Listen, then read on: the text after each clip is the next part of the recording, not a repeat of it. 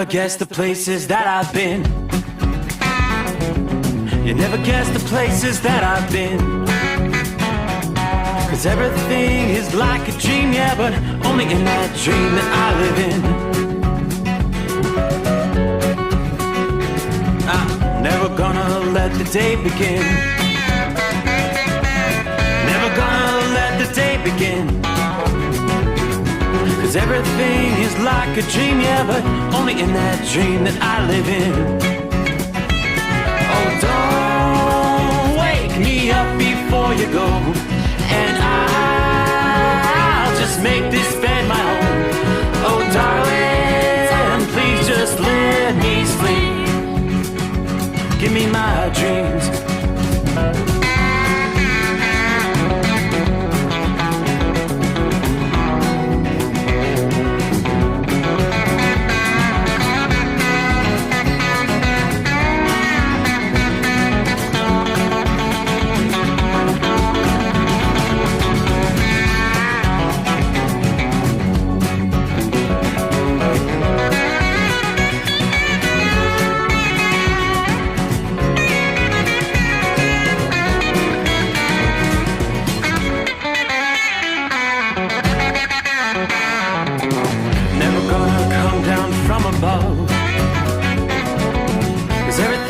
Better from above, and nothing's ever as it seems, yeah, except in that world that I dream of.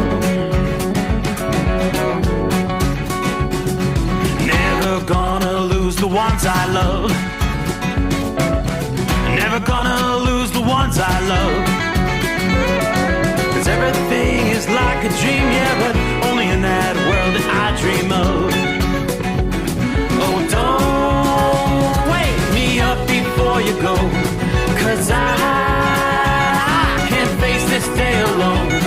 Oh, darling, please just let me sleep. Give me my dreams.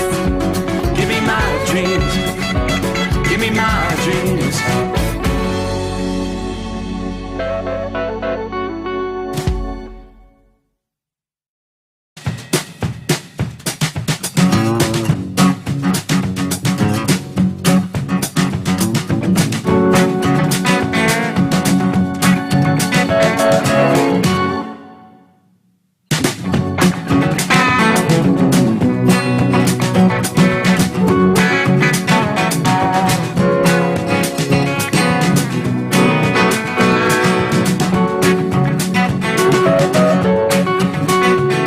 Telling me your weekend's over already. Yep, sure enough.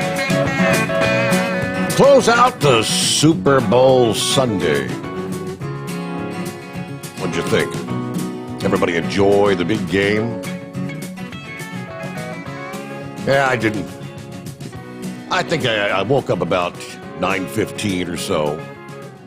Initially, the alarm clock radio, I thought they were saying Kansas City was up 31-9. I was like, whoa, how'd that happen? Then come to realize Tampa Bay was up 31-9. I was like, lo and behold, wow. Tom Brady, another big win for Brady in a Super Bowl. As they say, it was the Brady Gronkowski show there in Tampa, Florida. So I guess the sport books, they're crying the blues. We've talked in recent weeks, there are several books that prior to the season, Tampa Bay was like big-time long shots. So for those who put down, and there were some pretty big wagers put down for Tampa Bay to go all the way. And so there are a few folks out there tonight that are really smiling. Cha-ching, cashing in on Super Bowl Sunday. We'll have more on the big game coming up here as we make our way into a Monday. As we turn the page on the calendar, time zone to time zone, we'll be working our way into the 8th day of February. So here we go. All right, what's been this very active weather pattern for the last couple of weeks? We've got our next little disturbance, another area of low pressure, which tonight is bringing some snow once again to central portions of the country, this is not going to be a big snowmaker. We oftentimes talk about these little clipper systems that don't have a whole lot of moisture to work with. But what moisture we can squeeze out of the atmosphere with the cold temperatures that have settled in. And that's only going to be getting more and more extreme over the coming days. But we've got some light snow. You may see some light snow stretching, according to what I'm seeing on the radar. And in the easternmost reaches, it may not even be making it to the ground just yet. Looks like most of the snow through central and western Ohio was maybe just along or maybe on the north side of I-70. A little break in the action back through Indianapolis. You get back into western Indiana, then there's a line of light snow stretching through central portions of Illinois, on back into, say, Des Moines, Iowa. So central Iowa seeing a little bit more snow. Some light stuff beginning to come together in central and southeastern Nebraska. Now, this area of low pressure just beginning to come together. We're actually seeing our winter weather advisories. We got a good chunk of southeastern Nebraska. From there, northern portions of Kansas, you're not under a winter weather advisory. It's about the southern half of Kansas, from the Colorado line over to southwestern portions of Missouri. Indeed, winter weather advisories, northern portions of Oklahoma. Even in Oklahoma, getting pretty far south into the southwestern corner of the state there. That's primarily going to be kind of the frozen, the freezing rain sort of scenario. That's why you've got your winter weather advisories in place there. Now, the precip has not yet begun, but looking at, let's start with the Weather Service office out of Norman, Oklahoma. Areas of freezing drizzle will be seen across the western half of Oklahoma through about the noon hour on Monday. So you'll have some slick spots, especially watch the bridges and overpasses. A bit further to the over into central portions of the state, the winter weather advisories will kick in there at 4 o'clock this morning, 4 a.m. Central Time, and go up to the noon hour. Again, areas of freezing drizzle expected for portions of central, southwestern, and western Oklahoma. Again, it's primarily going to be the bridges and overpasses. I don't think you're going to see enough of the frozen precip to be bringing down trees and power lines, things of that nature. One other stop from the Weather Service office out of Dodge City, Kansas, where you've got freezing fog and freezing drizzle tonight and Monday morning. Now, this advisory also in effect until the noon hour Central Time Monday. Widespread freezing fog and freezing drizzle. Portions of central, southwestern, and west central Kansas for this advisory. Now, freezing fog will not only result in light ice accretions on surfaces, but also reducing visibility down to a quarter mile at times. So you're going to have to slow things down while traveling through that region of the country. A little bit of frozen fog and freezing drizzle. All right, that's our latest disturbance following a pretty extensive swath of snow that we saw stretching from the Central Plains to the Great Lakes and even the eastern seaboard over the weekend. Here comes another round of snow to target some of those same areas early this week. Behind the weekend snow, the Arctic blast, thanks to the polar vortex. This is going to be a big contrast from what we felt so far this winter, which has been relatively above average for many areas, from Omaha to Chicago. We're now going to be looking at the brutal cold that's remained across the region, and also leaving open the opportunity for more snow in the coming week and with this next storm system. Now, we're not going to see a break from these below freezing temperatures. Snow would not have the opportunity to be melting away. Snow breaking out across eastern Nebraska, northeastern Kansas overnight tonight, before spreading eastward, reaching portions of Indiana, southwestern Michigan by the end of the day Monday. After the storm is expected to sweep through the northeast on Tuesday morning, bringing with it a swath of snow by daybreak. Most locations stretching from, say, eastern Nebraska to Maine will see snowfall just a few inches at best for most areas. Unlike the storm over the weekend, several inches of snow could be possible across the interior portions of the Northeast, a bit less along the I-95 corridor, but even a couple of inches will bring slippery conditions on those untreated roads. At this point, this storm looks to be a quick mover. That's going to limit how much fresh snow accumulates. It's not out of the question the storm could strengthen a bit as it moves into the Northeast. That could allow for some higher snowfall totals, especially over the mountainous regions of, say, western Massachusetts and upstate New York. Then you've got a reinforcing shot of cold air behind that, which is going to create another burst of snow downwind of the Great Lakes. Some locations in Michigan, Pennsylvania, and New York could see some lingering lake effect snows. If you get in some of those heavier bands, we could be 6 inches to as much as 24 inches of snow from those areas that already received snow from that first storm system. So while the snow begins winding down for New England Tuesday night, yet another storm is going to be taking shape over the central portions of the country before Wednesday, as that Arctic air and the jet stream continues to drop southward through the week. Wintry weather may sweep as far south as Texas and Mississippi, with that next storm system again coming up midweek. Meanwhile, brace yourself for the Arctic air. It really started to come into fruition over the weekend. Residents say from Rapid City, South Dakota, doing a bit of a double check on the calendar. Make sure it's not April. Of course, we're going back to last Wednesday when you topped out at 59 degrees. The harsh return to reality, though, has already begun to settle into the area. High temperature on Saturday was only 12 degrees. This past day, Sunday, your high temperature was only 6 degrees. Single-digit highs. Now, this press of Arctic air coincides with a big southward lunge of the jet stream. It's a break-off lobe of the polar vortex, and it's going to stick around. Reinforcing waves of cold are going to be arriving through at least the first part of this week. This is going to be bone-chilling cold for nearly every city across the plains and the Midwest, and for a majority of the upcoming week.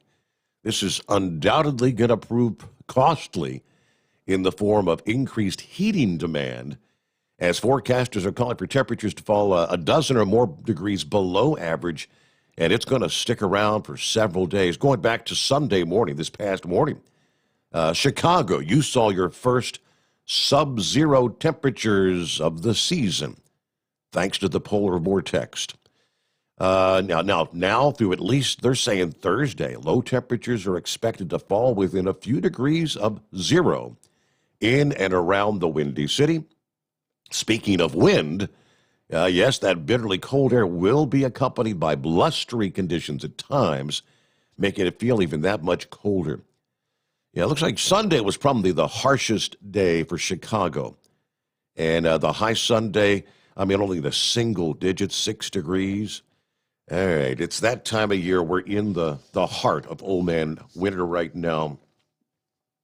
Just be aware, many Midwesterners during the winter often catch themselves saying that this weather wouldn't be so bad if it wasn't for the wind. And that would be right to an extent, although bitterly low temperatures of this magnitude may even have some of the hardiest Midwesterners opting to stay indoors rather than trying to get out there and brave the cold.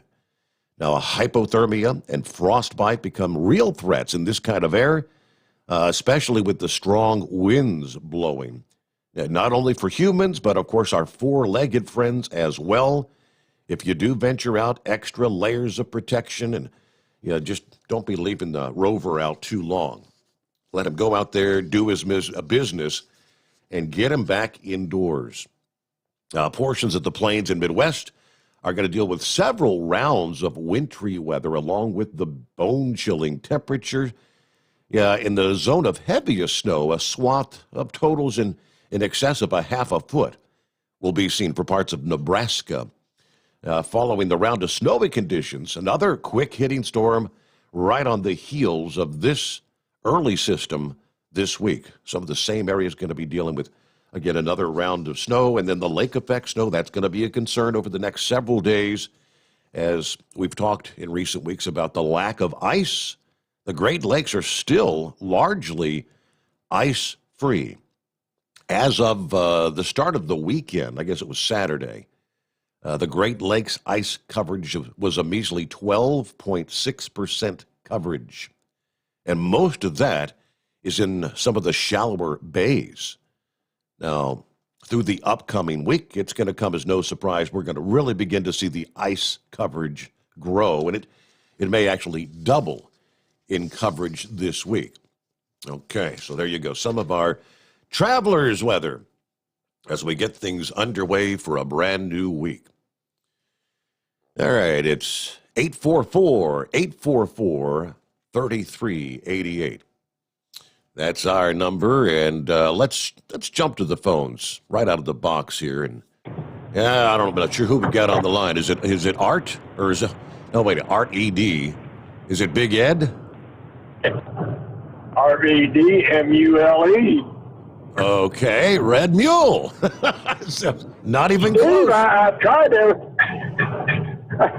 everything I can to identify myself. Maybe there's an omen there that I shouldn't try. Steve, I was talking about you after church this past day out there in the parking lot. Went out there to get in my car with my family, and the family next to us introduced themselves and said they was from Australia. And so I started telling about the world-famous Steve Sommers trucking show that had listeners as far away as Australia, and they were suitably impressed. I thought you'd like to know that. That's pretty cool, yeah. That is pretty cool. Hey, I got several items for you this morning, Steve. First off, did you see where Jimmy Cramer was interviewing Nancy Pelosi and called her Crazy Nancy to her face? I was just going back a few weeks ago, yeah. Oh, well, has it been a while ago? I thought it was just recently. I just saw it this past day, so I didn't know about that. Yeah, he did call her Crazy Nancy. He later apologized, but yeah, he did call her Crazy Nancy. Well, if it had been anybody else on NBC that probably got fired, but old Kramer brings them in so much money in advertising that I don't think they'd dare mess with him. What do you think? Could be. Item number 2. This past weekend, I was going through some files there, cleaning up some paperwork. Had my file out for year 2011, and going through the fuel receipts there. In 2011, I was paying between $3.59 a gallon and $3.79 a gallon for fuel. Now, I just filled up there at Steve Sommers truck stop there in Nevada where they have the fireworks, and I paid $2.57. So 10 years ago, I was paying roughly, I didn't cipher it out, what is it, 38% more for fuel than what I'm paying today. Steve, who was the President of the United States back in 2011? Help me out here. Oh, let me see here. Would have been Barack Obama, wouldn't it? Would have been Barack Obama. You reckon there's any chance of history repeating itself now that we're in Barack Obama 2.0? Yeah, I'd say most definitely. Yeah. I don't know. Maybe we could start a pool and see who could guess who the closest is the one we get back to $3.50 a gallon for diesel. But that's a very unpleasant thought. So, hey, Steve, we were talking the other morning about term limits there, and I appreciate Chevy Guy and the contribution he makes to your show, but I do disagree with him on this. And he says that the founders figured for term limits for gave people a right to vote. But things I've read, Abraham Lincoln and some of these people, they had I guess you could call it a gentleman's agreement back then that a person had only served so long and then get out. Wouldn't run until it was your turn to run and everything. And so, Steve, we don't have too many gentlemen. I don't know if we have any gentlemen in Congress today. But you were reading that thing last week about how long some of them people have been serving in there. And I got to wonder, I'm going to pull a Brooklyn here. I'm going to come up with a bright idea for somebody else to execute. Going back, say, 100 or maybe even 150, 200 years, do you have any idea how long some of those old-timers, Henry Clay and Daniel Webster and all them, have you seen anything how long people like that served back then? I mean, I was kind of focused on those that were currently serving. They had the list of, like longest serving going back in history, Right. but it seems like most of the longest serving were in the last 50 years or so. Right, and that's what I'm trying to find out is a comparison between what happened back in the time of Abraham Lincoln, and how long people served back in the time of Abraham Lincoln, and how long they serve today. And I just thought that might be an interesting contrast. So, hey, Steve, we've been telling us stories about driving old trucks with a 4-speed Brownie in them. Can I throw a couple out at you this morning? Absolutely. Back in, 77, 78, I was working for an asphalt crew there in the greater Phoenix area. And they had 3 dump trucks, 10-wheel dump trucks. And I had an old, I think it was a Ford. And it's old, had the shutters on the radiator to regulate the temperature and everything. Had a 5 and a 4 in there. And we start out in first gear. And I think it was the first 3 gears only used the direct and over, and then when you got up higher, you went to the under and direct and over and the like. Well, this old truck, the main transmission would pop out of gear in high gear, and so going down the road, you had to hold it in gear. And it wasn't too bad when you're in heavy city traffic, but when you got out on another road where you could get some speed up and stay in gear for a while, got a little old. So the old red mule, being the inventive individual he is, got a piece of baling wire. This is a day cab, and so the back of the cab was only 8-10 inches behind the driver's seat and had a bar running across there to reinforce it. So the old red mule got his baling wire and put it back there behind that bar, and then when he get up into high gear and was going to go 10 miles or so, I just wrap it around the gear shift and wouldn't have to hold it in gear.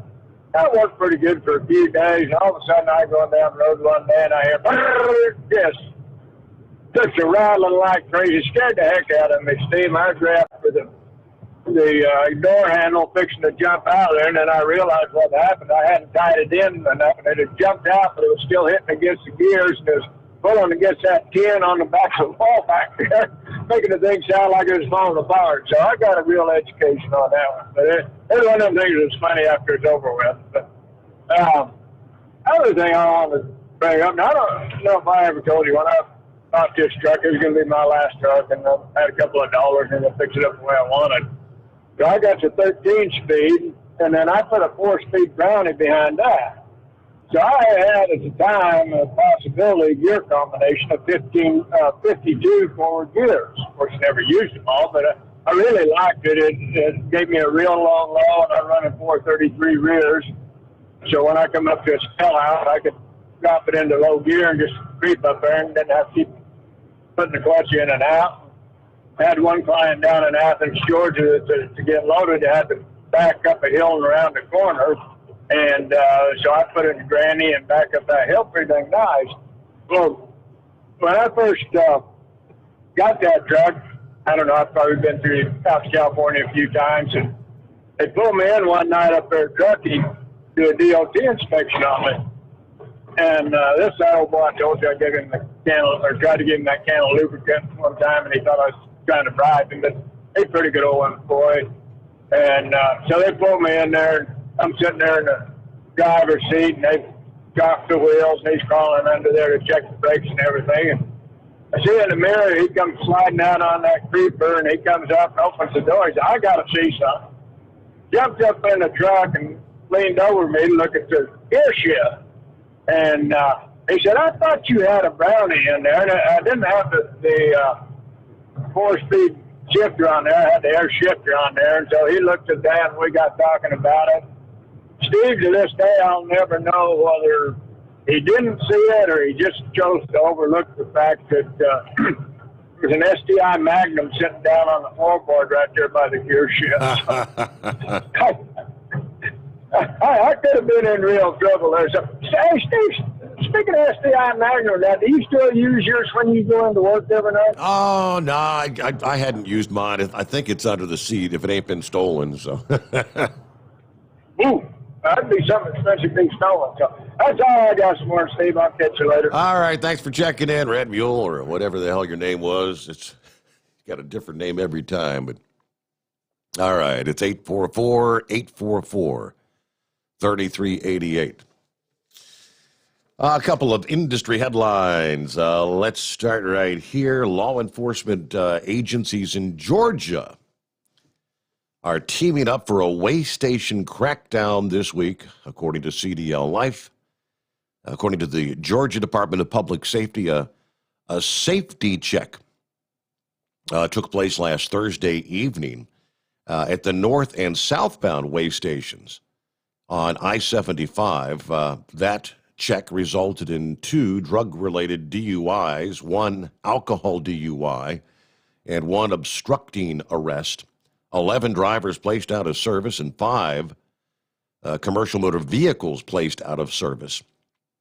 So I guess, all right, this is not coming up this week. This was last week. Several agencies, including the Georgia Department of Public Safety, officers, Georgia State Troopers, Johns Creek Police Department, and the Newton County Sheriff's Office all took part in that particular crackdown. And for at least the 64th time since the year 2000, a semi-truck has smashed into the well-known Young Street CSX Railroad Bridge in the city of Tonawanda, New York. Now, this solid steel bridge is notorious in the trucking industry, they tell us. Crushing semi-trucks since it was built in 1918. The most recent crash took place in late January. 55-year-old truck driver Gary Dixon hit the bridge. That marks the 3rd collision with that bridge in 6 days' time. All 3 drivers were ticketed for driving on a route that is not designated for trucks. Tonawanda has banned truck traffic on a section of Young Street leading to and from the bridge. Signs have been put in place to warn truckers about the bridge. However, for whatever reason, the incidents continue to happen, and oftentimes being blamed on GPS directions, which would obviously be faulty GPS directions. Tonawanda Police Captain Fred Foles said he thinks the city's done everything they can to prevent these crashes. He said, I've seen these crashes since the beginning of my career, and I've got a thick binder full of details from each crash that I've seen at this bridge. Of course, the bridge has been inspected after each incident to ensure it remains 100% structurally sound and safe for trains to cross. I mean, the record thus far is that bridge is pretty much batting 1,000. The bridge seems to win every time. Despite all the hits to the bridge it's taken over the last 100-plus years, shows very little damage. You look at it, it's a battleship. It's solid. It's Bethlehem steel, he said. Yeah, these things were built to last. Rail was the king. They've tried just about everything to slow down the number of crashes at this particular bridge. The signs clearly marked leading up to the bridge, warning drivers that the height is 11 feet 6 inches. But CXX has denied the city permission to put warning signs on the bridge itself.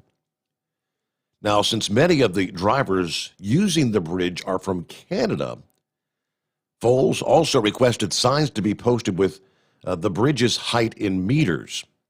However, for why the DOT denied this idea, because they said it would potentially cause confusion. Now, he also mentioned that truck drivers oftentimes use this street as a shortcut to avoid tolls, ultimately slamming into the bridge as a result, which obviously that's a whole lot more costly, huh? All right, the city is contemplating lowering Yonge Street or for possibly CSX to raise the height of the bridge to eliminate this threat. They said to date it's an unrealistic plan because it would be very, very costly, and the technical challenge that would result from that project. So there you go. But 64 trucks destroyed, but for whatever reason, in 6 days' time, 3 crashes into that bridge. The same question typically arises. Are these possibly drivers who cannot speak or read the English language? Because we know that is a growing issue out there. If you've got signs posted in English and they can't read them, they have no idea. They're oblivious to what's coming. Well, with that, what are we looking at? 28 past the hour. Our number is 844-3388. Yeah, I got on social media this past morning, and sad news. It's like our old friend Elvis, who actually he had messaged me on Facebook, and I told him to call the show, and he had actually sent a couple of text messages. Here about 2 weeks ago, saying how's things going, old man, and all that. I shared those messages with you, but he had been battling COVID for close to a month. I remember going back to early January when he was hospitalized, and he was posting he didn't think he was going to make it through the night, but did. He had gone home, but in recent weeks he had posted, I just can't kick this pneumonia. The coughing, and he succumbs to COVID. I think Dirty Harry was the first one that had posted and had gone to heaven. Heaven welcomed a very funny man this past day. Just right up until the start of COVID, Elvis was a truck driver for many years. I think he used to haul the mail. But his side job was he was a comedian. And, of course, the nickname or the handle Elvis because he was an Elvis impersonator. And he was a very good Elvis impersonator from the Comedy House, which is one of the comedy joints that he, again, right up till the COVID started. But on weekends, he was doing comedy at all kind of different comedy joints in the Carolinas and whatnot. It's from a Comedy House. Again, it's with a heavy heart. We inform you the passing of Steve Wanamaker. Steve was Comedy House family. He always came with a new joke that he wanted to try on the staff before he hit the stage.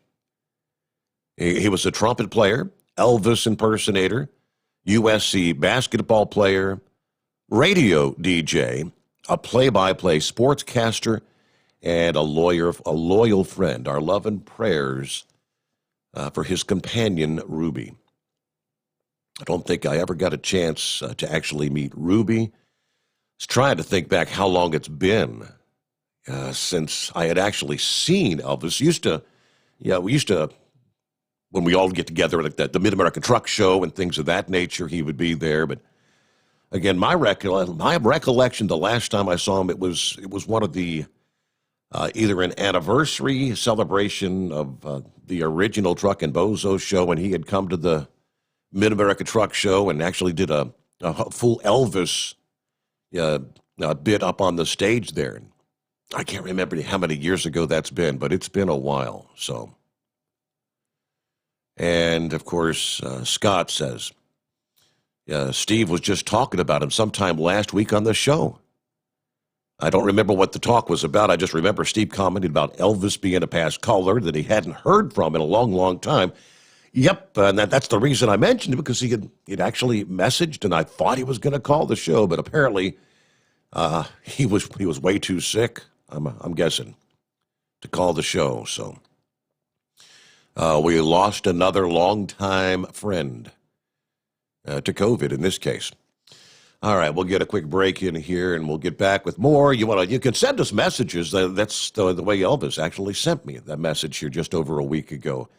You can text us to the 844-844-3388 number, and of course that's the number to call if you'd like to dial us up and chime in, say hello, as we get underway for a brand new week, a Monday coming on. The Steve Sommers Overnight Drive, live from the Hot Shot Secret Studios. The Overnight Drive with Steve Sommers, live from the Hot Shot Secret Studios. Call Steve now, 844-844-3388. That's 844-844-3388.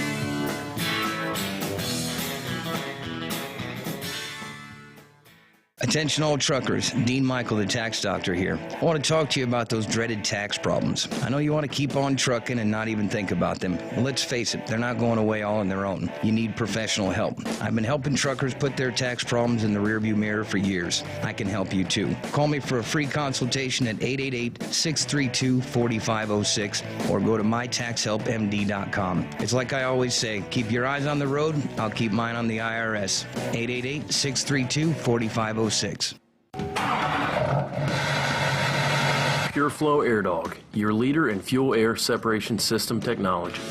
Our systems filter out water, particulates down to 2 micron, and remove all of the air out of your diesel fuel. This allows for nothing but pure, clean diesel fuel to reach the expensive injection system equipped in your vehicle. Not only do our fuel systems protect, they also come in a variety of flow rates to meet your performance needs. Our systems are compact and use OEM-style fittings for easy installation. Learn more about our product at www.pureflowairdog.com and be sure to follow us on Facebook and Instagram. Protect your investment with Pure Flow Air Dog. Drivers, you demand that your equipment's reliable and dependable, and that also applies to your headset for communication. Well, our friends at Stellar Electronic have you covered. The Pluto Duo headset bundle is the best communication headset you can find in the industry. No matter the challenging environment you're driving in, the Pluto headset will make you sound crystal clear all the time thanks to their 99% noise cancellation. And the Duo's not only a stereo converter for the headset, but also a power bank so you can charge as you go. Learn more at StellarElectronic.com or visit them on Facebook. At Hot Shot Secret, we share the science behind common diesel problems. For example, Ultra-low sulfur fuels. fuel has 2 purposes, combustion and lubrication. Ultra-low sulfur fuels have diminished the fuel's ability to lubricate. Hot Shot Secret Everyday Diesel Treatment with LX4 restores lubricity, protects your engine, and optimizes performance. Everyday diesel treatment is available at truck stops, Tractor Supply, O'Reilly's Auto Parts, and online at HotShotSecret.com. Hot Shot Secret. Powered by science. And now, back to the Steve Sommers Overnight Drive, live from the Hot Shot Secret Studios.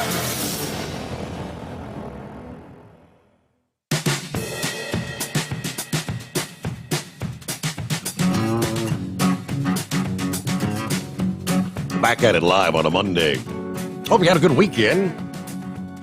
Well, we just talked about this a couple of weeks ago. The Virginia Department of Transportation announcing tractor trailers would no longer be permitted on the mountainous Reeds Gap Road. Following a push for better signage and a subsequent traffic engineering study, the Virginia DOT, they tell us, has determined that travel along what they know as Beech Grove Reeds Gap Road is too dangerous for big trucks. The announcement late last week, through tractor trailers will be banned from traveling along Beech Grove Reeds Gap Road from Mount Tory Road, Love Road in Augusta County, to Patrick Henry Highway, which is in Nelson County. It's a distance of about 8 miles.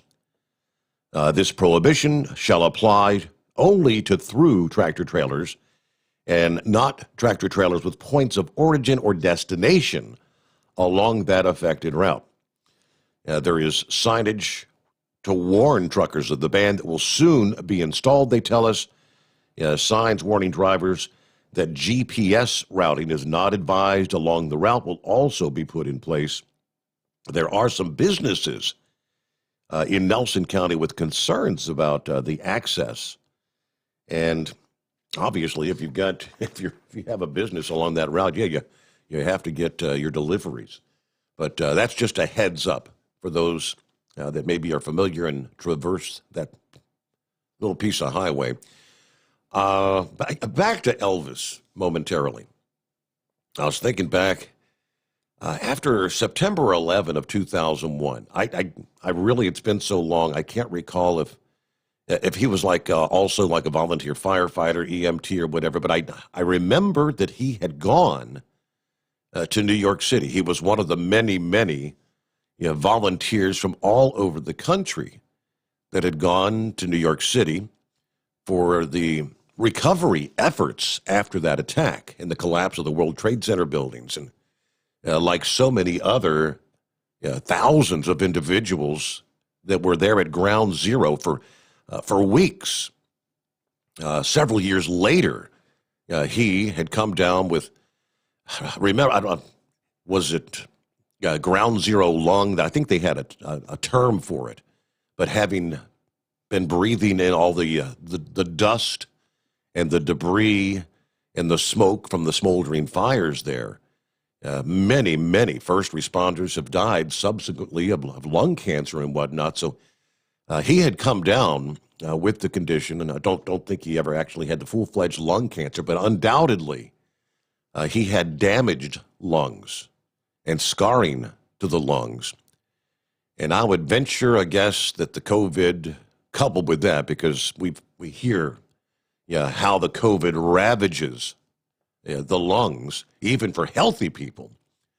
I'm thinking that was probably one of the contributing factors why he just could not kick that pneumonia. So very, very sad. But hello, Big Ed. Hey, Steve, how you doing? I think you're I think you're right. I think he was a volunteer fireman. Okay. Pretty sure he was. Seems like I remember him talking about that. I don't think he was a smoker either, was he? I could not recall. I don't think he was. Oh, well, I'll tell you, Steve. But they were a lot of those people that went in there to help. Yeah, you're right. They come down with lung cancer, and I'm not so sure a bunch of the civilian population that got caught up in all that dust storm. Yep. After the collapse of the buildings, you seen that big old wall of dirt and dust, and whatever.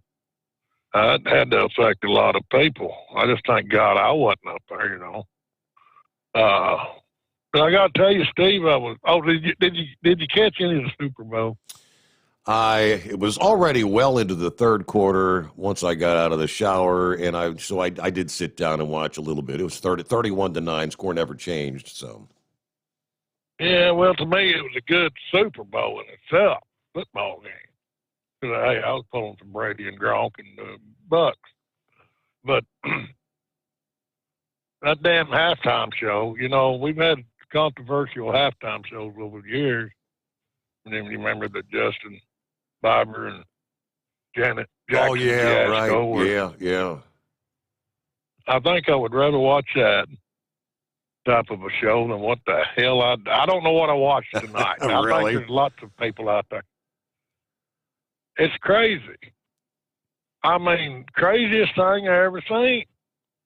These people, whatever the props were for and what the theme was supposed to be for, and trying to understand the music the guy was singing, hell, it was lost on me. Really? Because, they had jock straps over their heads. Okay. Oh, yeah. And then they had these glowing eyes. Now, I guess they were supposed to represent alien life. I don't know. Don't think I could wrap my mind around. Jock straps are designed to protect a guy's jewels. And so the glowing eyes represented the jewels. And it all come together as a thing. This is a nutty halftime show. If you understand my meaning. I did not get to see the halftime show, so I'm going to have to go back, and I'm sure it'll be on on YouTube or whatever. I can catch it later. But. Oh, if you can de-chipper that dang thing, it would sure be nice if you'd explain it to a bunch of old gray-headed truck drivers out here who Okay. watching it. All right. old Lone Ranger and I was giving back and forth with the comments.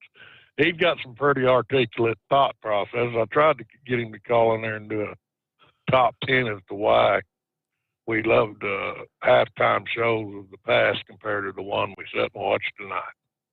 That would be pretty entertaining in itself. Okay. But anyway, I was shocked when I heard about Elvis. You know, I really, really liked that guy. And Elvis, you know, for the new people, and I don't have to tell the older guys, the guy was you know, some people call in here to the show and they're just natural. You know, they're quick, they're quick-witted, they can just fire off an answer and just really enjoyable to listen to them talk. And Elvis was one of these guys. And besides his talents as far as being an entertainer, you know, Elvis, you know, I always said, you can tell a person to go to hell and make them enjoy the trip. Right? Years ago, Elvis, on your dad's show, told me to go to hell and enjoy the trip, and I stole his line. Really? I'm on, yeah, I've got it. And you're now using that line at times, I noticed. But I'm going to share the story if you'll allow me. Do I have time? Absolutely. Yeah, lay it on us. Okay. You know, back when you took your dad's spot and he was moving to Florida, you remember all the animosity and the craziness that went on? Well, you know, I attached myself to you, which tarnished my good name. Oh, boy. Thanks a lot. Anyway, you know, Elvis and another guy that I would love to hear, and I'm thinking he's still around, if Doc Holliday would call in, is old Hollywood. Remember Hollywood? Oh, yeah. That's, you know, oddly enough, the first person, when Dirty Harry posted, you know, a picture of Elvis, and he didn't have a lot of detail there. And the first person I sent a message to, the only person I saw that I was associated with was Judy Rickey, Hollywood's wife. Yes. And I sent her a message asking if she knew what happened to him. And so, yeah, oh, Hollywood. So do you talk to Judy? You know what? She's called my show a couple times over the years, but you know, we're friends on Facebook. But that's the first time I've actually tried to contact her via Facebook. And oh yeah, she's a lovely lady. Matter of fact, that's last time I seen Elvis was in I want to say 2005 at the Mid America Truck Show. Okay. Pretty sure that's the last time I seen Elvis. You know, and anyway, to go back, Elvis, Hollywood, which he was referred, Hollywood, quick rundown on him, was always referred to back in I want to say the mid-'60s. He was a DJ out there in Los Angeles. Right. A rock show, and I think he went by the name of Rockin' Ricky, if I ain't mistaken. That was his radio name, Rockin' Ricky. Well, Hollywood, and you had her on your show, had married Playgirl 1968. Yes. Correct? Yeah, I remember. Yes. And she was on your show. Yep. Well, Hollywood had got invited out there, I believe it was the 50th anniversary penthouse celebration because of his marriage to this lady. Well, Hollywood and Judy were going to Las Vegas to get married, and their marriage was going to be live on, I want to say, the 60s channel on XM. Well, you go back, Hollywood, Elvis, and your dad were just thicker than thieves. I mean, all three of them on the phone together were just barely alive. Yeah. It's enjoyable listening.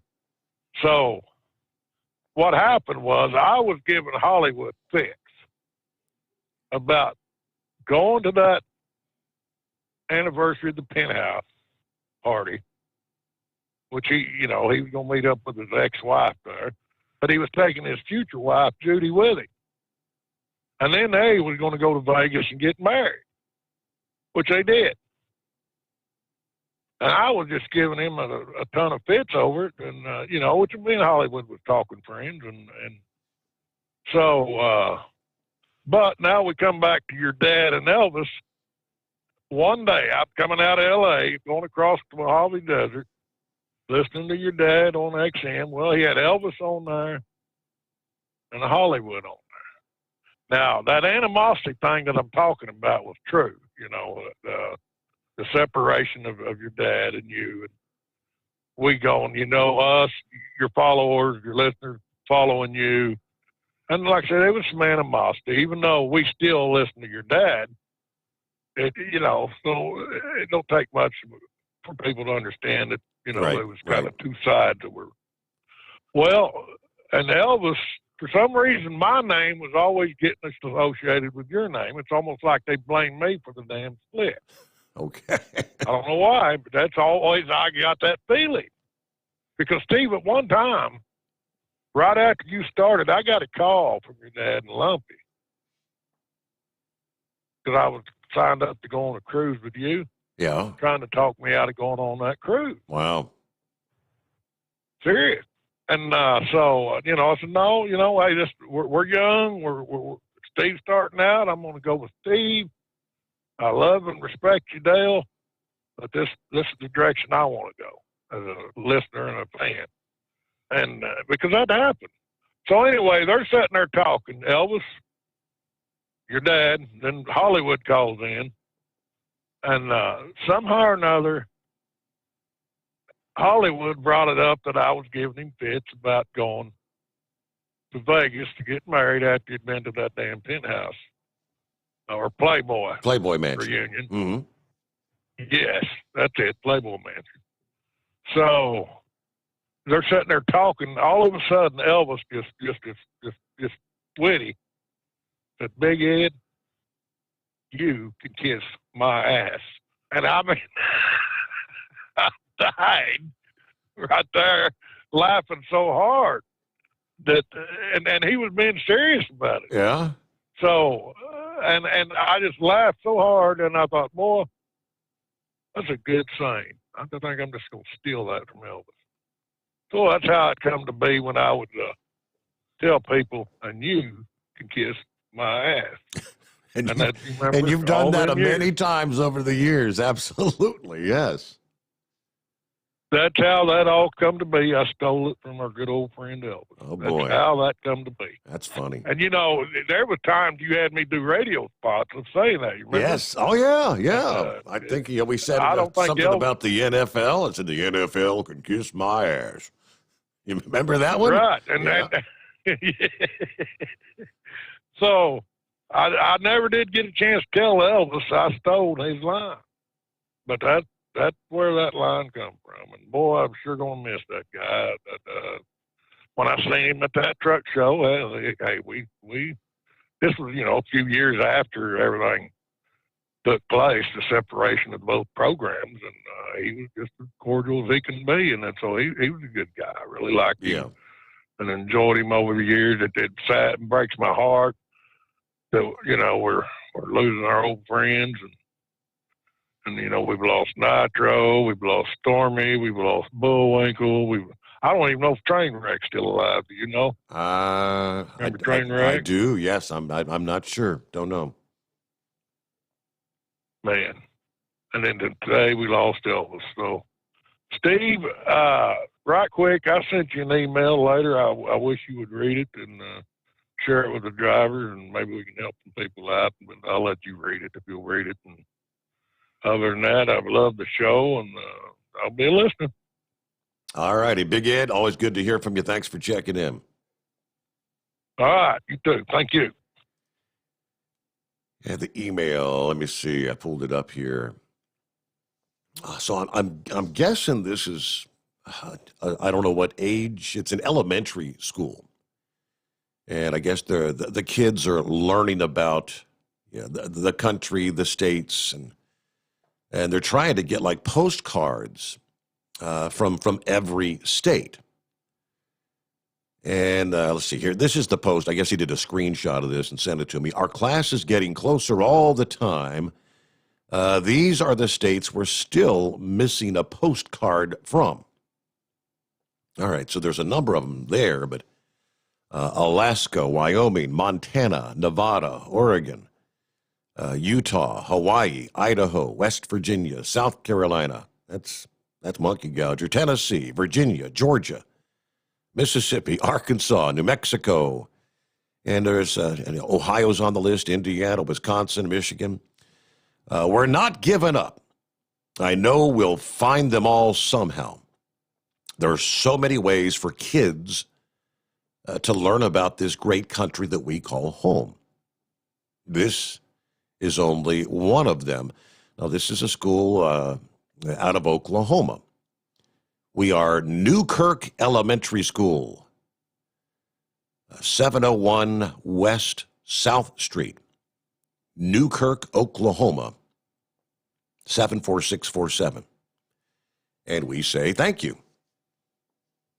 Now, they've got a picture there from, I guess they've got the map on the wall of the United States, and then postcards that they have received from varying states around the country.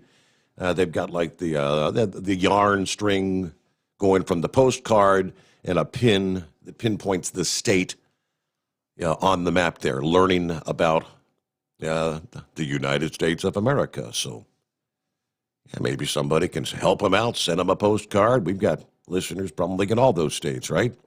Newkirk Elementary School.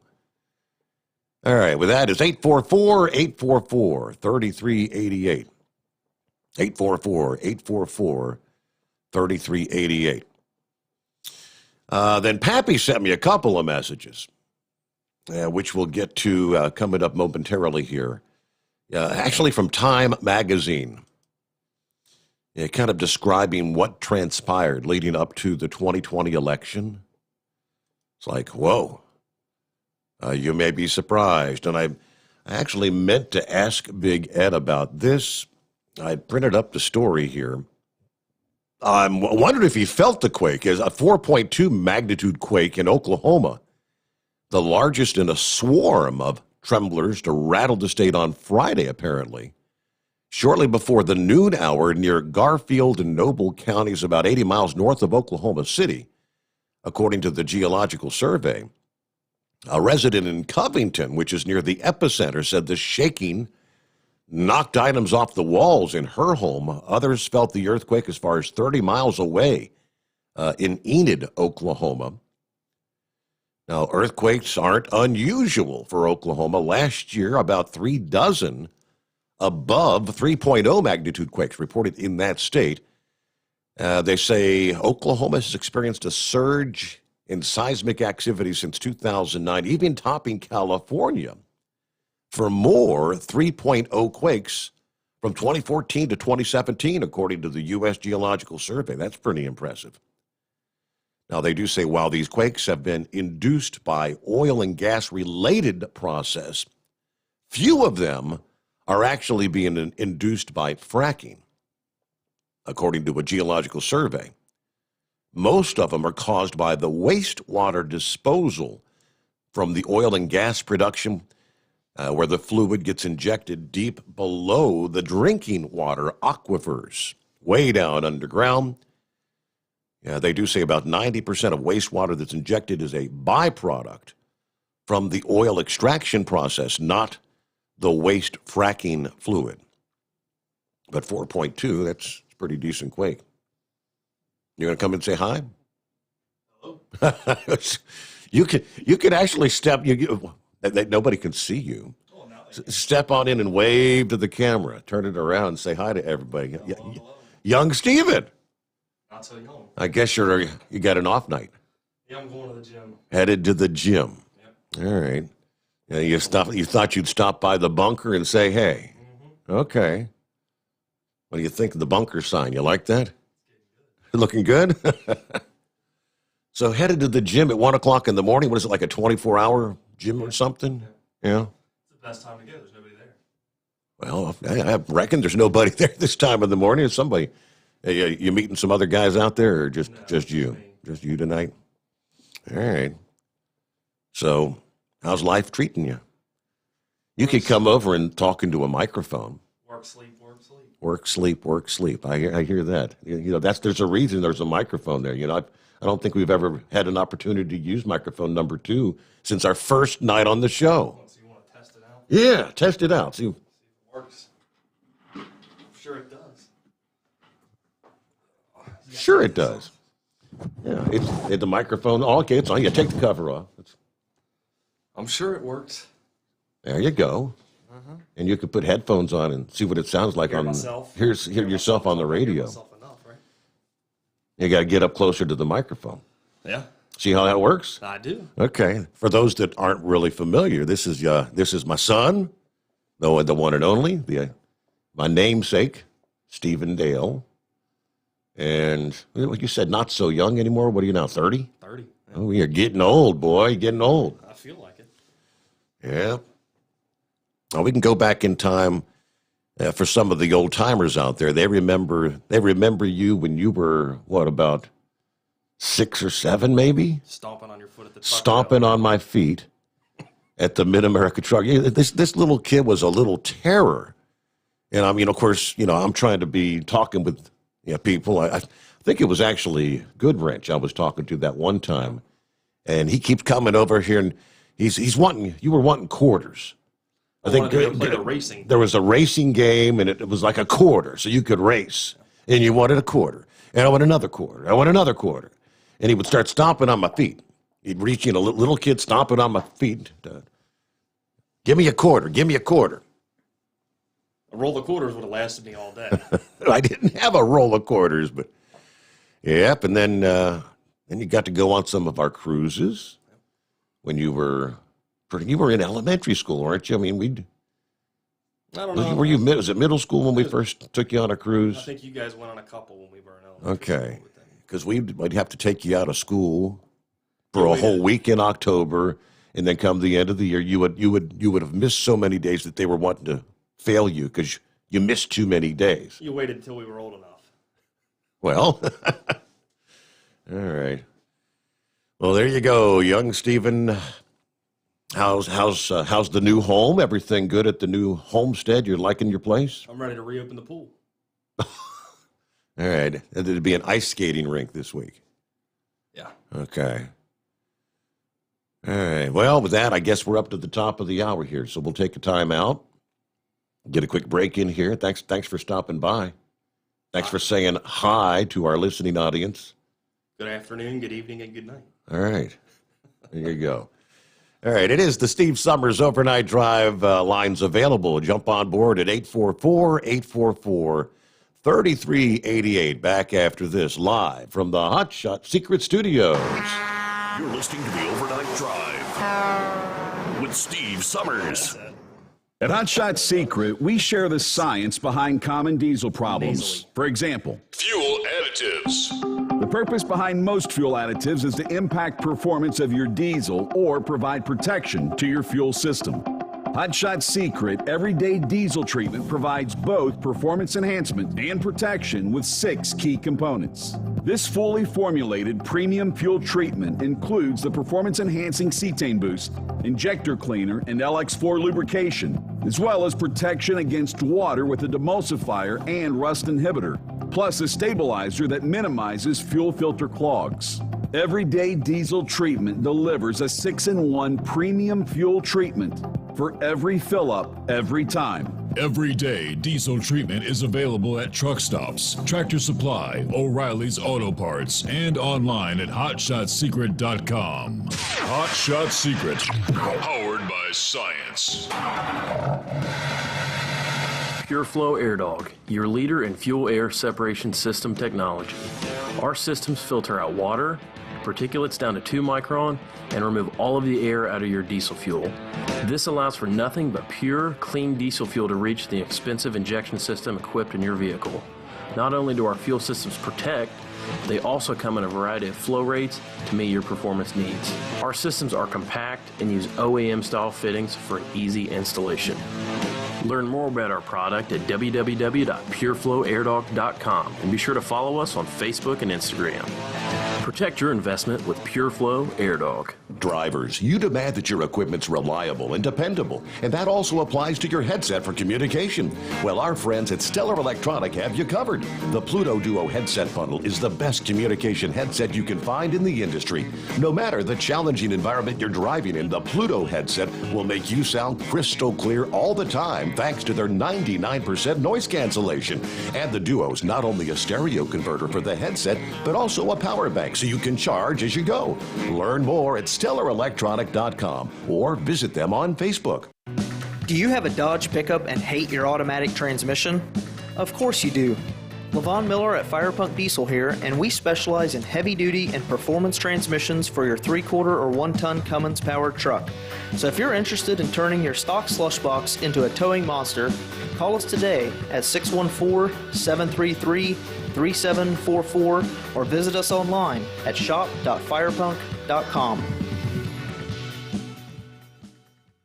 Dean Michael, the tax doctor here. I have one question for you. Do you want to stop worrying about the IRS? If the answer is yes, then look no further. I've been around for years. I've helped countless people across the country, and my success rate speaks for itself. So now you know where to find good, honest help with your tax problems. What are you waiting for? If you owe more than $10,000 to the IRS or haven't filed in years, call me now at 888-557-4020 or go to mytaxhelpmd.com for a free consultation and get your life back. Whether you're a diesel pickup performance enthusiast or just looking for a small upgrade, when selecting common rail fuel system components, look no further than Exergy Performance. At Exergy, you'll find injectors, pumps, and more, engineered like no others on the market using state-of-the-art equipment run by people that have been in the business for decades. So if you're in the market for common rail components at any power level, contact Exergy Performance or one of the many dealers listed on our website at exergyperformance.com. At Hot Shot Secret, we share the science behind common diesel problems and their solutions. For example, Ultra-low sulfur fuels. the primary function of diesel fuel is combustibility. One of the little-known aspects of fuel is its role as a lubricant to metal-on-metal moving parts. The introduction of ultra-low sulfur fuels diminishes the fuel's ability to lubricate because sulfur, which has been mostly removed, has lubricating properties. Hot Shot Secret Everyday Diesel Treatment with LX4 delivers unmatched lubricity. Third-party testing confirms that it takes 3 times the amount of leading fuel treatment to match the lubrication benefit of 1 dose of Hot Shot Secret. Everyday Diesel Treatment is a fully formulated 6-in-1 premium fuel treatment for every fill-up, every time. Everyday diesel treatment is available at truck stops, Tractor Supply, O'Reilly's Auto Parts, and online at hotshotsecret.com. Hot Shot Secret, powered by science. Live from the Hot Shot Secret Studios, the Steve Summers Overnight Drive.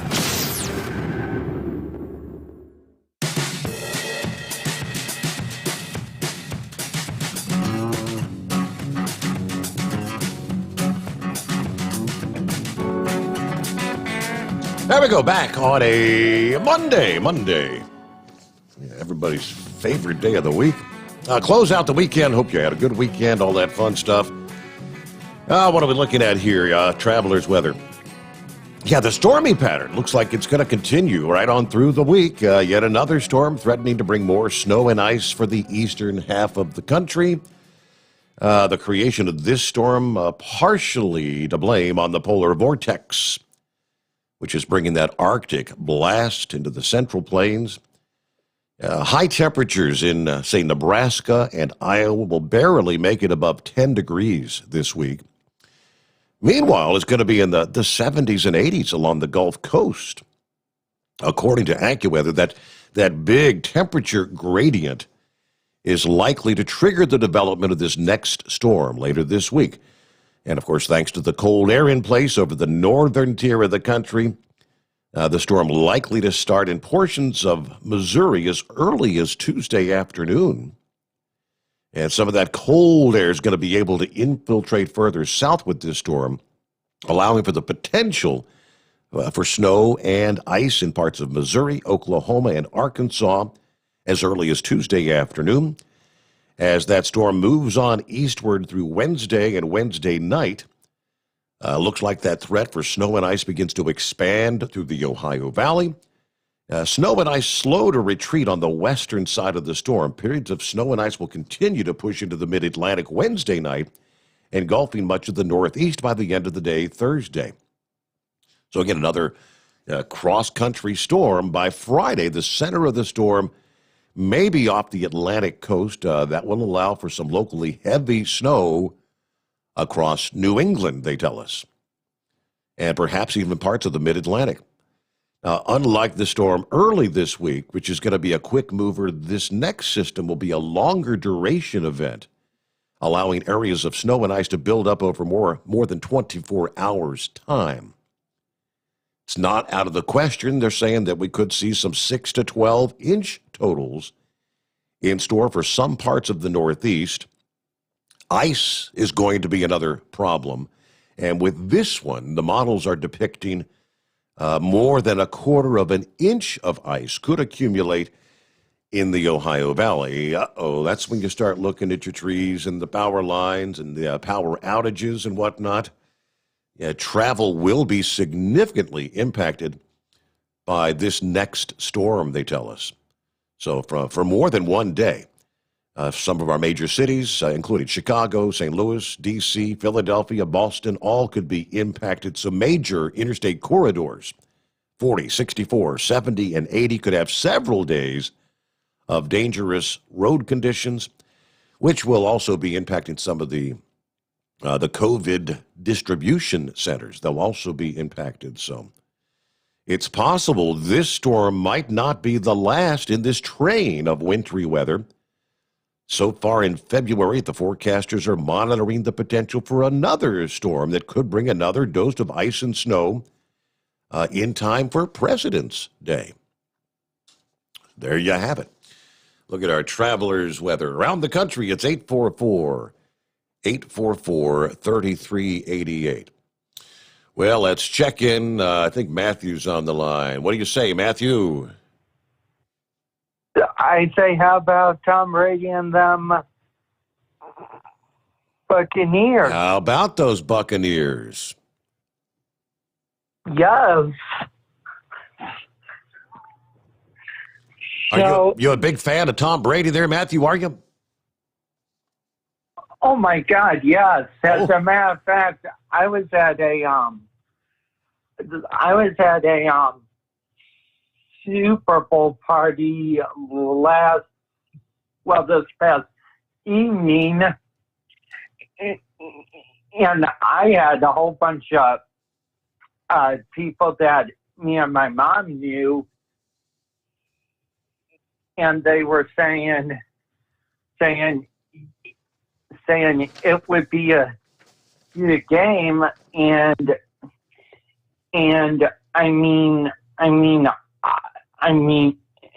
I thought they would be right. Well, it wasn't. Well, and it wasn't like that, because I was watching the game on CBS out at a good friend's bar and restaurant that me and my mom know, and so when I kept seeing the Chiefs have so many penalties on them, I'm like, they are shooting themselves in the foot. Yes, they were. Well, and then of course, and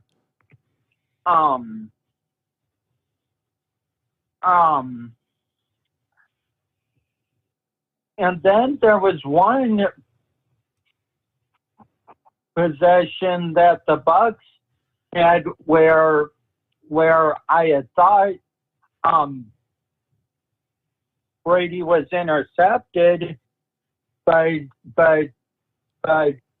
they said there was a holding call on the Chiefs, which negated his interception. That the Chiefs got And what do? But they march right down the field and punch it in for 6. Yeah. But the one thing that irked me to no end is why didn't the NFL let them fire the cannons after they... Yeah. Well, it's the Super Bowl's supposed to be no one's supposed to have a, quote, home field advantage. And, last week they had kind of requested that, realizing the Buccaneers, if they were able to fire the cannons, it would have been more of that home field advantage kind of thing. I guess, well, they didn't need the cannon anyway, but, yeah, that what was the headline? According to Drudge, he's got the headline, Brady schools the children. He did. He threw 2 of his 3 touchdown passes to Rob Gronkowski, and the defense just was all over Patrick Mahomes. 31-9, of course, the final score. Tom Brady gets his 7th Super Bowl title. There you go. He connected twice in the first half with Gronkowski to give they have an NFL record, 14 playoff TD passes between those two. Then added another to Antonio Brown to take the Bucs to a big halftime lead. And the defense did not have a problem holding on to that. What I found interesting is Mahomes was unable to get the Chiefs into the end zone, apparently for the first time in his career. He went 26 for 49, 270 yards, 2 interceptions. All right, Brady won, of course, all in his first season in Tampa Bay after winning 6 Super Bowls with the New England Patriots. There you go. And that's the Buccaneers' second championship. They had their first back in the 2002 season. And then again, I see everyone talking about the halftime show. And everybody had jock straps over their face. That's what they're describing them as. Again, not having seen it. Was it really like jock straps? Is that what they did? Whatever. All right. With that, let's get back to our calls here and check in with our old friend, the Chevy Guy. Hello, Chevy Guy. Good morning. Morning. Well, first off, I want to say that the Republicans are being who they are in secret. In the dark at night, they all voted to keep Liz Cheney, even though the people in her home state are up and riled. And Yep. I guess 70% are very upset at her. Good thing is that they're seeing that the people are still not with Trump, but with Trump's ideas. We know what works, and we want to see our people work that way. And of course, Cheney, Bush, hey, they're against, they're the swamp. They're the rhinos. And we've had to hold our nose and support them in the past. And when we need their support, they'll turn on you like crazy. Good thing is she knows where she stands. Bad thing is she has an idea she ain't going to get reelected, and now she can actually side with the Democrats whenever she wants to. The interesting thing, I guess, was on Friday, video come out, and it was a new administrator over the military, and they're going to purge the military for white supremacist groups. I'm surprised they're not doing that already, but why just white supremacist groups? You have Black Panther Party. I mean, it's just like, let's not talk about the other side and BLMs that's in there. I'm just sorry, but, yeah, it's 1% that gets in there, and it's a good way to move up in the military. I mean, I'm just trying to think. They knew about everything I did, my taxes. They knew everything. They checked me out. a lot of these guys, I mean, they're handling top secret equipment, brand new equipment that has that's protected. And so I'm just surprised that this isn't something that they would already do. But, I've been getting emails still from people that think that Trump's still going to be president. Now, I keep getting all this stuff. Trump's going to be president. Even if, let's put this, even if tomorrow they had absolute proof, I mean, it was plain as day and had everything, even had people testifying and video evidence and paper evidence that showed that these people were corrupt and they did what they did, which a lot of us believe they did. Our system isn't set up to take down a sitting president that's already been sworn in. I just, the military stuck here because they swear to uphold the Constitution and defend the office of the president. So, I'm hearing them, they're going to send the military in and take them out. Military time and time again now have proven that have acknowledged that Biden was a duly elected president. And I'm sorry, you're not going to get the military leadership to put their rank at risk, their careers, and even their freedom to commit would be considered treason. We're stuck with this guy, but in 2 years we'll have a say and maybe cut down his power. But and I think earlier Red Mule made mention. I appreciate what you said, and I do agree. And what you were bringing up was that Ted Cruz was pushing for term limits, and we got term limits. It's called the vote, and I think that's why the Democrats have annihilated the American people's vote with this scam. And it's a crime. It's a crime on the American people as it is. But my biggest bone, whenever I was saying, and I want to just reiterate it, I'm not upset with all that. I was upset with a man that I do support. I possibly will vote for him again if he runs for president. His family come out of Cuba. He knows what communism was about. He's put his neck on the line for Donald J. Trump. But I'm sorry, when the Republicans stand out there and say term limits, when they absolutely have no power. Now, if they were if Ted Cruz was yelling that in the first 2 years of Donald J. Trump's administration, then it would have made a difference, and then it would have meant something. But right now, I think Ted Cruz has been pushing this for a number of years. It's not like he just jumped on this bandwagon now. He's been. I'll go back, and I know it's been at least a couple years ago that he first tried to introduce term limits. I know, but if he did it first 2 years of Donald J. Trump, it would have done something. But after the 2 years, and the Democrats took the House, and then later on down, and now, Republicans, all they can do is make noise. They can't make policies.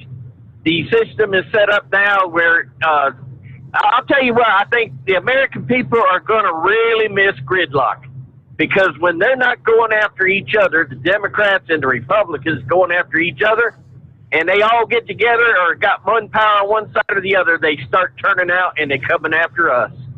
So the American taxpayer. So other than that, I'm going to sit back in a rocking chair and enjoy the ride, and we'll enjoy the show. All right. There you go, 10-4. Thank you, Chevy guy. Let me see here. The saga of Tater and Sweet Pea and the Big Moose. I got an email from Tater, and he said, finally made it home to Dayton. I guess about 5:30 this past afternoon. Sweet Pea drove the last leg of the trip, and all of us are absolutely exhausted. We left the truck hooked to Moose's rig. He's going to take it over to Cat in the morning. Getting everything ready to leave out Tuesday morning in Moose's second truck, heading to Texas. But I just wanted to thank everyone again for all the thoughts and the prayers. We really appreciate everything the Moose has done for us. He is the genuine article. Yeah, he and my late father go way back. It was very entertaining hearing all the old war stories on our way back about him and Dad. I definitely learned a lot about my old man that I didn't even know. That's funny. And even though the circumstances weren't good, I'll never forget this trip. And I think I did okay, because Moose only threatened to kick my ass twice. That's not bad. P.S. I've never seen anyone drink as much coffee or smoke as many cigarettes as Moose in my life. He lit one after another for 600 miles.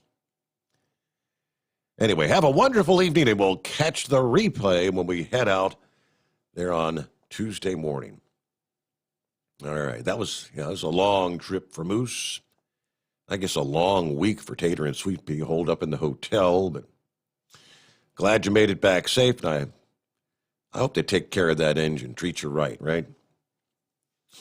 right, before we get back to your calls here, let's see. Chevy Guy mentioned the military. One of our listening friends, Dave, forwarded a copy to me. He said, I received this direct email from a longtime friend that is just retired and holds a military job now with the Naval Service in San Diego. This is from the Pentagon Naval Chief of Staff, Admiral Gilday, sent out to all military personnel with each branch of the military. This was sent out on January 20th. Okay, so we're going back to, Inauguration Day?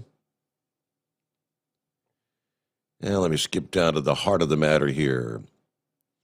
The following message to the Joint Force was co-signed by the Chairman of the Joint Chief of Staff, Vice Chairman, and each of the service chiefs. It reads, the American people have trusted the armed forces of the United States to protect them and our Constitution for almost 250 years. As we've done throughout our history, the U.S. military will obey lawful orders from civilian leadership, support civil authorities to protect lives and property, ensure public safety in accordance with the law, and remain fully committed to protecting and defending the Constitution of the United States against all enemies, foreign and domestic. The violent riot in Washington, D.C., January 6, was a direct assault on the U.S. Congress, the Capitol building, and our constitutional process. We mourn the deaths of 2 Capitol policemen and others connected to these unprecedented events. We witnessed actions inside the Capitol building that were inconsistent with the rule of law. The rights of freedom of speech and assembly do not give anyone the right to resort to violence, sedition, or insurrection.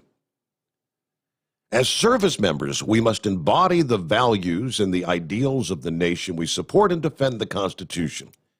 Any act to disrupt the constitutional process is not only against our traditions, values, and oath, it is against the law. On January 20, 2021, in accordance with the Constitution, confirmed by the states and the courts, certified by Congress, President-elect Biden will be inaugurated and will become the 46th Commander-in-Chief. To our men and women deployed and at home, safeguarding our country, stay ready, keep your eyes on the horizon, and remain focused on the mission. We honor your continued service in defense of every American. Admiral Gilday. So pretty much just, I guess, for what was the message supposed to be doing? Letting anyone in the military that had mixed feelings or any semblance of doubt about the election that, this is your message? I'm not exactly sure what that was supposed to be, but all right. I guess I may have confused a few people. When you're on Facebook, when you go to post a message in the big letters, you only have so many characters before it goes down to the small characters. So I was trying to get as much info as I could in on the message, but Yeah, I had a discussion this past day, and of course, as we start looking at ramping up and bringing on board sponsors with the program, that there was one truck stop chain that was supposedly in discussions, and they got back with word that we've got some negative reviews on the show, so we're not looking to sponsor right now. And I said, negative reviews, like from where? I'd like to see where are they hearing this stuff. So I guess that kind of that lit a fire under a lot of people. I've just got a ton of messages from supporters of the program. I did not mention the name of the chain. That doesn't really matter. I have nothing negative to say about any of the truck stop chains. I'd like them to actually be able to see the positive messages. So throughout the afternoon there on Sunday, a lot of people have been going to the Steve Sommers Overnight Drive on the YouTube page. There are places where you can post reviews. And see, earlier I think Kyle helped out by setting up. He set up a link, and several others have shared that, where you can post your own reviews about the program. And maybe if we get enough of those positive messages, word of mouth is sometimes the best advertising. I think at some point they'll come along with us. So there were some people posting things like, "Well, why don't we boycott this chain or whatever?" I say, no. That's not the way you're going to. I think what's his name, Sylvester. Or Dean, as we know him. He made one of the best comments in regards to moving forward. If I can scroll down and find that, I'll share it with you here. But we have so many comments. I think we're over 150 plus that have commented on that. But let me see. Okay, here, Kyle actually in the chain has a link. He said, feel free to leave a review on the Steve Sommers Overnight Drive Facebook page. Okay, so it's the Facebook page. You go to the Facebook page for the Steve Sommers Overnight Drive, and at the top there's a place where you can click on reviews.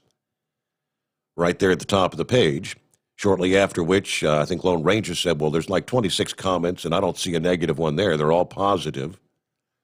Well, let's go from 26 to 2,600 positive comments. Here's the message from Sylvester. Negative reviews from where? I'd like more information to help with the reviews. Now, these reviews may be internal and maybe not from public sources, but for those of you calling boycott, do you think any truck stop or trucking-related company of any sort will do business with anyone trying to encourage their listeners to do something of that nature? No, let's help build the show and get the advertisers to actually want to be a part of it. So calling for a boycott, that's not going to get anybody to jump on board. To which I said, you are spot on. Thank you very much, Sylvester. Okay, a bunch of other comments. Let's see. One driver, Daniel, says, cashiers make a big difference in the truck stop. Let them know where to find the show to listen as well. Really think about it. If you can get the cashiers to listen into the Steve Sommers show, and then the people will come into the store also catching part of the show, which kind of expands the coverage. That's what matters, promoting products. Taking care of the sponsors to keep a show on. Bingo. But thanks for all the support, all the comments, for all those 150 plus there. Go on over to the Steve Sommers Overnight Drive Facebook page. Make your comments there for all the world to see. Now, speaking of comments, let me flip up to our 844-844-3388 message board. When will the phone app be coming out? All right, we've got an update on that this past day as well. It has the app is done. It has been submitted to, I guess it's iPhone and Android for approval. I have no idea how long that approval process might take. Kyle said it may take several weeks, but not exactly sure. So can't give you an exact time frame. Let's see. What do we got? Will you be doing any remotes on your show? My uncle was on a radio. You know, back in the day, he had to drag the station wagon loaded with gear. Back when he did like high school games back in the early 70s. Yeah, you don't need that station wagon full of gear now. You can do it with a suitcase. Yes, technology has changed dramatically, and he's about right. It's about the size of a suitcase. You get what they call a Comrex, which you're using a digital signal from, and you can that's what we used at the Mid-America Truck Show in recent years, broadcasting from there. All right, so thanks for those comments. And with that, we'll get a quick break in here. It's 844-844-3388. The Steve Sommers Overnight Drive live from the Hot Shot Secret Studios. Live from the Hot Shot Secret Studios, the Steve Sommers Overnight Drive.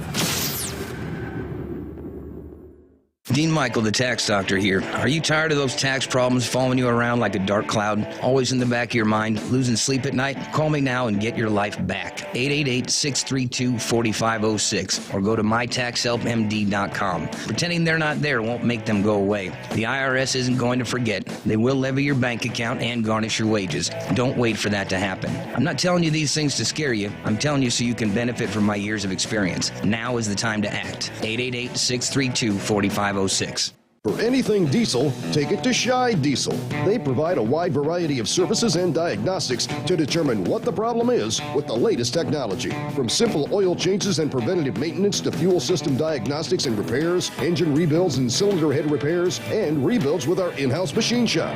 They also have on-site DPF cleaning for exhaust issues and DOT inspections. If your diesel is asking for some attention, Shy Diesel has the specialist you need for anything diesel. Located in Terre Haute and Lafayette, Indiana, and Effingham, Illinois. Shy Diesel has you covered. Getting a good night's sleep while on that long haul can be quite the challenge. That's why Commercial Vehicle Group has partnered with Serta Mattress to bring you the Bostrom plus Serta mattress for the best night's sleep possible while you're on the road.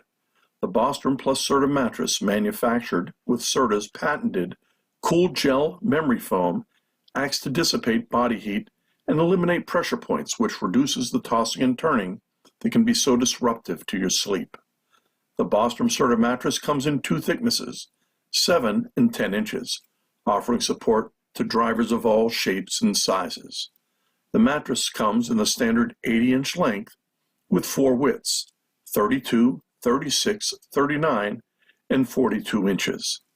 For more information on the mattress or where to buy, call us at 800-459-7328. That's 800-459-7328.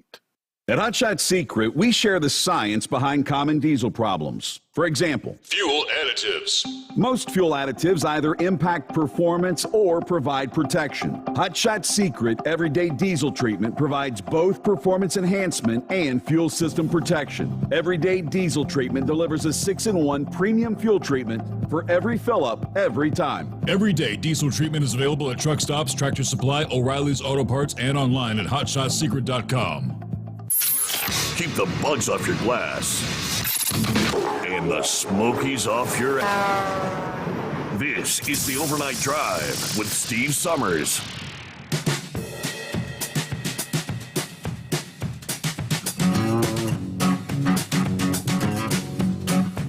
All right, who we got up next here? I believe it's JC, which would be, I think it's J Canadian. So JC, what's going on? What's up, Steve? Hey there. This is Jesse. Oh, Jesse. Oh, okay. What's been happening, Jesse?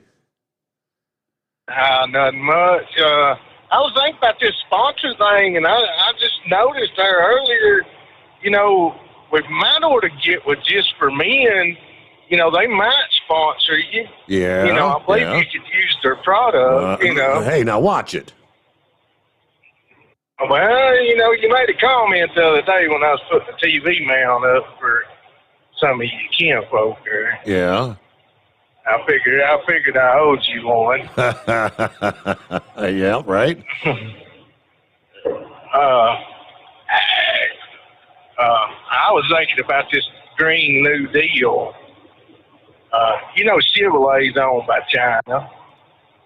General Electric's owned by China now. So, who do you think's going to make these electric cars and, and then you take the windmills and the blades, they're junk. You can't recycle them. There's nothing you can do with those. And then the main components is radioactive, so you can't recycle those. I don't get this Green New Deal. Yeah, well, we know our solar panels are mostly being made in China. They pointed that out last week when what's his name, Romney said all these guys that lost their oil jobs need to get a job making solar panels. You got to move to China, Jesse. Hey, I haul stuff. I might build my engine or something, but I ain't going to China to build a solar panel. It might, I'm all over the place, and I still ain't figured this. The biggest question, Steve, is how, everybody state to state's like, how this happened? In the media saying, oh, there wasn't nothing. It was legit. And hell, we all know what happened. We all know it was stolen. Hello? I don't know whether it was stolen or not. Mike Lindell put out a 2-hour video late last week, which under the heading "Absolute Proof." And in those 2 hours, they have on all these experts showing what was going on with some of the voting machines, how the votes changed dramatically, and especially in those 5 states that were the big question marks: Arizona, I think Nevada, Michigan, Pennsylvania, Georgia. He goes step by step through every state, and then toward the last half of the show, he goes through showing where the Chinese were hacking into the system. It was very, very convincing watching Mike Lindell, who's been attacked dramatically for supporting Donald Trump post-election. I just posted the link to the video, and I said, you decide. You watch the video.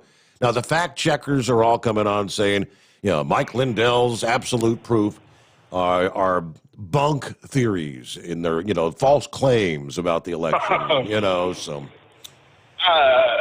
It's awful odd, like down in Georgia.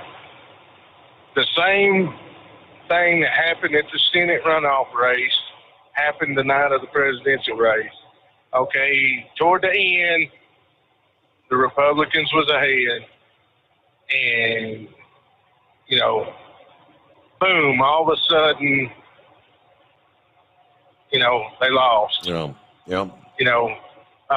Purdue was like 98% of the vote, and, it was just about all in. I think he had 98% of the vote when they had 75% reporting in, and then boom, he lost. The same thing happened, when we went to bed, Trump was winning Georgia, woke up, it's, a pandemic going on, and you got more voters than ever before, voting in an election. It's kind of hard to believe, Definitely leaves some question marks in the mind. It does. Yes. Okay, Steve, I think you're a little bit older than me, or we're pretty close. There's been more enthusiasm behind Trump than any president in my lifetime. And I ain't no political scientist, but I've called from Carter on, I've pretty well called who was, the winner by talking to people while I've been out here. You know what I'm saying? Right.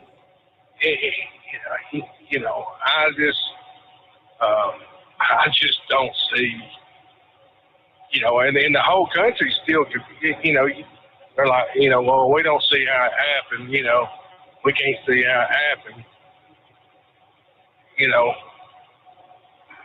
and they're like, what do we do? And it's just, I'll go on there and watch that thing that you shared. I'll just stop up here and get me some fuel on some of that. It was pretty interesting. There you go. All right. Yeah, I'm Flagstaff. Anybody going across there? It was looking good tonight. Good and clean, no snow, no nothing. But yeah, I just thought I'd give you a shout. I still think Just for Men would be a good place to look for a little sponsorship. Okay.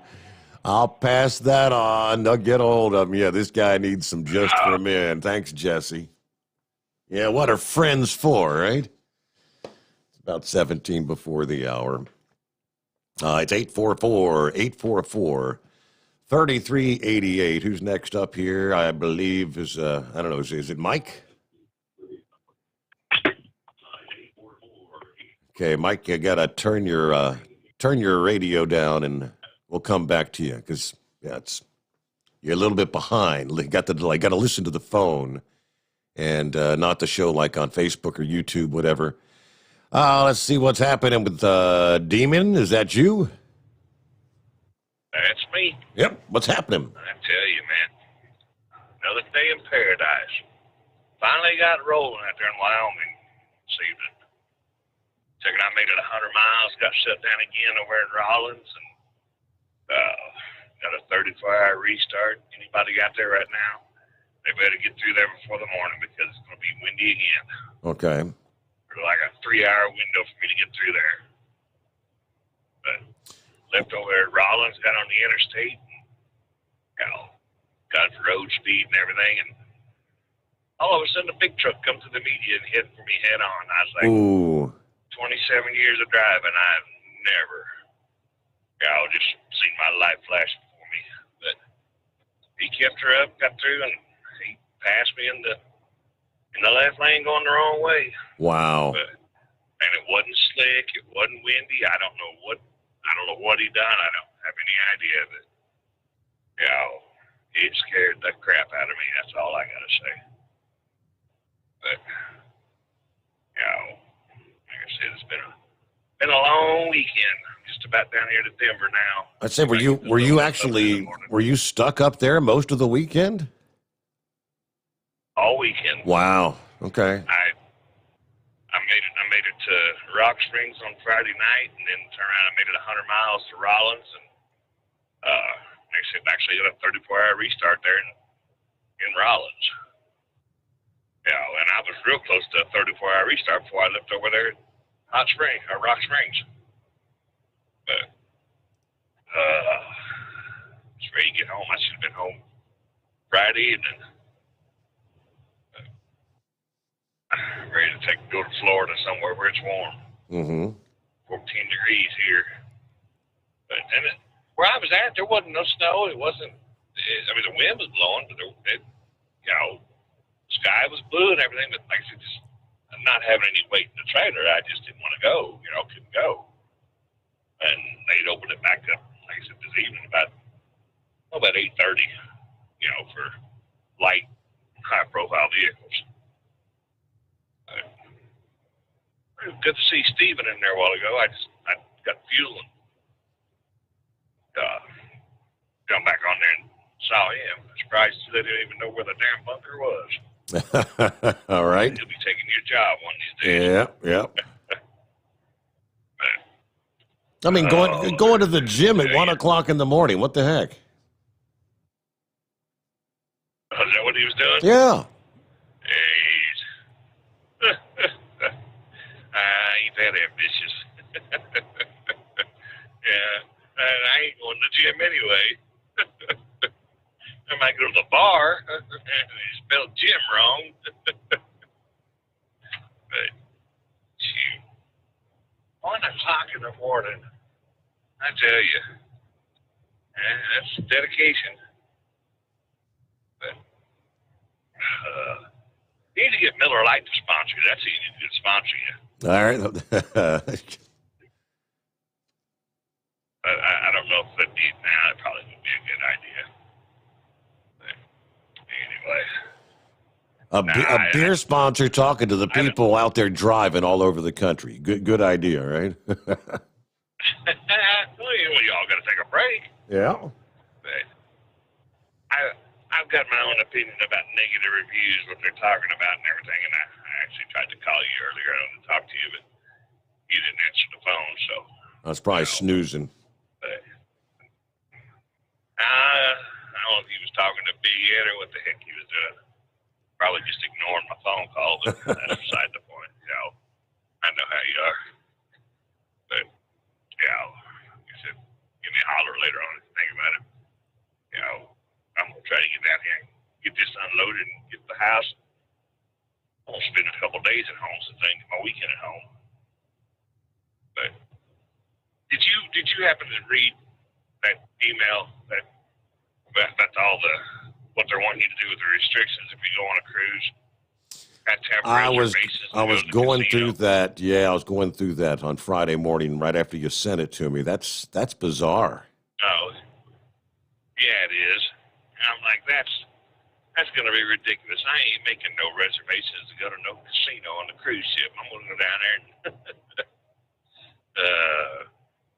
I've been to one casino since all this started, and they had about every third seat you could sit down at, and play. And that was out there in Nevada. So I just don't think they're going to get much done with all these restrictions. People aren't going to go.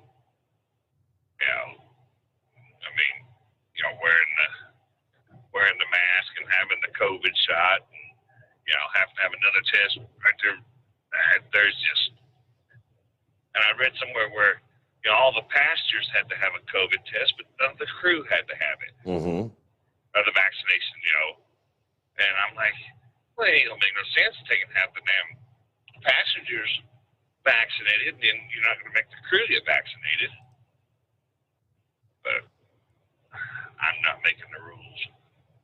There was something I seen today where they were actually talking about home porting several of the ships out of Cozumel to the United States because of the CDC.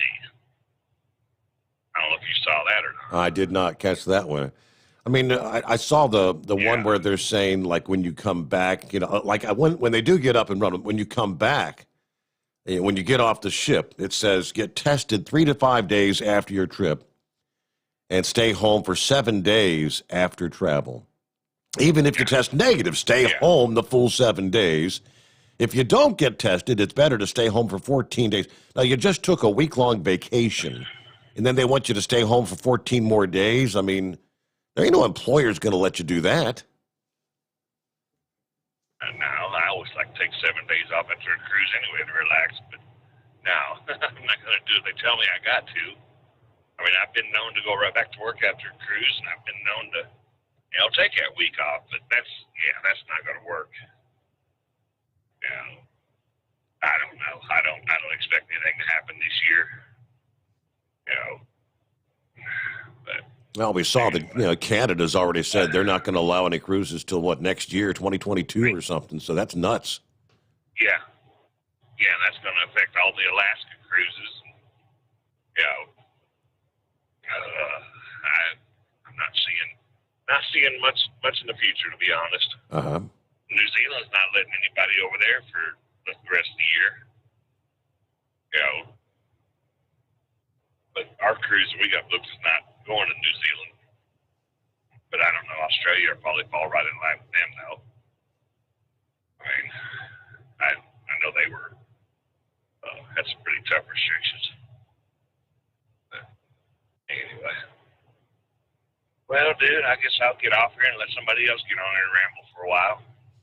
All righty. Well, thanks for checking in there. Good job. Yep, have a good one. All right, be safe. Okay, he sent me the breakdown from Carnival Cruise Lines, posting like when they do get back up and running, whenever that might be in the post-COVID world. Notice to passengers regarding advice from the CDC on COVID and cruise ship travel. Now, they regularly issue advisories concerning risks associated with COVID, and they caution any travel poses a higher risk of contracting COVID-19, travel by air, bus, train, automobile, cruises. They're currently advising travel to more than 150 countries presents a very high risk. In addition to cruises, for most travelers, cruise ship travel is voluntary and should be rescheduled for a future date. If you do go on a cruise during the pandemic, and they go down the whole list, do not board the ship if you're sick. If you're exposed to a person in the last 14 days, discuss your cruise ship travel with your healthcare provider. Stay at least 6 feet away from anyone not traveling with you. It's important to do this everywhere, indoors, outdoors. Wear a mask, keep your nose and mouth covered when you're in shared places, including when using public transportation. Wash your hands often. Avoid touching your eyes, nose, and mouth. If you get sick with symptoms, stay in your cabin. Notify the onboard medical center immediately. If a threshold of COVID is detected on board the ship, the voyage will end immediately, and the ship will return to port of embarkation. And your subsequent travel home may be restricted or delayed. And then they go into the whole thing of, once you get off the ship, get tested 3 to 5 days after the trip, stay home for at least 7 days, and if you don't get tested, stay home for 14 days. Well, okay. And I don't know that they've ever even popped out when they're going to allow people to start cruising again. Well, what are we looking at? About 5 before the hour, and it's 844-844-3388. Let's see if we got Mike back with us again. Take 2. Hello, Mike. All right, Steve. It's not Mike. It's Snakebite. I don't know how I come up with that system. But okay. Anyway, I've been loving you for about 17 years, I guess, now. And I just want to say hello. I called in one time, and the Toyo tires or whatever, I did that thing or whatever.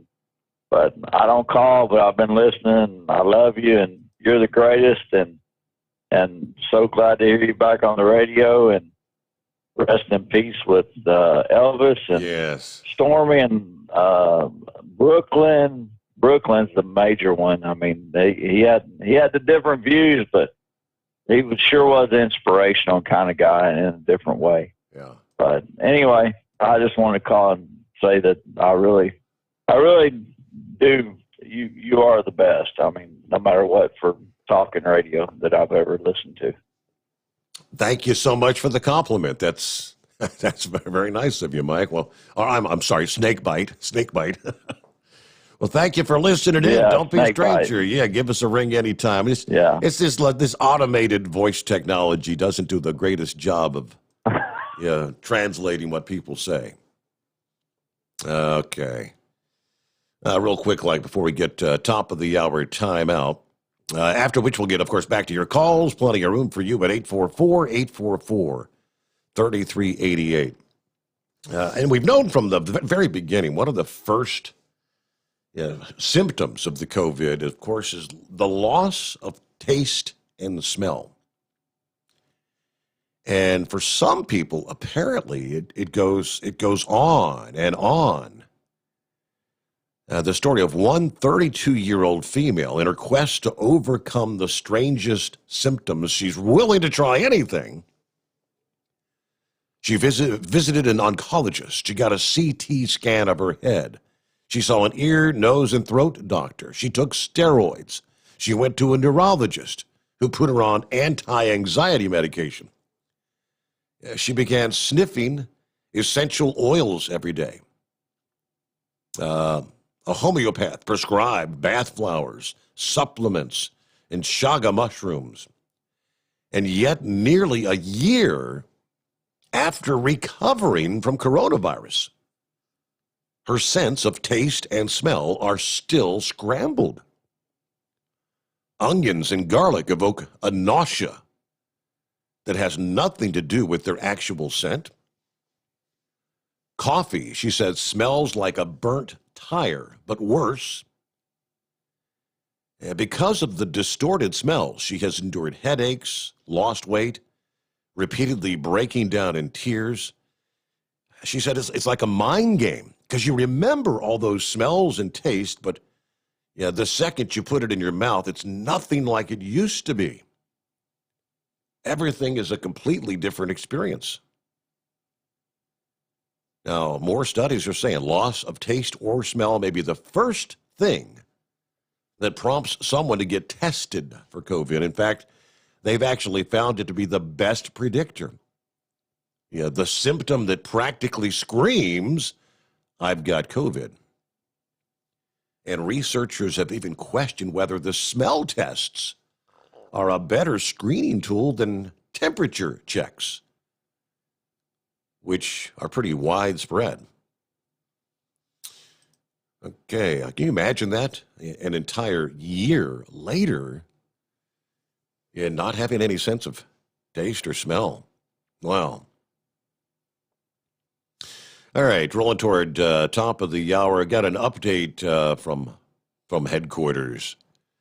Listeners of the show can save 10% on your order at hotshotsecret.com. I guess they've got a new code. The coupon code is Steve. STEVE. Coupon code Steve at checkout. 10% off.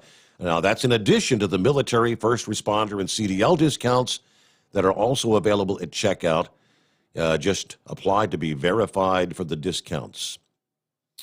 All right, there you go. As we wrap things up for hour number 2, much more to come as we make our way into a brand new week, a Monday coming on the Steve Sommers Overnight Drive live from the Hotshot Secret Studios. The Overnight Drive with Steve Sommers. Live from the Hotshot Secret Studios. Call Steve now.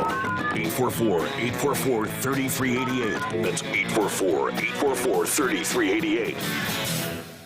At Hot Shot Secret, we share the science behind common diesel problems and their solutions. For example, ultra-low sulfur fuels. The primary function of diesel fuel is combustibility. One of the little-known aspects of fuel is its role as a lubricant to metal-on-metal moving parts. The introduction of ultra-low sulfur fuels diminishes the fuel's ability to lubricate because sulfur, which has been mostly removed, has lubricating properties. Hot Shot Secret Everyday Diesel Treatment with LX4 delivers unmatched lubricity. Third-party testing confirms that it takes 3 times the amount of leading fuel treatment to match the lubrication benefit of 1 dose of Hot Shot Secret. Everyday Diesel Treatment is a fully formulated 6-in-1 premium fuel treatment for every fill-up, every time. Everyday Diesel Treatment is available at truck stops, Tractor Supply, O'Reilly's Auto Parts, and online at hotshotsecret.com. Hot Shot Secret, powered by science. Dean Michael, the tax doctor here. Are you one of those truck drivers that came home after a long haul and found the only thing waiting for you was a stack of IRS letters? Your significant other was gone, but your newfound IRS problem is still there. I've heard this story many times over the years. While I can't help you with your broken heart, I can fix your tax problems. If you owe more than $10,000 to the IRS or haven't filed for many years, call me for a free consultation at 888-557-4020 or go to mytaxhelpmd.com. Like I always say, you keep your eyes on the road, I'll keep mine on the IRS. Whether you're a diesel pickup performance enthusiast or just looking for a small upgrade, when selecting common rail fuel system components, look no further than Exergy Performance. At Exergy, you'll find injectors, pumps, and more, engineered like no others on the market using state-of-the-art equipment run by people that have been in the business for decades. So if you're in the market for common rail components at any power level, contact Exergy Performance or one of the many dealers listed on our website at exergyperformance.com. hotshotSecretPerformance.com. Do you have a Dodge pickup and hate your automatic transmission? Of course you do. Levon Miller at Firepunk Diesel here, and we specialize in heavy-duty and performance transmissions for your 3-quarter or 1-ton Cummins-powered truck.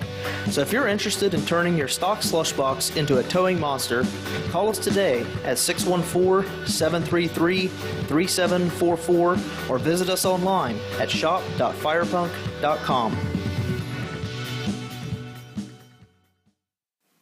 Getting a good night's sleep while on that long haul can be quite the challenge. That's why Commercial Vehicle Group has partnered with Serta Mattress to bring you the Bostrom plus Serta mattress for the best night's sleep possible while you're on the road. The Bostrom plus Serta mattress, manufactured with Serta's patented Cool Gel memory foam, acts to dissipate body heat and eliminate pressure points, which reduces the tossing and turning that can be so disruptive to your sleep. The Bostrom Serta mattress comes in 2 thicknesses, 7 and 10 inches, offering support to drivers of all shapes and sizes. The mattress comes in the standard 80-inch length with 4 widths, 32, 36, 39, and 42 inches. For more information on the mattress or where to buy, call us at 800-459-7328. That's 800-459-7328.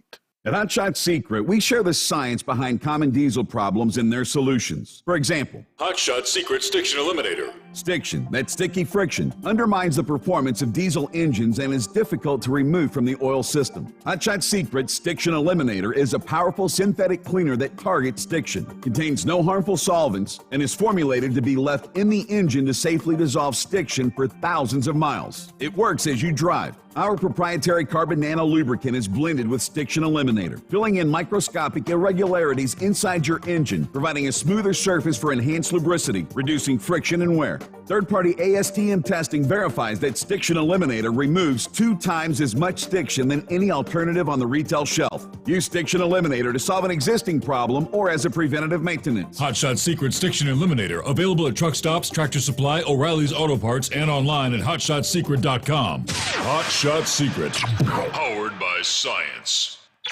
And now, back to the Steve Summers Overnight Drive.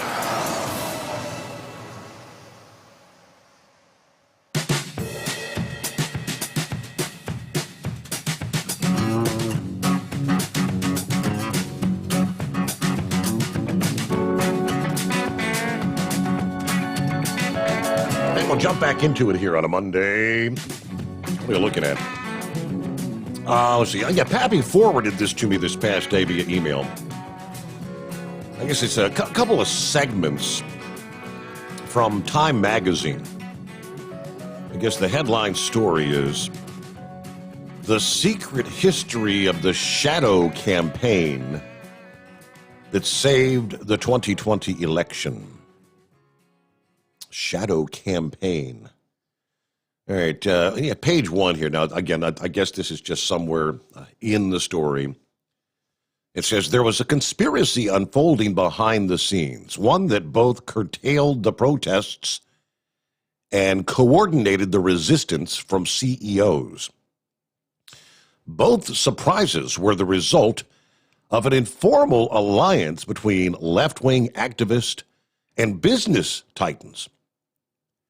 The pact was formalized in a terse, little-noticed joint statement of the U.S. Chamber of Commerce and the AFL-CIO published on Election Day.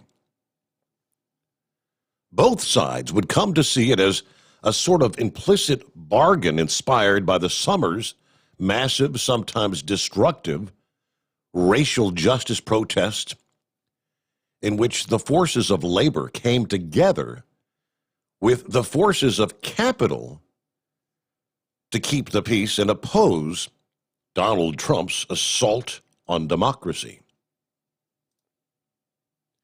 We flip over to page 2.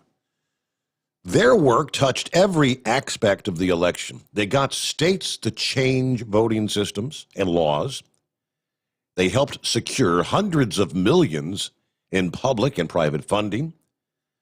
They fended off voter suppression lawsuits. They recruited armies of poll workers and got millions of people to vote by mail for the first time.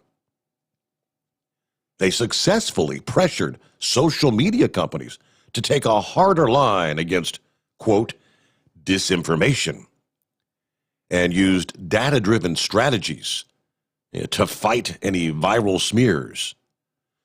They executed national public awareness campaigns that helped Americans understand how the vote count would unfold over days or weeks,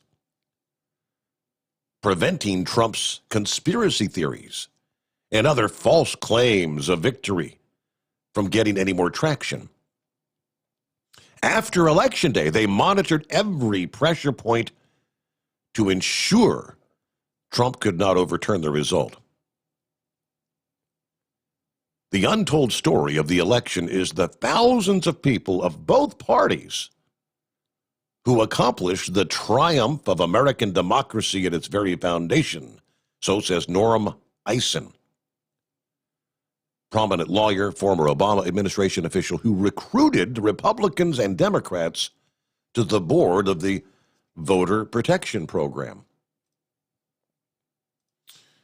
Yeah, the untold story, the secret history of the shadow campaign, which in their eyes saved the 2020 election.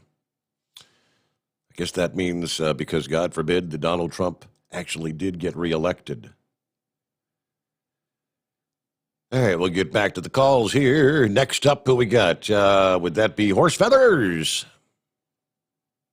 Morning, Your Honor. Trust you had a good weekend? Good, quick weekend, yeah. Yeah, it's one of them time of year for that for me. Always our weekends are always quick this time of year. So, but anyways there, hey, last week we mentioned Cool Breeze being on the Fuse TV there doing that pants off, dance off thing. I got your links to some of that. Yeah, that was. Yeah. So I was right in that there, right? Because if well, to share it with the rest of the listening audience there, if you go on YouTube there and you search for pants off, dance off, and there's a dancer named Danielle that comes up, and if you click on her and watch her video, about like a minute and 45 seconds, I think it is there. There's a preview person coming up saying he's going to do better than her and dressed in a Santa Claus suit. And that would have been the one and only Cool Breeze, correct? That was he. That was him. Sure enough. Yep. So if anybody wants to check that out there, run over to YouTube and check out the old dance off, pants off, because I didn't find the one with him actually in it, but we did find the one with him in a preview. So. And you did find you found the guy that did like the review of that program. That was kind of interesting. Yeah,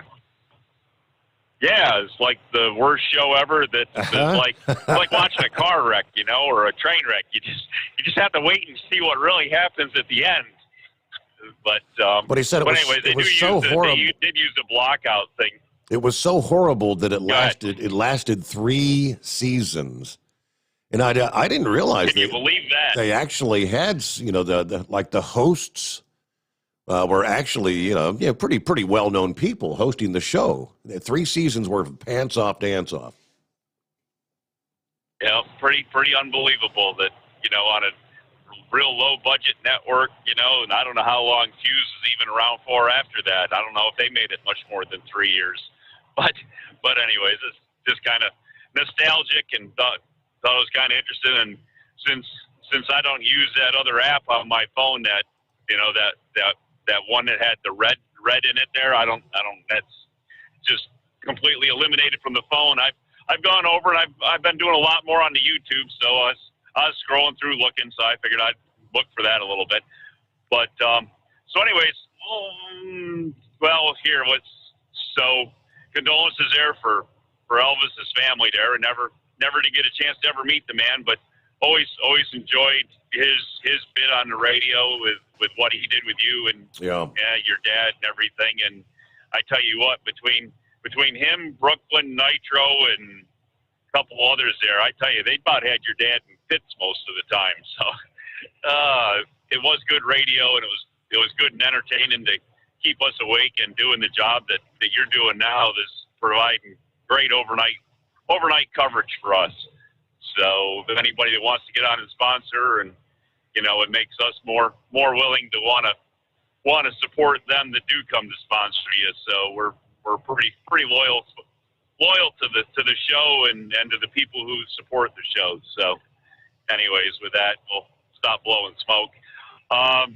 But I did catch on the news last night. Did you happen to catch that they had a problem in India with a glacier? And a piece of a glacier apparently broke off up in the Himalayas and came down, and in the process of coming down, changed from solid water to wet water. And changed from ice to water. It's like a mudslide, ice slide. Or they're saying I think there's 140 people missing. Yeah. So I think there was 9 deaths or something. It's a tragic thing to have happen, but. So they go on to some scientific person after they get done with the story and say, so why do you think it happened? And climate he said, change. well, it's absolutely signs of global warming or climate change. Now, last week I had mentioned on the show that I was born in Ithaca. And I don't know, there's a dozen Ithacas in the country. So just to let everybody know, it was Ithaca up in New York. And there's a lot more to New York than what you see from New Jersey.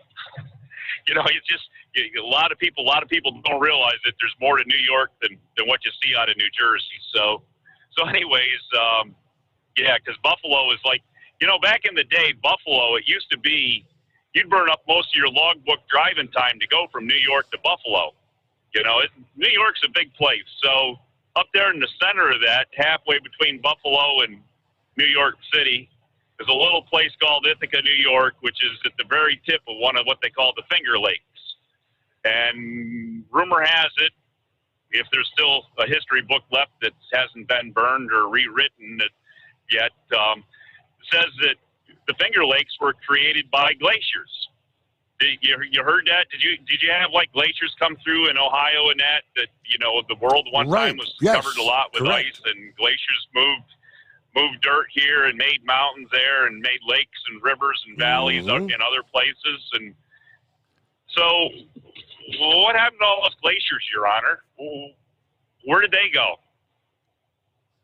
Is that global warming? Somewhere down the line, there was some sort of a climate change. Yes. And it had to be the internal combustion engine that caused that, I'm thinking there was somebody pretty smart that lived in a cave to make those internal combustion engines and was pumping oil and burning coal, and I don't know. So was it did the dinosaurs, did they succumb to the internal combustion engine and the use of coal burning facilities to generate electricity for the electric cars, or what happened to them? I don't know. Just crazy though. But the very first words out of the person's mouth after the interview, after the news report of that glacier and people losing their lives was that, yep, it all happened because of climate change. Unbelievable. So, but anyways, I started watching it and I'm like, it's like glaciers in India, and most of the time you think of India, it's rather warm. You don't think of the glaciers and the Himalayas really being right there in the edge of India and all that, and having all the ice. And I don't know. I guess there's a lot of things that for natural disasters that happen all around the world. Because I guess they're not in our backyard. We're so used to the fires out in California and the West Coast, and last year in Colorado too. But that you don't realize about the dangers and the other things that go on in the other places in the world. The things that they have going on. So, but anyways, I guess other than that, the call for term limits there, I've been on that bandwagon for about 20 some years there, probably about as long as you've been doing the show independently yourself there. That I've been at least calling for term limits. It's just having these politicians that are out here to better themselves and their families instead of being statesmen to take care of their constituents and the people they're supposed to represent, and they don't listen to anything of that nature. No matter how much you try to call them or write them notes or whatever, is kind of never even.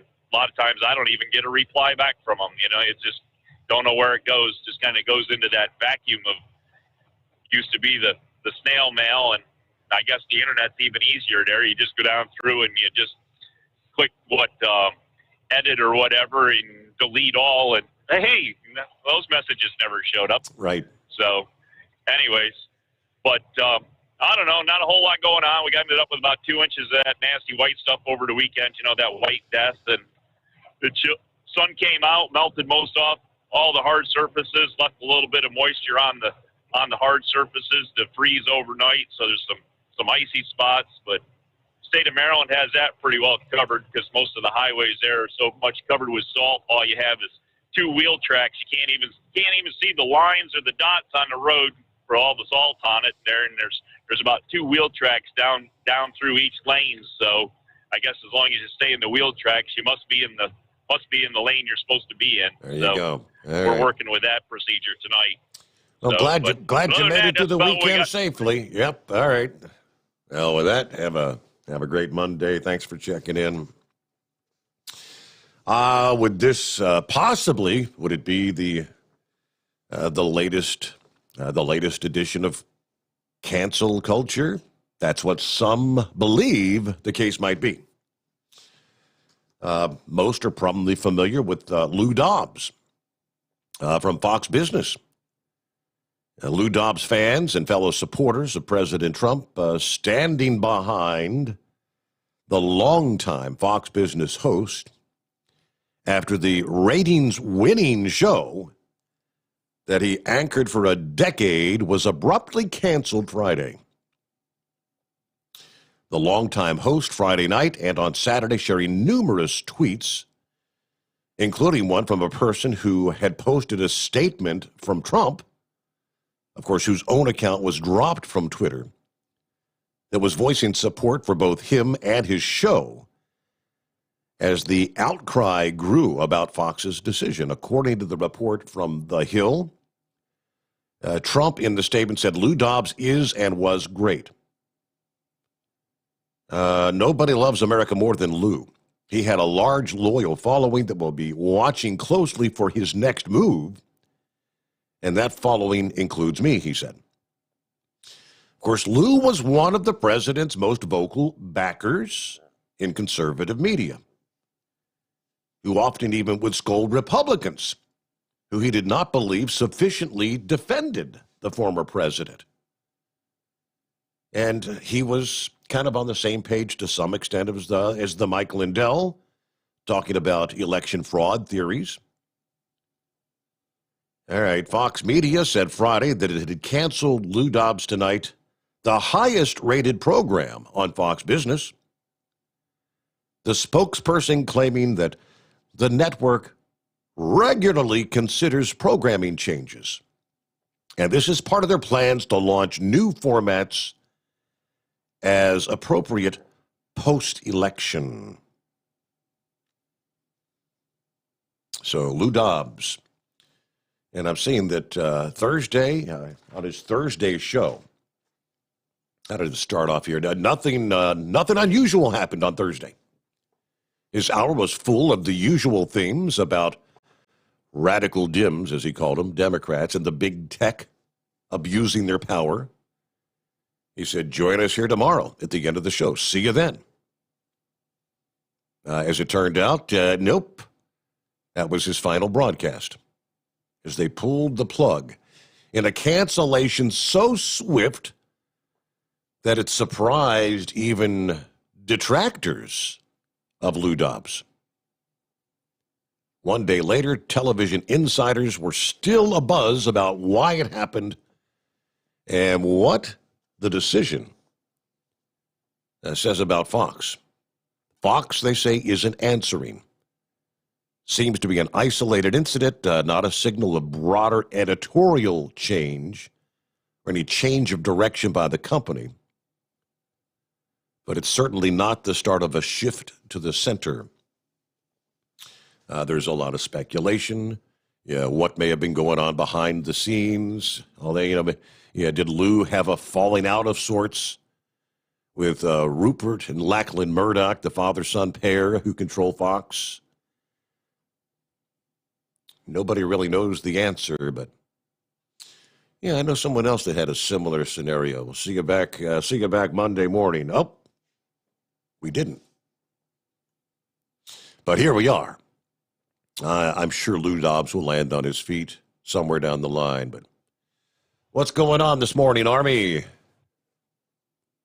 Oh, not a whole heck of a lot. I'm just sad to hear that Elvis passed on. Yes, yeah. He was really cool. Friend of the show, friend of a friend. And every time I got to meet him, I was always drunk at the truck show. So I guess I kind of made a butt of myself. Me? Nah, never. And I was curious about that thread. I don't know if you've already discussed that or not. The thread on the little blue place earlier. Something about somebody not wanting to sponsor you, something. I don't know if you want to discuss that or not. I don't think I wouldn't blame you if you didn't. But I was just curious as to what was going on there. Well, my understanding, the discussions are taking place with various sponsors and whatnot. I'm not going to mention the chain or anything because I think eventually they'll probably come around. But yeah, they said that we hope. After doing some research or whatever, that due to negative reviews, that they weren't interested in sponsoring the program. So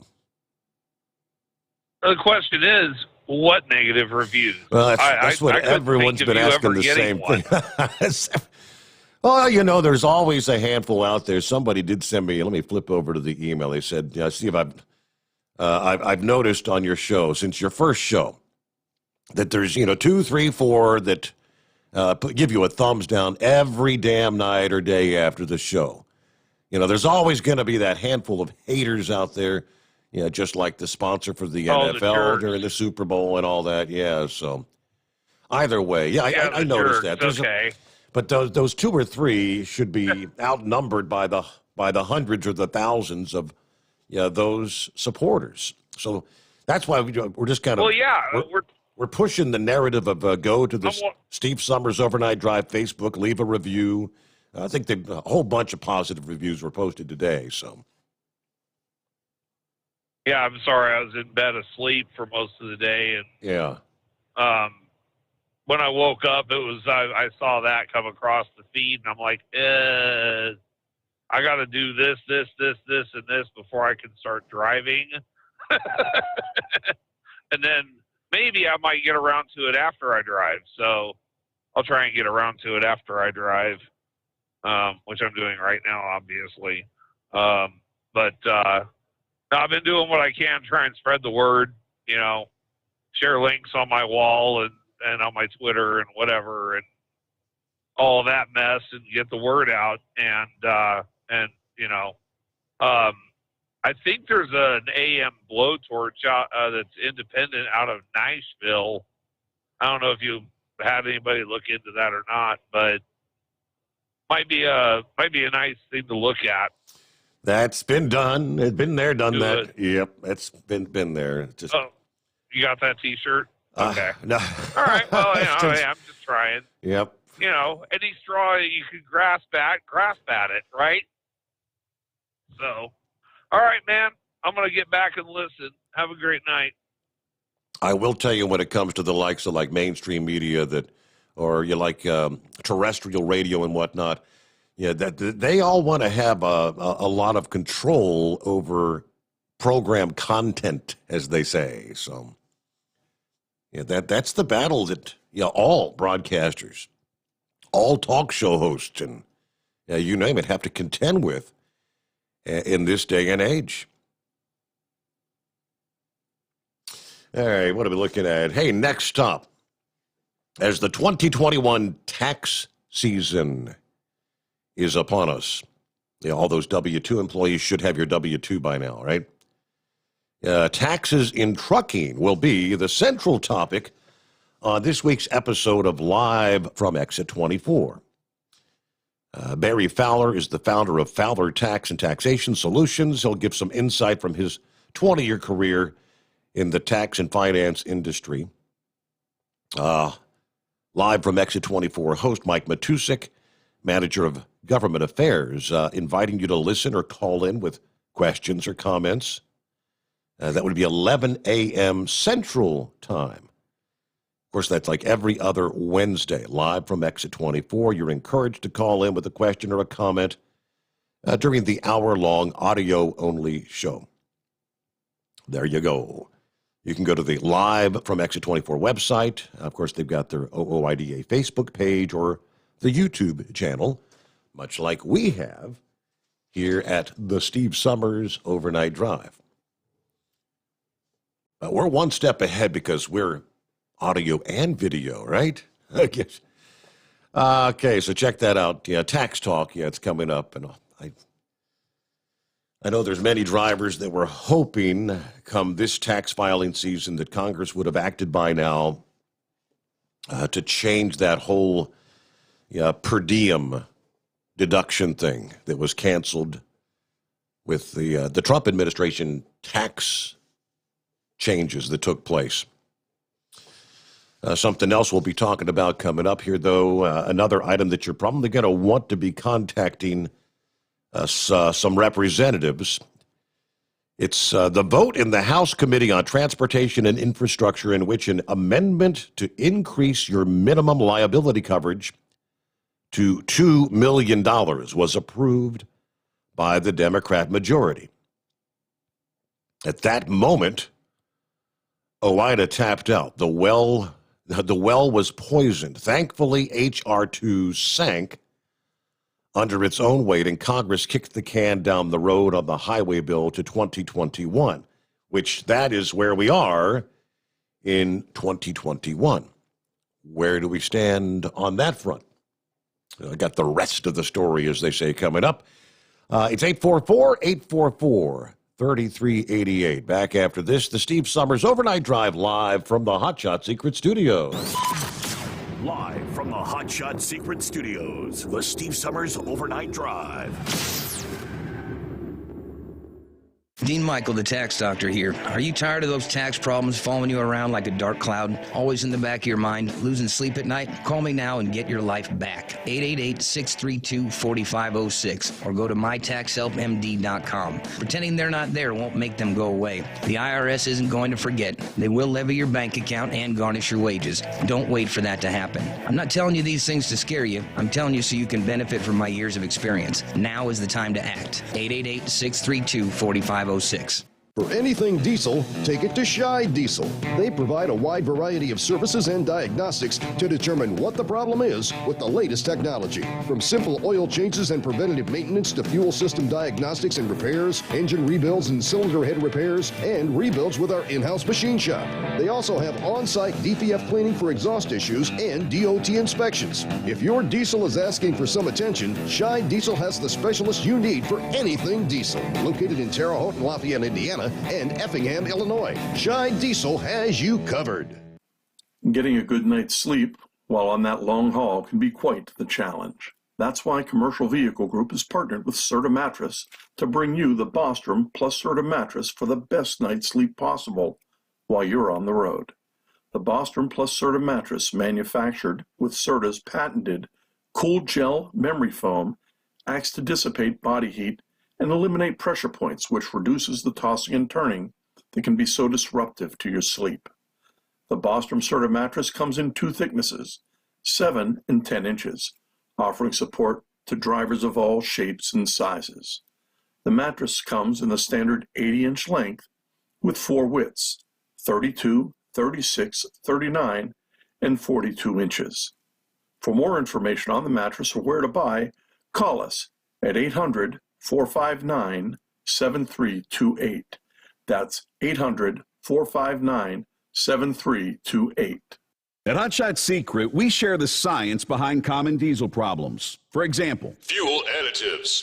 most fuel additives either impact performance or provide protection. Hot Shot Secret Everyday Diesel Treatment provides both performance enhancement and fuel system protection. Everyday Diesel Treatment delivers a 6-in-1 premium fuel treatment for every fill-up, every time. Everyday diesel treatment is available at truck stops, Tractor Supply, O'Reilly's Auto Parts, and online at HotShotSecret.com.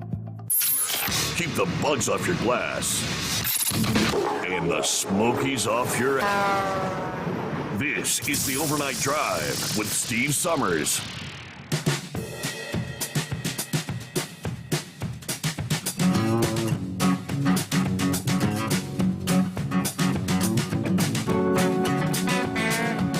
Hey, right back at it here. And it's a new year, it's a new Congress, and a new attempt to pass a highway bill, as we were just talking about. Now, if we're being honest, last year's bill, which was H.R. 2, it was pretty good for truckers when it was introduced. It did address items like truck parking, uncompensated detention time, lease-to-own schemes, and a whole lot more. Then all of a sudden, it all went to hell. And that's when they tried to load in that increasing the minimum liability to $2 million. Well, here we are. The 117th Congress has begun work, and passage of the highway bill will be a top priority, supposedly, in the coming months. And for OOIDA, blocking a harmful, unnecessary insurance increase is going to be the biggest challenge, especially with Democrats controlling both chambers now. It will take a Herculean effort to prevent an increase, they're saying. And it's going to be one that will require the advocacy of all OIDA members. So that's many of you. You're going to have to convince your lawmakers, Republican and Democrat alike, to reject any proposal to increase motor carrier minimum insurance rates.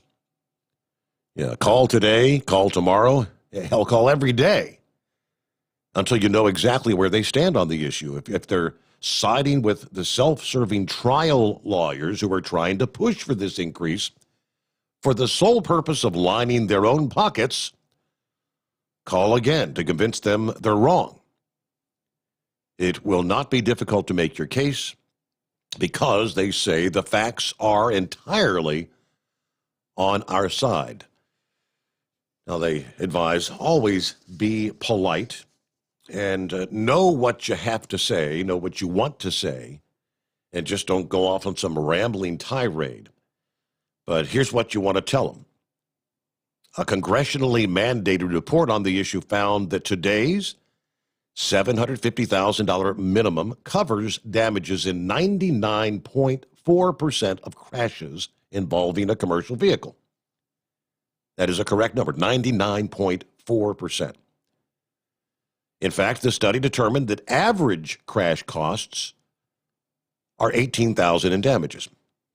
Most carriers already have $1 million in coverage because that's what the market kind of dictates. There is no research indicating an increase will improve safety. None whatsoever. But raising the minimum requirements would lead to a dramatic increase in your premiums, driving many small carriers out of business. Owner-operators, would you be able to survive? Now, these just happen to be some of the safest drivers out there on the roads.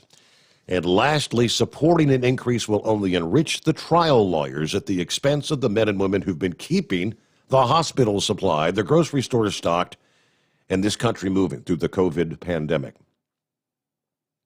All right. Members of Congress have gone out of their way to thank those essential workers over the past year, especially truckers. But increasing your cost and potentially driving you out of business would be a rather cold-hearted way of showing their true appreciation. So tell them this is harmful and an unnecessary proposal. Call today, call tomorrow, call every day until we win. From Mike Matusek, Director of Governmental Affairs. What's going on, Knucklebuster? Morning, Mr. Steve Sommers. First off, my condolences to Elvis's family there. You might as well get ready for it, Steve. The insurance rates are going up, and that 65-mile-an-hour speed limit will be coming for all trucks unless you can get them voted out of there. So I don't know. It's not good for the trucking industry. Obama Biden wasn't good for the trucking industry. They just almost put the trucking industry out of business back when Obama was president there. That Lou Dobbs thing, man, that sounds like the same crock of Sam Houston Institute of Technology they tried on you, right? Mm-hmm. Okay. Sounds very. I don't blame you. I Sounds wouldn't very answer familiar. that question Well, either. I said that. It says I know someone that had a similar experience. You know. Hell yeah, I know that's right. Hey, but you bounced back on your feet real good. I'm glad you did there. That Facebook, Instagram, all that stuff, Messenger, Twitter. But once I found out how crooked they all were, I got rid of all of them except for Facebook until I found out that you were coming back on this overnight drive show, and I got rid of it because I got YouTube. I use it for instructional videos there. 1A Auto is a great one for repairing cars and stuff. But anyway, when you get your own app up and running, I'll probably get rid of it too. So I'm not going to say I told you so. And you know what I'm talking about, Tom Brady and Gronk. Congratulations on another Super Bowl win, buddy. Yeah. Mm-hmm. Now, it's a good thing I didn't bet any money. So do you think he's going to retire now? Is he going to go out on top and retire, or do you think he's going to come back again, or what? I think he's going to retire. Him and Gronk both are going to retire. You know, Gronk's got a perfect retirement plan set up. He doesn't live off of any of his NFL contract money. He only lives off of his endorsement that he does for commercials and stuff like that. So all them millions of dollars he's raked in through the NFL, he hasn't spent one dime of it. See, that'd be nice if I could do that, just put my salary aside and live off of something else, but I couldn't do that, man. I live paycheck to paycheck there, right? Yep. And that's a mess there, man. I'm telling you. But anyway, I don't know. I knew what was coming down the line. He'll retire. He'll be gone. And, they call him the greatest of all time. But I got news for you, Steve. He's not. Jesus Christ was the greatest of all time. And that's all my baloney and all my steak for today.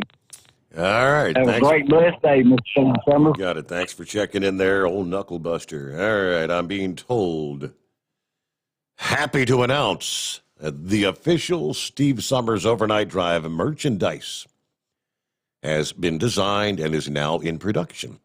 T-shirts, hats, travel mugs, dash calendars, stickers, and more coming soon. There you go. All the merchandise will be available at overnightdriveradio.com as well as hotshotsecret.com. And he said, don't forget to plug the Overnight Drive giveaway. Go to overnightdriveradio.com. That's our Stellar Electronic Pluto Duo headset. Pappy was this past Friday's winner for the main top prize there. And it looks like the headset's already been shipped. It's on its way. Of course, second prize, the Hot Shot Secret Big Rig Duo. 2 64-ounce bottles of Hot Shot Stiction Eliminator and 2 64-ounce bottles of Hot Shot Secret Diesel Extreme. So there you go. I think this past Friday's winner, can't recall their name, is because we just had like the email. But they were not actually a big truck driver.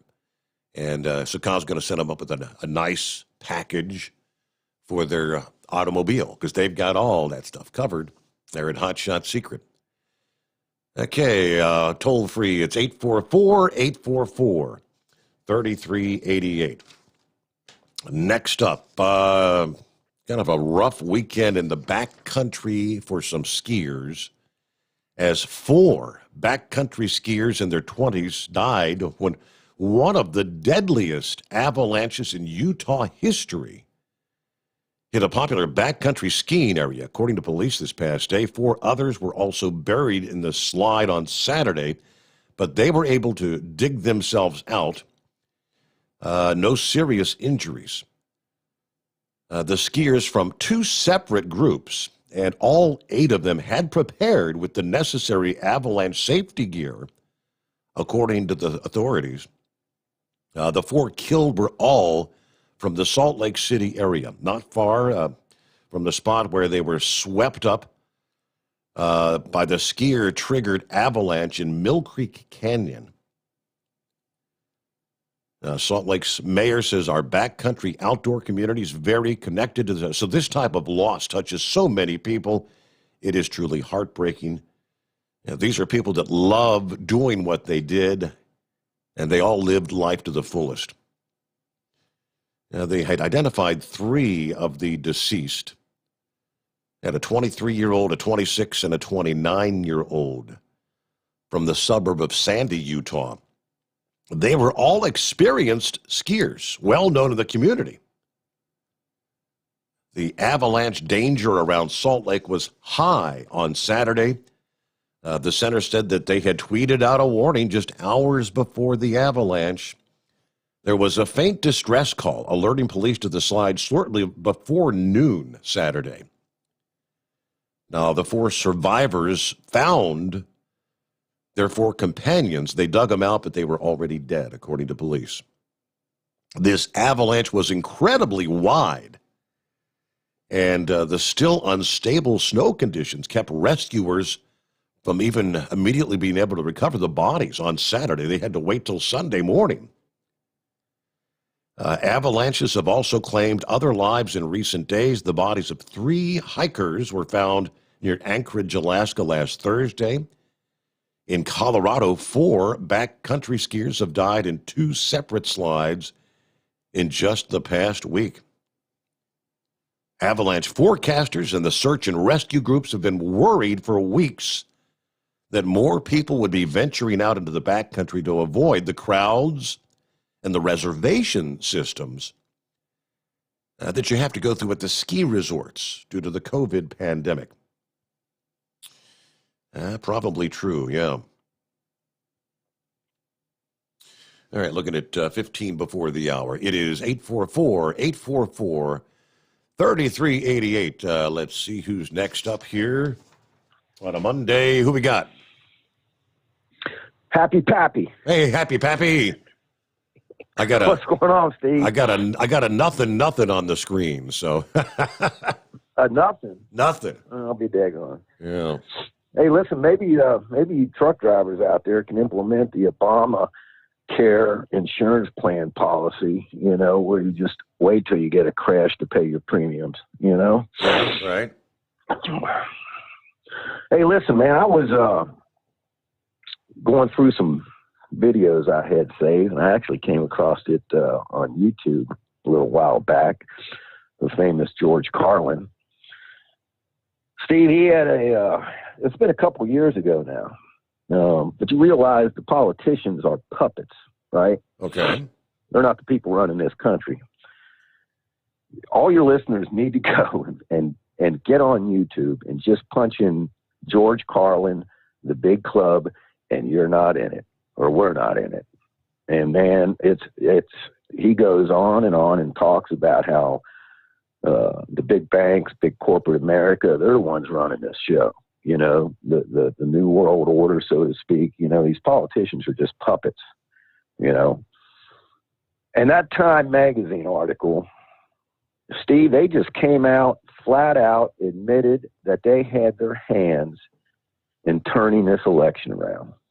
They're the ones that paid and bought these politicians, right, to make all these changes in the elections as far as the mail-in votes and all this stuff. They're the ones that got that done, and they're sitting here bragging about it. That's what that article was actually saying, that they're bragging about it. They're admitting it. Is that from like what you sent me from the Time article? Is that what you're saying? Yes, sir. Okay. If you read that, how it was talking about the CEOs and everybody else, we can't. They're the elite. We're the deplorables. They know what's best for us. So therefore, they could not let Trump win this election. They had to get their paws in there, pay off local governments, right? These local states and counties to accept these mail-in ballots and all the other stuff they pulled that went along with this election fraud on the local level. You know, we're not even talking about what China, how they were involved. Mm-hmm. You know, and I recommend everybody go out and watch that Michael Lindell's, you know, make your own decision. So what do you you think of that? I mean, like, that's why I said make your own decision. I had questions as to where did he get all this information about, because he breaks down the number of illegals that voted, the number of dead people that voted, the number of underage people that voted, all these statistics. Yes, where did he come up with those? Any idea? These attorneys that are filing these lawsuits in these states are the ones providing that information. Okay. A couple of the attorneys that the ones that he interviewed on that show were the ones filing the lawsuits. I'm sure Rudy Giuliani's probably giving him, you know, a lot of good stuff. But I mean, you're right. The last 30, 40 minutes of that, you know, I recommend everybody watch it, make your own conclusion. When you're seeing the actual, like the digital footprint of the hacks coming from China and other countries that supposedly got into the election systems. If that wasn't probably a well done, orchestrated presentation there.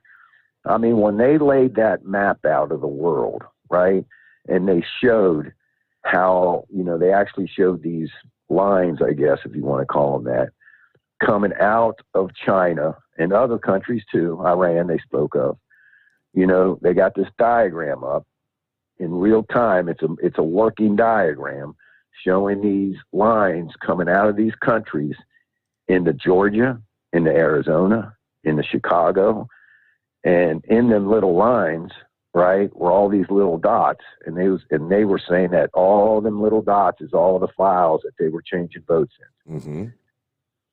And it's impressive. I mean, when you know that was impressive. And you got top military analysts, scientific people that do this for a living and done it in the military, you know, that did this. Pretty impressive. It's downright freaky. But I mean, I guess if they've discovered how to successfully do it, will any election ever be worth anything again, is the question. Well, yeah, if we don't, you know, get election reform done, you know, the Democrats don't want it. You know, big tech don't want it. They want to control the elections from now on. I mean, if there was Congress was putting something out that all these changes, you know, that were made due to COVID, they want to keep for in the future. Mm-hmm.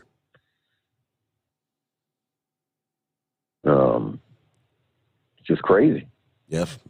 You know, and now we're learning. You know, we're talking about the politicians being puppets. That big corporate America, big tech, is running the show. Well, who's running big tech and big corporate America now? China. They got their paws deep into big corporate America. So China's calling the shots. Corporate America's following what China tells them to do, or China's going to cut off the money. Yep. You know, they're selling this country out for money, just like, dare I say, Hunter Biden and the Biden family. throw this country under the bus. Where the hell did that story go? What happened to the Hunter Biden laptop? I mean, not that I care anything about Hunter Biden's sexcapades or if he had sex with underage women or whatever, but I mean, supposedly there was information in there relating to money laundering, which potentially had ties to his daddy, correct? Washington, D.C. is nothing but a massive money laundering machine scandal. Listen, what did I tell you? On January 20th, that hard drive was never going to be seen again. The FBI has a case on Hunter Biden. And I don't know if we were talking personally, if I brought this up on the show about a week ago, that the law firm that Hunter Biden hired to represent him in this case, right? One of the partners in this law firm, Joe Biden just appointed as the head criminal guy in the Department of Justice. So you tell me where it's going to go. Nowhere. Nowhere. Is that just a coincidence? Is that appointment just a coincidence? What do you think? Big revolving door. Big revolving door. Big corporate hires ex-politicians. When the politicians get back in power, they leave the big corporates, go back into government, and write all the rules and regs that big corporate wants to knock out the little guys, just like this whole insurance scam for the truck drivers. What's that going to do? It's going to knock out the little man. Liberals got everybody fooled that they're in it for the little man, and everything they do, every policy they make, it takes down the little man. Little business, small business, owner-operators. I'm done ranting. You have a good night, sir. All right. Thank you much for checking in, though. Good to hear from you. Yeah, if you haven't checked it out yet. Well, it was amazing. I linked that up. I think it was Friday night. I don't know, 10 o'clock in the evening, something like that. I'm talking about the Mike Lindell, the 2-hour presentation that he put on. And I guess that was kind of like hot off the press, where he details, and within a matter of minutes, I guess it would be like the censors at Facebook had put a blacked out screen that says this video may contain nudity or something else, of a graphic nature, trying to prevent people from clicking on it. Now, if you could still click on to uncover the video and watch it, but it had nothing whatsoever to do with any nudity. Now they've had the quote fact checkers come out and say this is partially false, that all the information has been supposedly debunked because it's buying into a narrative where there was fraud transpiring during the election. But again, when you watch it for yourself, because Mike Lindell had on what they called forensic experts, and they had the lawyers and the teams that were looking at the actual digital footprint of what was transpiring those early morning hours of February or November the 4th, as we had all witnessed a dramatic change in the numbers, where the ballots were being stacked or changed via certain voting machines. Now, I guess we could kind of go back and tie Lou Dobbs into that, because one of those voting machine companies, I believe, has filed like a multi-billion-dollar lawsuit against Lou Dobbs and several other names there at Fox News. I guess for, I don't know, giving, defaming their companies or whatever. All right, looking at some of our messages here, and Charles says, all right, it's been a few weeks here. He says, okay, admin, we need an explanation of all that stuff on the right side of the desk. I see something that looks like a collection of badges and a statue. What are they and why are they there? Yeah, someone else said, yeah, Steve did kind of try to explain some of that a week or so ago, but not everyone gets to listen every night. Yeah, you've got The statue thing has been in my family for my entire lifetime. I don't know how far back it goes, but that is the great Spanish explorer. My grandpa called him the thinker because he's actually got a globe that he's looking at, the Spanish explorer. All the coins there, there's a whole bunch of Donald Trump coins in there, but those are coins from primarily my son's service time when he was in the military. When I first went down to when I went to see him graduate basic training there down in Columbus, Georgia, wasn't it? And we went to one of the shops, and I was kind of introduced to the coins. And I purchased, he was going to be in a striker unit, so I purchased a striker coin. Actually, the very first ever coins where I was introduced to what they call challenge coins was when my son he hadn't even gone to basic yet. He had joined the military and was, kind of waiting for his papers to depart and all that. But I had some guys come in from the University of Cincinnati. They had the ROTC unit there. And they actually came in there. There's a coin in there that's actually the shape of the University of Cincinnati paw, the Bearcat's paw. That was the first challenge coin. I think that night there were a couple of guys from the recruitment side of the U.S. Army that had come down, I think, from up in the Columbus area. And they also gave me, I guess that would be like a recruitment coin or whatever. And then the rest of those I'd purchased over the years. And there's a whole bunch of military coins. Some of the bigger ones on either side, right or left, are various challenge coins depicting all the various branches of the military. There's one in there that is actually from the guy we just talked to. It's the Hamilton County Bomb Squad. Got a Hamilton County Bomb Squad coin. Let me see. What's the one in the little box over next to the thinker? That one was actually from, let's see, from where my daughter was presented that. And it's about, can't remember what fighter aircraft that was. But, yeah, I've just, come up with a collection over the years. Now I've also got various police coins. My son, who's worked in several different jurisdictions over the years, I've got a coin from each of those jurisdictions. Several years ago, I had a Cincinnati police officer that came into the studio one night, presented me a Cincinnati police officer coin.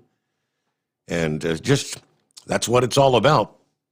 The little thing right up in the front, kind of standing up, leaning on the display case there, I thought it was a coin when I bought that just a few weeks ago. But that is the just released like hat pin or pin from for the 20th anniversary of September 11. It's got the police officer on a knee with the Twin Towers in the background. But 20th anniversary, hard to believe that this year, 20 years since the September 11 attacks. September 11th of 2001, 2021, 20 years have come and gone. All right, we'll get back to your calls here in just a moment. First, we get a break, and what are we looking at? 844-844-3388, the Steve Sommers Overnight Drive live from the Hot Shot Secret Studios. You're listening to the Overnight Drive with Steve Sommers. At Hot Shot Secret, we share the science behind common diesel problems. For example, fuel additives. The purpose behind most fuel additives is to impact performance of your diesel or provide protection to your fuel system. Hot Shot Secret Everyday Diesel Treatment provides both performance enhancement and protection with 6 key components. This fully formulated premium fuel treatment includes the performance-enhancing cetane boost, injector cleaner, and LX4 lubrication, as well as protection against water with a demulsifier and rust inhibitor, plus a stabilizer that minimizes fuel filter clogs. Everyday Diesel Treatment delivers a 6-in-1 premium fuel treatment for every fill-up, every time. Everyday diesel treatment is available at truck stops, Tractor Supply, O'Reilly's Auto Parts, and online at HotShotSecret.com. Hot Shot Secret, powered by science. Pure Flow Air Dog, your leader in fuel air separation system technology. Our systems filter out water, particulates down to 2 micron, and remove all of the air out of your diesel fuel. This allows for nothing but pure, clean diesel fuel to reach the expensive injection system equipped in your vehicle. Not only do our fuel systems protect, they also come in a variety of flow rates to meet your performance needs. Our systems are compact and use OEM-style fittings for easy installation. Learn more about our product at www.pureflowairdog.com and be sure to follow us on Facebook and Instagram. Protect your investment with Pure Flow Air Dog. Drivers, you demand that your equipment's reliable and dependable, and that also applies to your headset for communication. Well, our friends at Stellar Electronic have you covered. The Pluto Duo headset bundle is the best communication headset you can find in the industry. No matter the challenging environment you're driving in, the Pluto headset will make you sound crystal clear all the time thanks to their 99% noise cancellation. And the Duo's not only a stereo converter for the headset, but also a power bank so you can charge as you go. Learn more at StellarElectronic.com or visit them on Facebook. Do you have a Dodge pickup and hate your automatic transmission? Of course you do. Levon Miller at Firepunk Diesel here, and we specialize in heavy-duty and performance transmissions for your 3-quarter or 1-ton Cummins-powered truck. So if you're interested in turning your stock slush box into a towing monster, call us today at 614-733-3744 or visit us online at shop.firepunk.com. Dean Michael, the tax doctor here. I have one question for you. Do you want to stop worrying about the IRS? If the answer is yes, then look no further. I've been around for years. I've helped countless people across the country, and my success rate speaks for itself. So now you know where to find good, honest help with your tax problems. What are you waiting for? If you owe more than $10,000 to the IRS or haven't filed in years, call me now at 888-557-4020 or go to mytaxhelpmd.com for a free consultation and get your life back. Whether you're a diesel pickup performance enthusiast or just looking for a small upgrade, when selecting common rail fuel system components, look no further than Exergy Performance. At Exergy, you'll find injectors, pumps, and more, engineered like no others on the market using state-of-the-art equipment run by people that have been in the business for decades. So if you're in the market for common rail components at any power level, contact Exergy Performance or one of the many dealers listed on our website at exergyperformance.com. At Hot Shot Secret, we share the science behind common diesel problems and their solutions. For example, ultra-low sulfur fuels. The primary function of diesel fuel is combustibility. One of the little-known aspects of fuel is its role as a lubricant to metal-on-metal moving parts. The introduction of ultra-low sulfur fuels diminishes the fuel's ability to lubricate because sulfur, which has been mostly removed, has lubricating properties. Hot Shot Secret Everyday Diesel Treatment with LX4 delivers unmatched lubricity. Third-party testing confirms that it takes 3 times the amount of leading fuel treatment to match the lubrication benefit of 1 dose of Hot Shot Secret. Everyday Diesel Treatment is a fully formulated 6-in-1 premium fuel treatment for every fill-up, every time. Everyday Diesel Treatment is available at truck stops, Tractor Supply, O'Reilly's Auto Parts, and online at HotShotSecret.com. Hot Shot Secret, powered by science. Live from the Hot Shot Secret Studios, the Steve Summers Overnight Drive.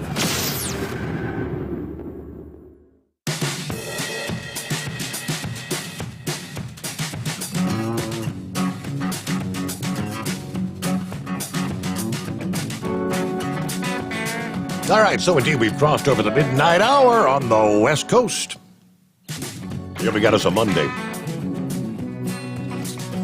Yep, Super Bowl in the books. That's it, that's all.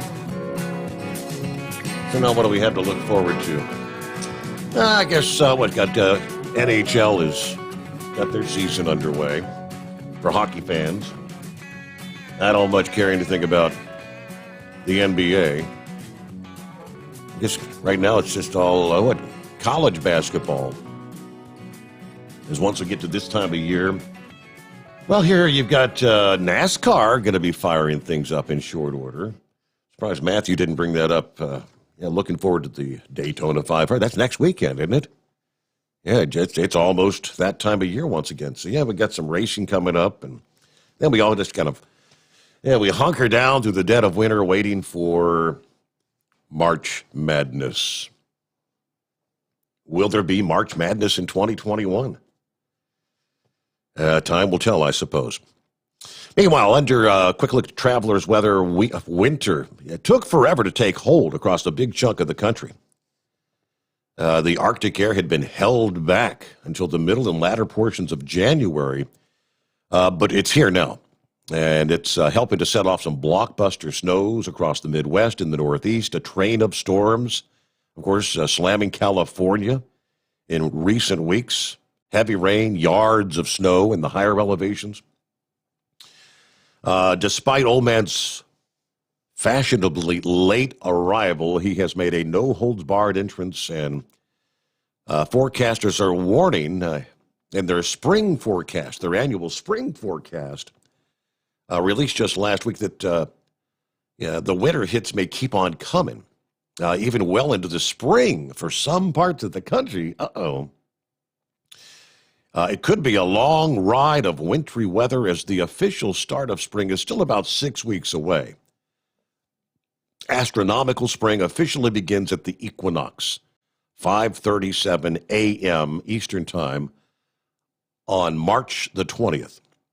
And nearly 3 weeks after the start of meteorological spring, which year in and year out starts on the first day of March.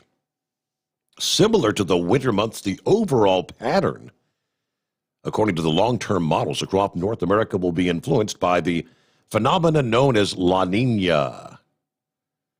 La Nina projected to continue through the spring before weakening as we head into early summer.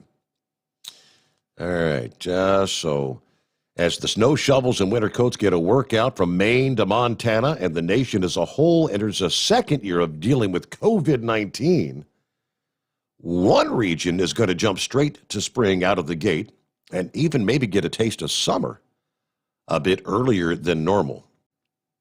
And they kind of break it down region by region, starting with the Northeast, the Midwest, and looking out west. That was with, again, their spring outlook. But let's get back to our calls this morning.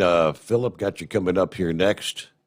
Roadmaster on the line here right now. Roadmaster, what's going on? I just wanted to call and give you my condolences about Elvis and his family and his friends, and just remember all the fellow truckers that we've lost in the years going by.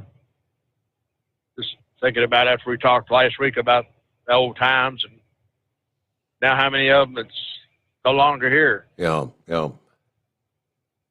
Before long, it could be one of us.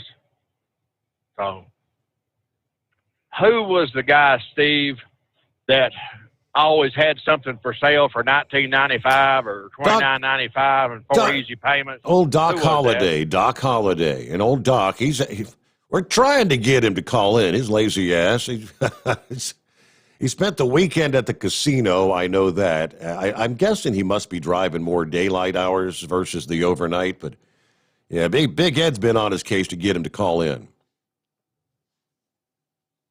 I'm going to go way back on this one. It'll take you to remember because I don't. Who was the ones behind the Doodah Motor Freight? Was that Ricky Roadway? Was that your dad's deal? That was his deal, yeah. Or who was that? I'm thinking that was Ricky Roadway, and I can't remember the other.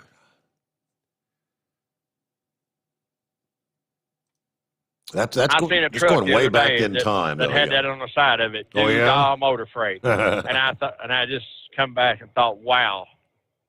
I remember that back from the 80s. Yeah, going way back in time. Yes, sir. Yeah. To take all my opinion out of all this and all that, are there anything us as working American people, 74 million of us, are there anything that we can do or just shut up and take Biden and just say, well, we give up. Just take whatever he's going to do. Are there anything that we can do legally, not violently, but legally, to fight this clown? I mean, he reminds me of the cross between Pee Wee Herman and a puppet. Yeah. You know, what do we do with this guy? I mean, you can see if anybody that's got a brain big enough to run an ignorant peant can see that he's killing America. I mean, he don't have any sense unless he's just doing what he's told to do. Which I think could be a lot of that going on too. I believe there's a lot of that going on. I guess the first thing that comes to my mind is we got to remember in 2020, for the next election, 2022, and for what it's worth, I know many even Republicans say that they're not happy with the Republican Party as a whole, but you got to have at least some sort of a checks and balance. So we've got to either take back the Senate or the House one. Well, what really got me to thinking, and I hope to God that this ain't the truth, but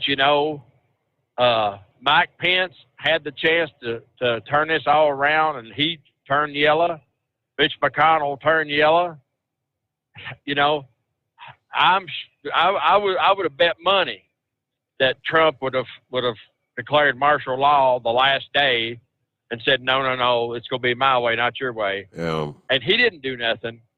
Could have somebody got to Donald Trump and said, look, if you want your wife and your kids to live another day or two, just go on and enjoy your retirement. We'll see you. Bye. Yeah. Because if you pull the trigger, you're not going to be here. Could someone got to him and said that, and he said, look, I'm not fighting the battle no more. I guess we could speculate forever. I mean, I guess only he would know. And I never really expected that he was going to, because that was one of the rumors about he's going to declare martial law. And I mean, I think he had done everything he could feasibly do to try to have the full-blown investigation into potential vote fraud. But the courts, I guess, time after time after time, found the other way. And I guess we pretty much just have no choice but to move forward and see what transpires 2 years from now. It's a system, and maybe after 4 years, the people will wake up if it's not too late to wake up. Yeah, really. Well, good talking to you again, the living legend, and all I can say is we got the best politicians that money can buy. And that's all I got to say. I'm going to Cincinnati to load and start my week off. So that's talk to you about later, the truth. That's it's been a statement made in jest many times over the years, but that's 100% correct. We got the best politicians money can buy.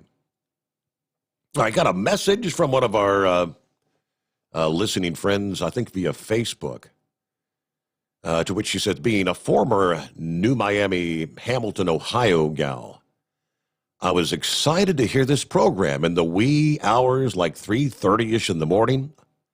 I loved it.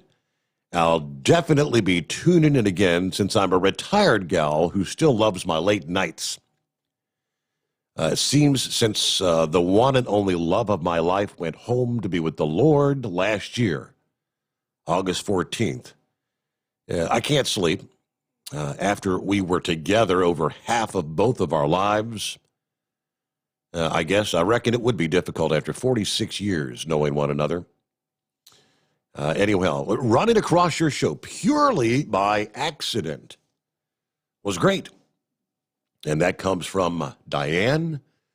I'm glad you found us, Diane. Share with your friends, because that's what we're all about doing. We're starting off our 5th week of being back up and running, week number 5.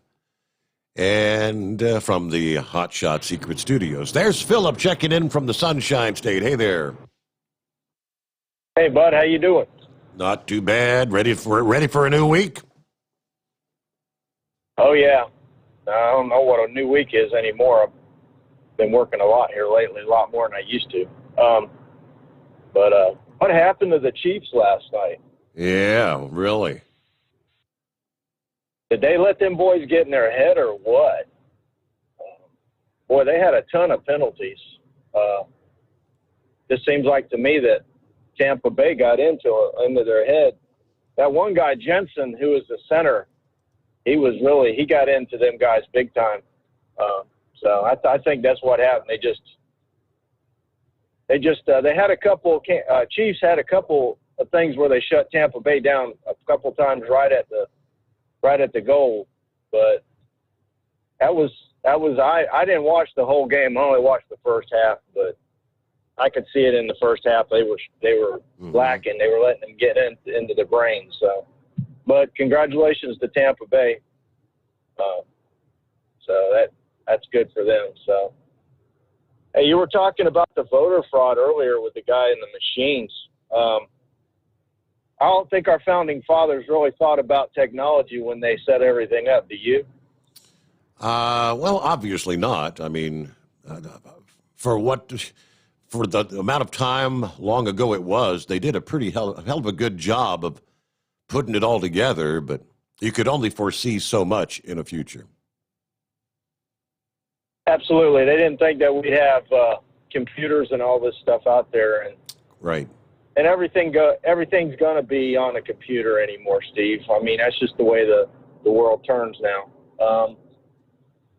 I don't think they're going to get rid of it, but the fraud's always going to be there in some aspect or another. But we're just going to have to wait and see. Like you said earlier, we're going to have to wait and see and ride the 4 years out, see what happens. Hopefully it doesn't go down the tube too bad. Yeah.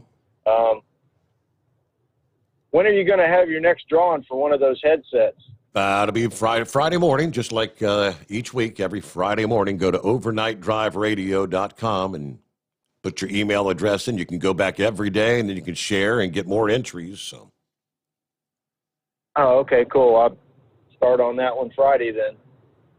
You start on that today. Yeah. Start on it today. You go to Overnight Drive Radio today, and then each day you can go back. You could have. Oh, really? Oh, wow. I didn't know about that one. If you share on Facebook or share on Twitter and share on all that other stuff, you could have 100 entries by the end of the week. Oh, wow. I know on your website you got to go to where it says the contest part of it is. There's a little part on your website that says contest. That's correct. Where you go and get it. That's how I did it last time. That is correct. Yep. It's kind of down on the lower end, if I remember right. I tell you what, I'll be glad when you guys get that app up. I mean, I like YouTube and I like Facebook, but the YouTube you can actually rewind, which is kind of cool, but Facebook, it just runs on the live feed. But I'll be glad when you guys get the app up. Has Kyle told you guys when that might happen? It has been, the app it's done. It has been submitted to iPhone and Android. I guess they have to approve them, as they say. What that entails, I don't know. But once they're approved, we'll be putting it out there. All right. What do you think about Amazon's president standing down? I guess he's made enough money.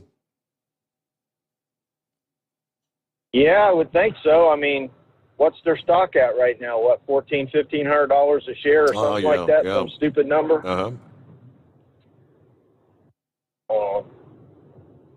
I mean, that's a lot of money per share for a company. Uh-huh. Is he ahead of Musk or is he below Musk as far as wealth? I'd have to double check. I mean, because it's been kind of bouncing around between Amazon, Musk, and Facebook, Zuckerberg, wasn't it? Wasn't he up there in the top two? Yeah, they all got that upper line. I think they used to be for years. It was Bill Gates, but Bill Gates, when he stepped down a little bit, he dropped a little bit on his. But I know that Musk is still up there, and I guess we're gonna have two launches again back to back.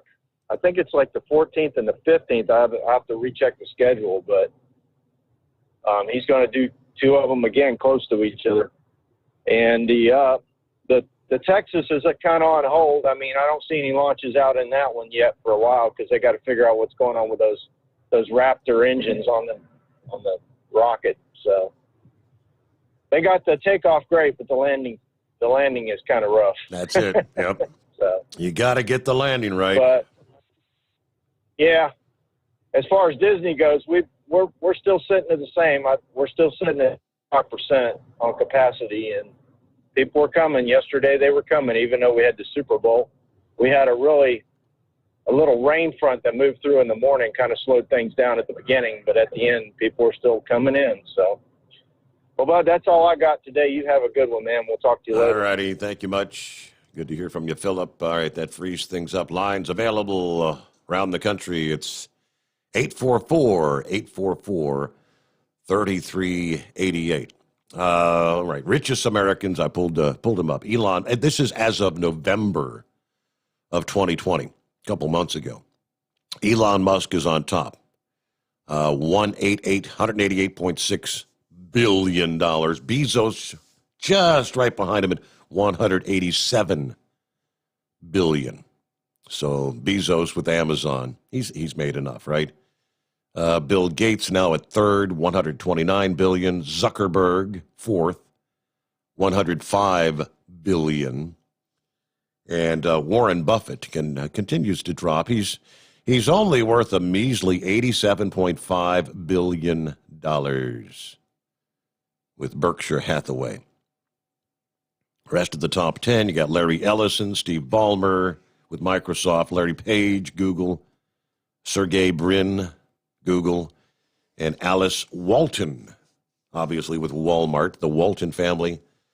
Actually, 10, 11, 12, and 13 on the chart, or 10, 11, 12, all the Walmart clan. Alice Walton, Jim Walton, Rob Walton. There you go, billions of dollars. Looking at 23 past the hour. Next up on the list, let me flip back over here at the story of, what's her name? Liz Cheney. Of course, she's being pressured by the Republican Party in her home state to resign. Now, she says she's not going to resign this past day, refusing her state party's call. Fox News Sunday, Cheney defended her vote, saying it was her duty. Quote, "The oath that I took to the Constitution compelled me to vote for impeachment. And it does not bend to partisanship. It does not bend to political pressure. It's the most important oath that we take." She also pushed back against the claims that Antifa and other groups may have been behind what happened at the Capitol, to which she says people have been lied to. The extent to which President Trump, for months leading up to the election, spread the notion that the election had been stolen or rigged was a lie, she says. People need to understand that. The single greatest threat to our republic is a president who would put his own self-interest above the Constitution, she says. We've had a situation where President Trump claimed for months that the election was stolen, that apparently set about to do everything he could to steal it himself. The Republicans, she asserted, should not be embracing the former president. Okay, we need to make sure what we as Republicans are the party of truth and that we're being honest about what really did happen in 2020. So we actually have a chance to win in 2022 and take the White House back in 2024. I am kind of curious how Liz Cheney and so many of these others can be so convinced that nothing underhanded was taking place for the election when they refuse to allow any investigation to actually take place. Okay, just take it on the face and live with it. All right, up to the message board. Steve, one last thing. Did you see that that Hall guy from the school shooting is starting a pillow company? I did see that. David Hogg. Remember him? I thought he's already had his 10 minutes of fame. Remember the kid that, oh, and then there I was. You know, he was at the school shooting, and then he was here, he was there. You know, he was, some say he was like a paid actor. Yeah, anytime a disaster occurred, there was David Hogg, and there I was. In the moments that the guns started ringing out, he's starting his own pillow company to compete with Mike Lindell, trying to put Lindell out of business.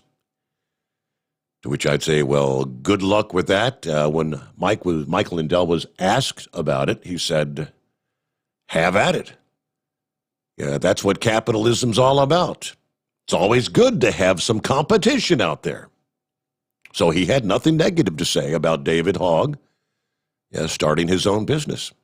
And rightfully so. It's all about competition, right? Let's see. Steve, you're the best. Truckers only overnight radio god. You in America. Okay. Let's see. Next. Hello, Steve. I was interested in buying 2 of the Stellar Electronic Pluto Duo headsets. Now, I went to their website. They do have a spot for a discount code. When you had Mr. McManus on the other night, he mentioned a code, I think. Do you have that code? I'm trying to ease the price a little bit. Been a long-time listener. I've just never called. I'm much better at listening. Keep up the good work, though. I'm getting one of them for my brother's birthday and, of course, the other for myself. Thank you so much. That's from Doolittle in Lynn, Arkansas. All right, if memory serves correct. Yes, when I had Dave on, there is, if you go to the Stellar Electronic website, stellarelectronic.com, down toward the bottom of the page, you'll see some of the, I guess, like, you know, the owner, the CEO, whatever. You know, Dave is like the regional sales director, I believe is his title. If you send him an email, and he'll get you a code. Send him an email or a message, and he can get you a code. I don't think they have like any, one standing code that I can like give on the program for everyone to use. Sounds like a plan? All right. With that, lines wide open. It's 844-844-3388. Back with more of the Steve Sommers Overnight Drive live from the Hot Shot Secret Studios after this. The Overnight Drive with Steve Sommers. Live from the Hot Shot Secret Studios. Call Steve now. 844-844-3388. That's 844-844-3388. At Hot Shot Secret, we share the science behind common diesel problems and their solutions. For example, ultra-low sulfur fuels. The primary function of diesel fuel is combustibility. One of the little-known aspects of fuel is its role as a lubricant to metal-on-metal moving parts. The introduction of ultra-low sulfur fuels diminishes the fuel's ability to lubricate because sulfur, which has been mostly removed, has lubricating properties. Hot Shot Secret Everyday Diesel Treatment with LX4 delivers unmatched lubricity. Third-party testing confirms that it takes 3 times the amount of leading fuel treatment to match the lubrication benefit of 1 dose of Hot Shot Secret. Everyday Diesel Treatment is a fully formulated 6-in-1 premium fuel treatment for every fill-up, every time. Everyday Diesel Treatment is available at truck stops, Tractor Supply, O'Reilly's Auto Parts, and online at HotShotSecret.com. Hot Shot Secret, powered by science. Dean Michael, the tax doctor here. Are you one of those truck drivers that came home after a long haul and found the only thing waiting for you was a stack of IRS letters? Your significant other was gone, but your newfound IRS problem is still there. I've heard this story many times over the years. While I can't help you with your broken heart, I can fix your tax problems. If you owe more than $10,000 to the IRS or haven't filed for many years, call me for a free consultation at 888-557-4020 or go to mytaxhelpmd.com. Like I always say, you keep your eyes on the road, I'll keep mine on the IRS. Whether you're a diesel pickup performance enthusiast or just looking for a small upgrade, when selecting common rail fuel system components, look no further than Exergy Performance. At Exergy, you'll find injectors, pumps, and more, engineered like no others on the market using state-of-the-art equipment run by people that have been in the business for decades. So if you're in the market for common rail components at any power level, contact Exergy Performance or one of the many dealers listed on our website at exergyperformance.com. Do you have a Dodge pickup and hate your automatic transmission? Of course you do. Levon Miller at Firepunk Diesel here, and we specialize in heavy-duty and performance transmissions for your 3/4 or 1-ton Cummins-powered truck. So if you're interested in turning your stock slush box into a towing monster, call us today at 614-733-3744 or visit us online at shop.firepunk.com. Getting a good night's sleep while on that long haul can be quite the challenge. That's why Commercial Vehicle Group has partnered with Serta Mattress to bring you the Bostrom plus Serta mattress for the best night's sleep possible while you're on the road. The Bostrom plus Serta mattress, manufactured with Serta's patented Cool Gel memory foam, acts to dissipate body heat and eliminate pressure points, which reduces the tossing and turning that can be so disruptive to your sleep. The Bostrom Serta mattress comes in 2 thicknesses, 7 and 10 inches, offering support to drivers of all shapes and sizes. The mattress comes in the standard 80-inch length with 4 widths, 32, 36, 39, and 42 inches. For more information on the mattress or where to buy, call us at 800-459-7328. That's 800-459-7328.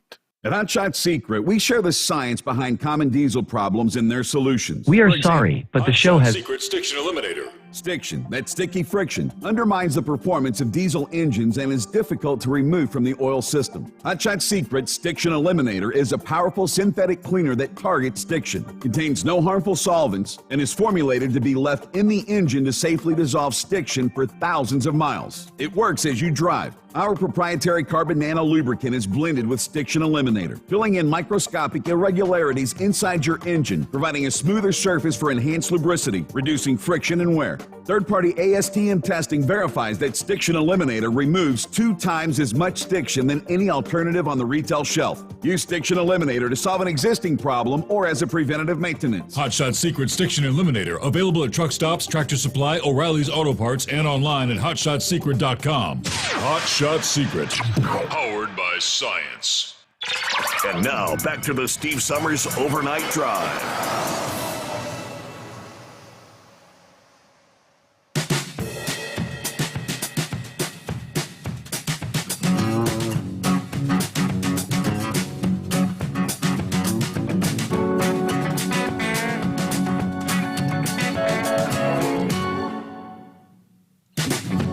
There we go, back at it. Thanks for the reminder there, Kyle. How you doing up this time of the morning? I said, hey, don't forget to reset your phones. Yeah, we had got to that point. Yeah, I had about 20 minutes left. And they'd hung up. So it looks like we're, there we go. Just in the nick of time. Hey, I got them back up and running, and there you go. So this is what you call the longest hour in radio. You can dial us up at 844-844-3388. I actually sent our friend the Grump, I sent him a private message this past day. I said, are you ever going to call this show? Where's the Grump been? See, our old pal, the Monkey Gouger, I know he's still out for another week, maybe 2. He did post an update over the weekend with his post-surgery. And I forget what he had the surgery on. And something about they're having some issues with drainage or whatever, which occurs sometimes after a surgery. But otherwise, he's on the mend, looking to get back out on the road. Now, under industry headlines, let's start off. All right, Pete Buttigieg, of course, was sworn in last Wednesday. Transportation Secretary urged his 55,000 employees to embrace what he calls imaginative bold, forward thinking as the Transportation Department embarks on a vital mission to rebuild America's infrastructure and foster equality, in his words. We will continue to prioritize safety as the foundation of everything we do, he said in his email message obtained by the Associated Press. And at the same time, we will break new ground in ensuring that our economy recovers and rebuilds, in rising to the climate challenge, and making sure transportation is an engine for equality or equity in the country. He said, our department's mission has never been more important than it is, a season of change. Then there was a broader video message he tweeted to the American public. He stressed both the challenges and opportunities ahead in improving the transportation system. And I quote, today we face an unprecedented health crisis. We are navigating an economy in danger, and our nation is reckoning with the impacts of systemic racism. But with new leadership comes a new opportunity, a chance to build our transportation system back better than it ever has been before. Bold new plans. There's so much work to do, but I'm deeply optimistic about where this journey will lead. And in this case, yes, horse feathers, they did go into the whole thing. Buttigieg, a 39-year-old former mayor of South Bend, Indiana, former Democrat presidential candidate, sworn in by Kamala Harris. Buttigieg, the first openly gay person to be confirmed to a cabinet post, took the oath on a Bible belonging to his mother as he held by his husband, Chasten. All right, he was confirmed, Senate vote 86-13, making him the second of Biden's Democrat rivals to now have a place in the administration. Of course, Kamala Harris would be the first. Praised by Biden as the new voice to the administration. Buttigieg pledging to get to work, promoting safety and restoring consumer trust in our transportation networks, airlines, buses, subway systems, Amtrak, as they all reel from plummeting ridership. He's also expected to play an important role in promoting Biden's green initiatives, supporting the president's push later this year on a $2 trillion climate and infrastructure plan that would rebuild roads and bridges, at the same time expanding zero-emission mass transit while boosting the electric vehicle infrastructure. Okay, so gotta love hearing the fact that we're going to be all about the green plan when it comes to the transportation sector. That means get ready, more electric. But we've got to generate that electricity somehow, some way, somehow. How are we going to do that?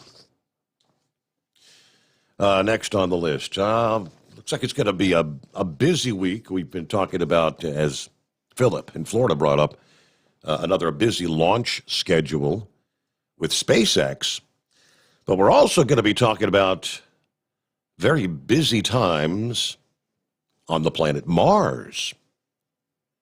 After hurtling hundreds of millions of miles through space since last summer, not one, not two, but 3 robotic explorers are ready to hit the brakes at Mars. Now, they say the stakes, the anxiety, it's all sky high. The United Arab Emirates orbiter will reach Mars tomorrow, Tuesday, followed less than 24 hours later by China's orbiter rover combo. NASA's rover is the cosmic caboose to this train, arrives on the scene a week later on February the 18th to collect rocks to return to Earth, a key step, they say, in determining whether life ever existed on Mars. Now, both the United Arab Emirates and China are newcomers at Mars, where more than half of Earth's emissaries have failed. China's first Mars mission, a joint effort with Russia back in 2011, never made it past the Earth's orbit. All right, all three spacecraft rocketed away in a matter of days of one another last July. There was that Earth to Mars launch window that only occurs like every 2 years. And that's why they're all arriving, if you're wondering, so close together. Now, for the UAE, the name of their ship is Amal, or Hope in Arabic. The Gulf nation spacecraft looking to seeking an especially high orbit, 13,500 by 27,000 miles high. All the better to monitor the weather on the planet. Now, China has a duo. It's called Quest for Heavenly Truth. That one's going to remain kind of paired in orbit until May, when the rover will separate to descend to the dusty red surface. Now, if all goes as planned, they would be the second country to land successfully on the red planet. Here from the United States, the latest rover is entitled Perseverance. This was going to dive straight away for a sky crane touchdown similar to the Curiosity rover back in 2012. Now, they tell us the odds are in NASA's favor. They've nailed 8 of their 9 attempted landings on Mars. Now, despite their differences, the 1-ton Perseverance is larger and more elaborate than the competitors. But both of them are going to prowl for signs of ancient microscopic life. For the U.S., Perseverance is a $3 billion mission. It is the first leg in a U.S.-European effort to bring Mars samples actually back to Earth in the next 10 years. That's not been done to my knowledge. To say we're pumped about this, that would be a huge understatement, according to NASA's science director. So when Perseverance arrives, it's going to be, they're aiming for an ancient river delta, which would seem to be a logical spot for once harboring life. The landing zone in a crater is so treacherous that NASA kind of nixed it for the Curiosity. But it was so tantalizing that scientists, they're dying to get a hold of some of the rocks there. Yeah, boy. So, big week, or 2 weeks coming up with regards to the red planet. All right, it's 844-3388. On our traveler's weather, before we get back to your calls, of course, well, not per se traveler's weather. It was about the Super Bowl. I'm looking here, but AccuWeather was, believe it or not, talking about the wagering. It was expected to shatter records in the gaming world, with more than 23 million Americans wagering more than $4 billion on bets related to the NFL championship. There's been a lot of legalization of betting around the country since last year. A number of states have actually legalized sports bets. We're going to see just astronomical numbers coming out of the state of Virginia. This is the first time Virginians have actually been able to bet legally online. American Gaming Association said mobile betting is likely to surge up to 63% from last year. This year, like every year, you can bet on nearly anything you can imagine related to the game.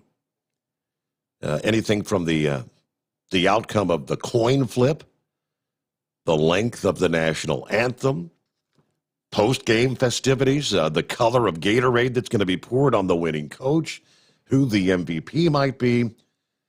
What happens during the game can also be wagered on, both before kickoff and as the game actually happens. In D.C., the mobile app, the D.C. Lottery's mobile app, had partnered with a company called SimpleBet. You'll be able to, if you were in the D.C. area last evening, you could log into your sports book and actually place proposition bets throughout the game, what they call micro betting. You had the opportunity to bet on the outcome of a potential comeback, even smaller potential outcomes of different situations during the game.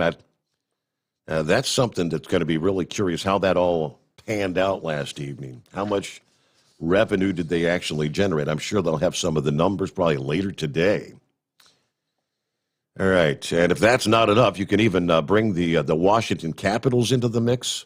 One bet that's being offered lets you pick between whether there will be more combined goals scored in the game against the Philadelphia Flyers or more combined touchdowns in the Super Bowl.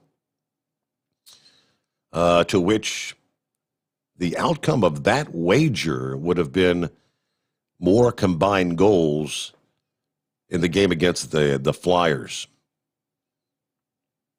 I was watching the right breakdown. I think there were final score of that game was like 7-4. So that would have been 11 goals versus, well, what we had, three touchdowns in the Super Bowl. So all kinds of stuff to wager on. All right, we get back to your calls here. And Doughboy, I believe, on the line. What's happening this morning, Doughboy? How was your weekend? Oh, not much, Steve. Hey, I got the text message from Hot Shot Secret there this Friday, so I appreciate you giving them the information. Okay, yeah. And also, I wanted to comment on, I think it was Chris, the nurse that called in Friday. Yes, sir. A buddy of mine, he lives in Kentucky, right there in Boone County, and he went to the unemployment office, and they sent him to driving school for free, and the state paid for it. Really? Yeah. So, I mean, that's something that this Chris person can maybe check into, see if the state's offering something like that. But yeah, they said in the school didn't cost him a dime just because he went to go down there and file for unemployment. Got a CDL. That's very interesting. Yeah, we got several good tips for Chris on the Friday morning show. But. Right. But I didn't get a chance to call because by the time I listened to you, it was too late. I listened to you after you were over with. So I was like, crap, I got to call him Monday, let him know. Okay. But all right, Steve, that's all I got. I just want to get that info out to you. Thank you so much for checking in this morning, and be safe out there, Doughboy. All right, buddy, we'll do. Thanks. All right. And let us know how your Hot Shot Secret stuff works out.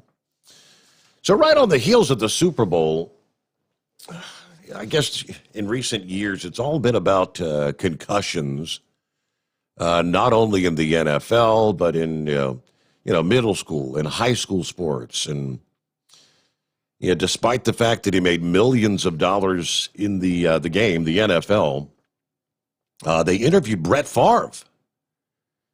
And he said he supports warning kids from playing tackle football. Concussion fears and a lack of treatment for mild traumatic brain injuries. He said, I love tackle football, but I just don't think it's a very smart thing to do for young people. And I've got 3 grandkids, he says, 10, 6, and 3, and I would not encourage them to play tackle football at all, he says. I would cringe to see them get tackled. Now, of course, Brett himself played the game with reckless abandon until he was 41 years old. He admitted that the last time he took in the NFL, it caused a massive concussion. That last hit he took. He's been retired 10 years, and now he marvels at the likes of Tom Brady's longevity. Boy, pretty impressive last night, right?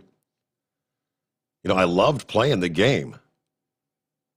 I played 3 years of high school, 4 years of college, 20 years in the NFL, and I've always avoided mixing politics with the sport. I'm all for change, but I'm also for the game itself. There's two different games, the game of life, the game of football, or the game of sports. Most fans don't want to see them kind of intermingled because they don't. But I think the league's done a pretty good job of managing the political division that's come up, as well as the COVID. And of course, this interview was prior to the Super Bowl game, and he was asked the question, what's your prediction for who's going to be, the MVP, who's going to come out on top between Kansas City and Tampa Bay? And his quote was, I'm not betting against Tom Brady. No way. Well, you know what? He was correct on that. Don't wager against Brady. About 8 before the hour, it's 844-3388. Yeah, hello, Chevy Guy. Yeah, Lord, thank you for the comeback. Real quick, Florida, 1974, playing football. I was playing tackle, and they got a dummy in the machine, and it had 3 springs on it, ran it up to 300 pounds. And I still have the scar on my chin where it ripped the helmet off. You hit the face mask direct in the front of the bag, and when it hit my mask, it just ripped the helmet right off my head and ripped my chin from one side about 3 inches long under my chin. And matter of fact, the helmet come back and hit the guy standing in line behind me. And when we was in the emergency room, there was about 5 of us in there with that. So, but I don't know. Just we all did tackle. We did. Now that's like I said that practice equipment was the most dangerous thing they come, and they discontinued it not long after that. And real quick, Chris, on the trucking, wanting to go to school, make sure you sit down with your family, your wife, and explain how you think you can handle me being gone for a week, 2 weeks, maybe 3, even up to a month sometimes. Yep. So it's a family decision. It truly is a lifestyle change that a lot of people don't realize. But as Buttigieg said, he's gonna do something about equality in trucking. I look into that's one thing I've really been proud about trucking. I look into old pictures all the time. I see white drivers. I see black drivers.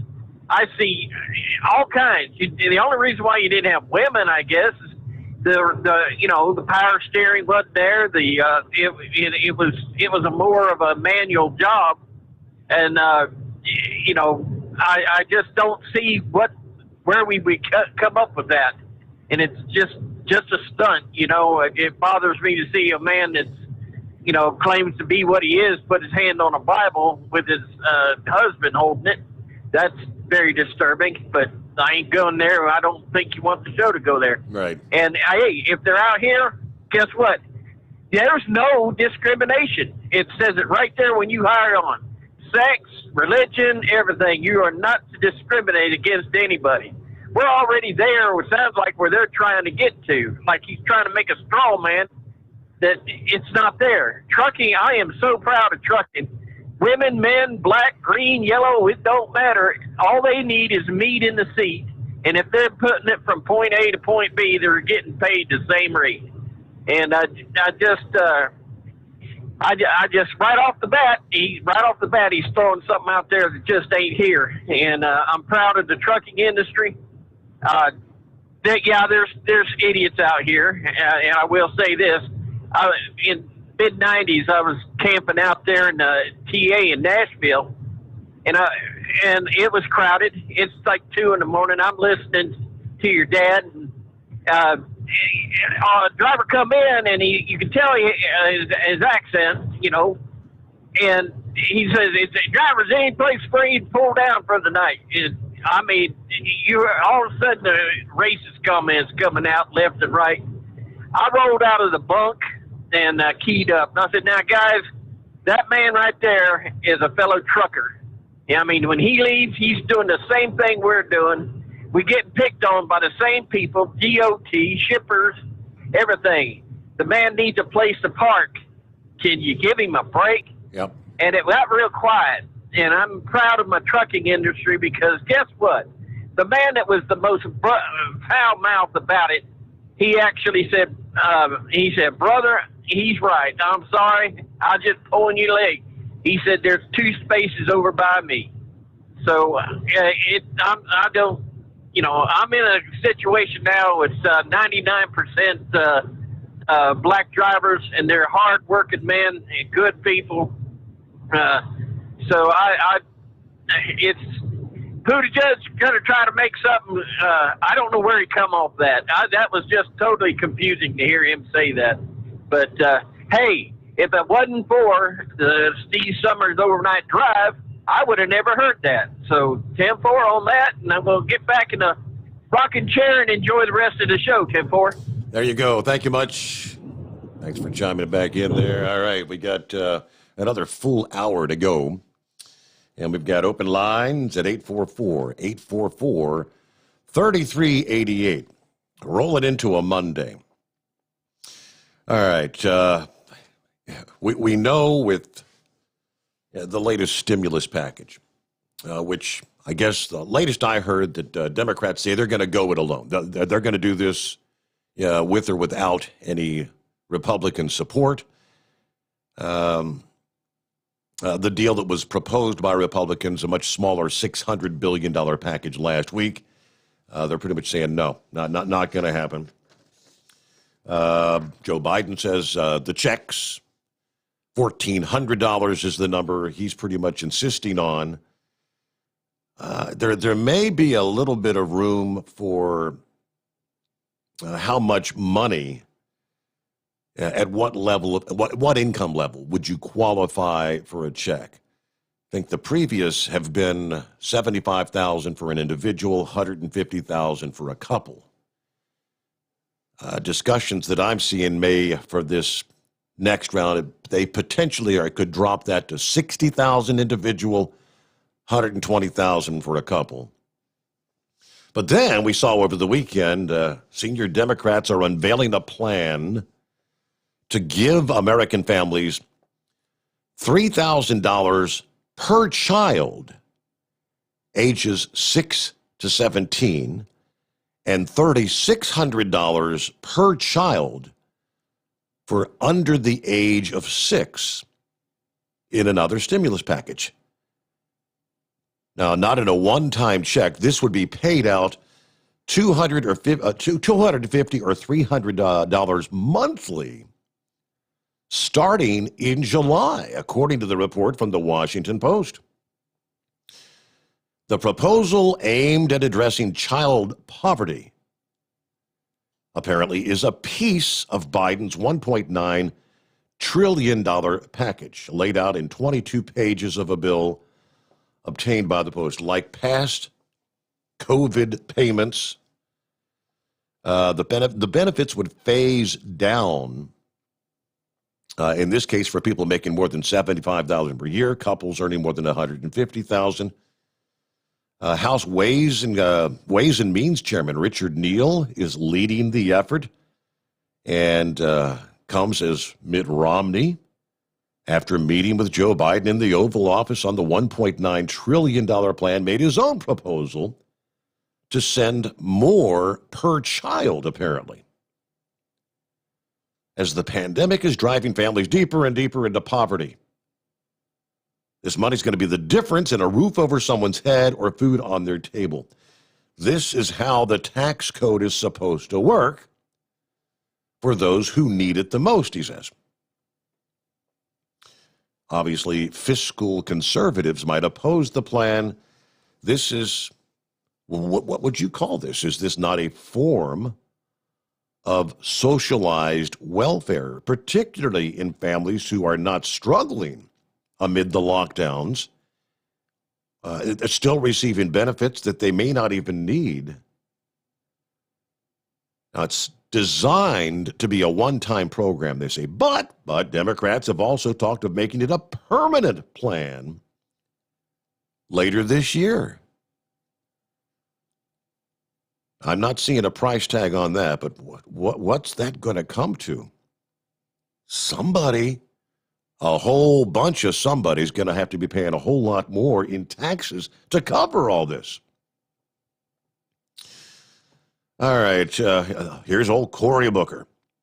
Of all the policy issues being discussed this Congress, of all the things we're working on, the biggest impact we can make for economic justice for the country and enact measurable, transformable change lies within this policy that would slash child poverty, he says.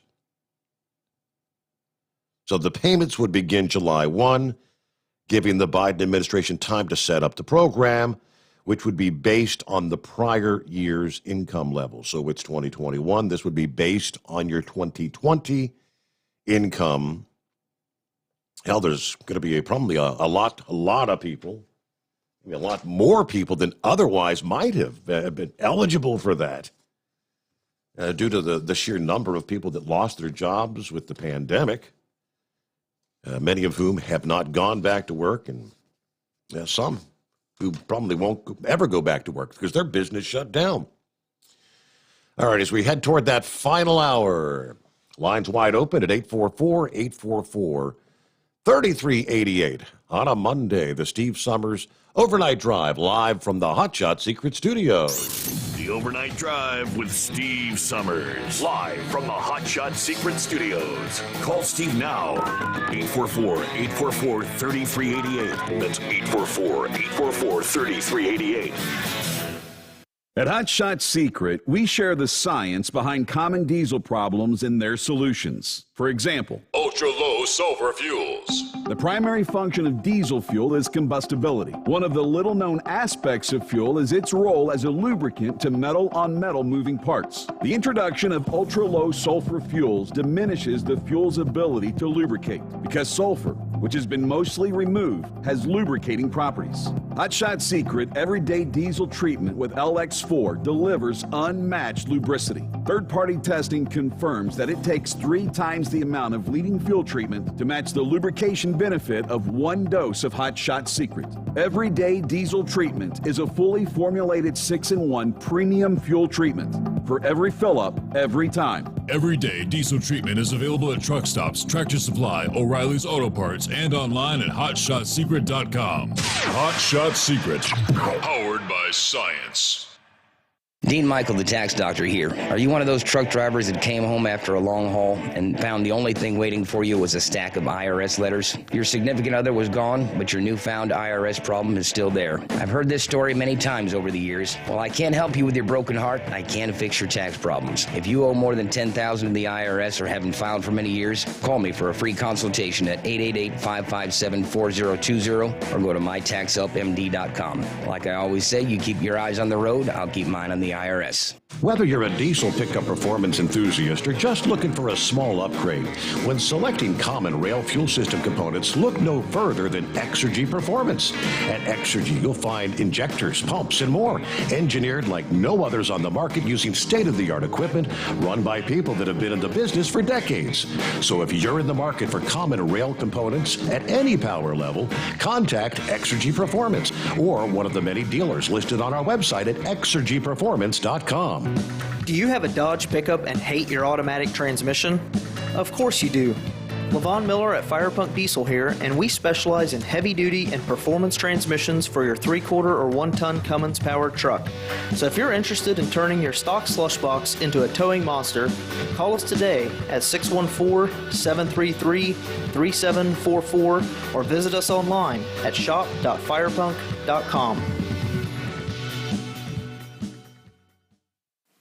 Getting a good night's sleep while on that long haul can be quite the challenge. That's why Commercial Vehicle Group has partnered with Serta Mattress to bring you the Bostrom plus Serta mattress for the best night's sleep possible while you're on the road.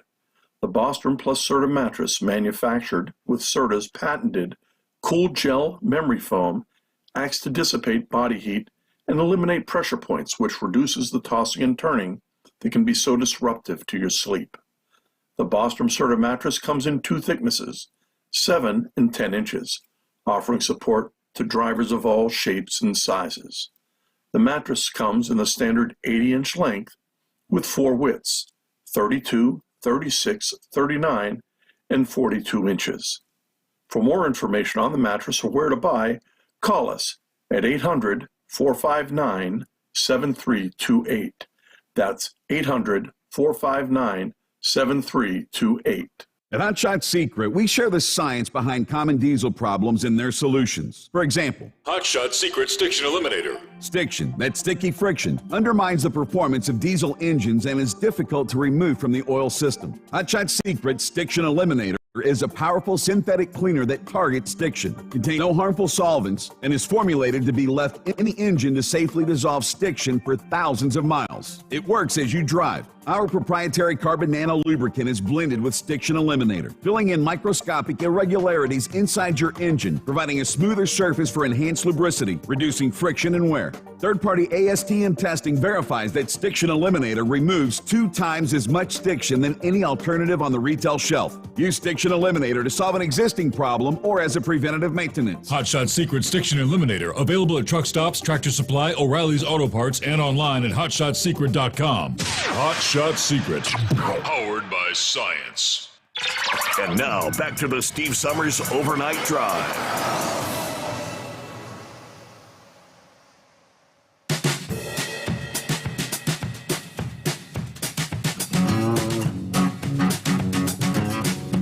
All right, here we go. Final hour underway on a Monday.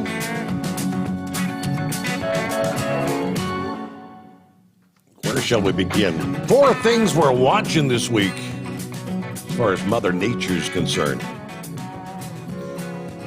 Obviously, out of the box, we know the week ahead is going to be bitterly cold across parts of the northern tier, with multiple rounds of snow and ice tracking through the Midwest and the Northeast.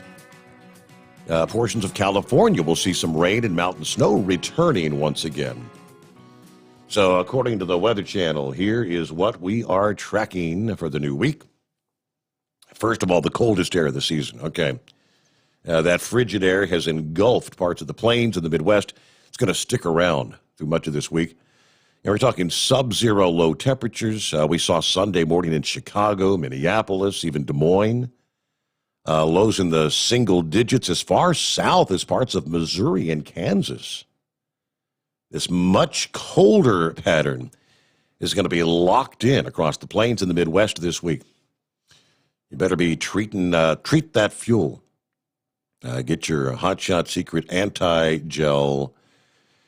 Sub-zero low temperatures will be common right on through Friday. From Montana to the Dakotas and the upper Midwest, both high and low temperatures 20 to 40 degrees colder than average in the northern and central plains. Number 2, another snowmaker arriving early this week.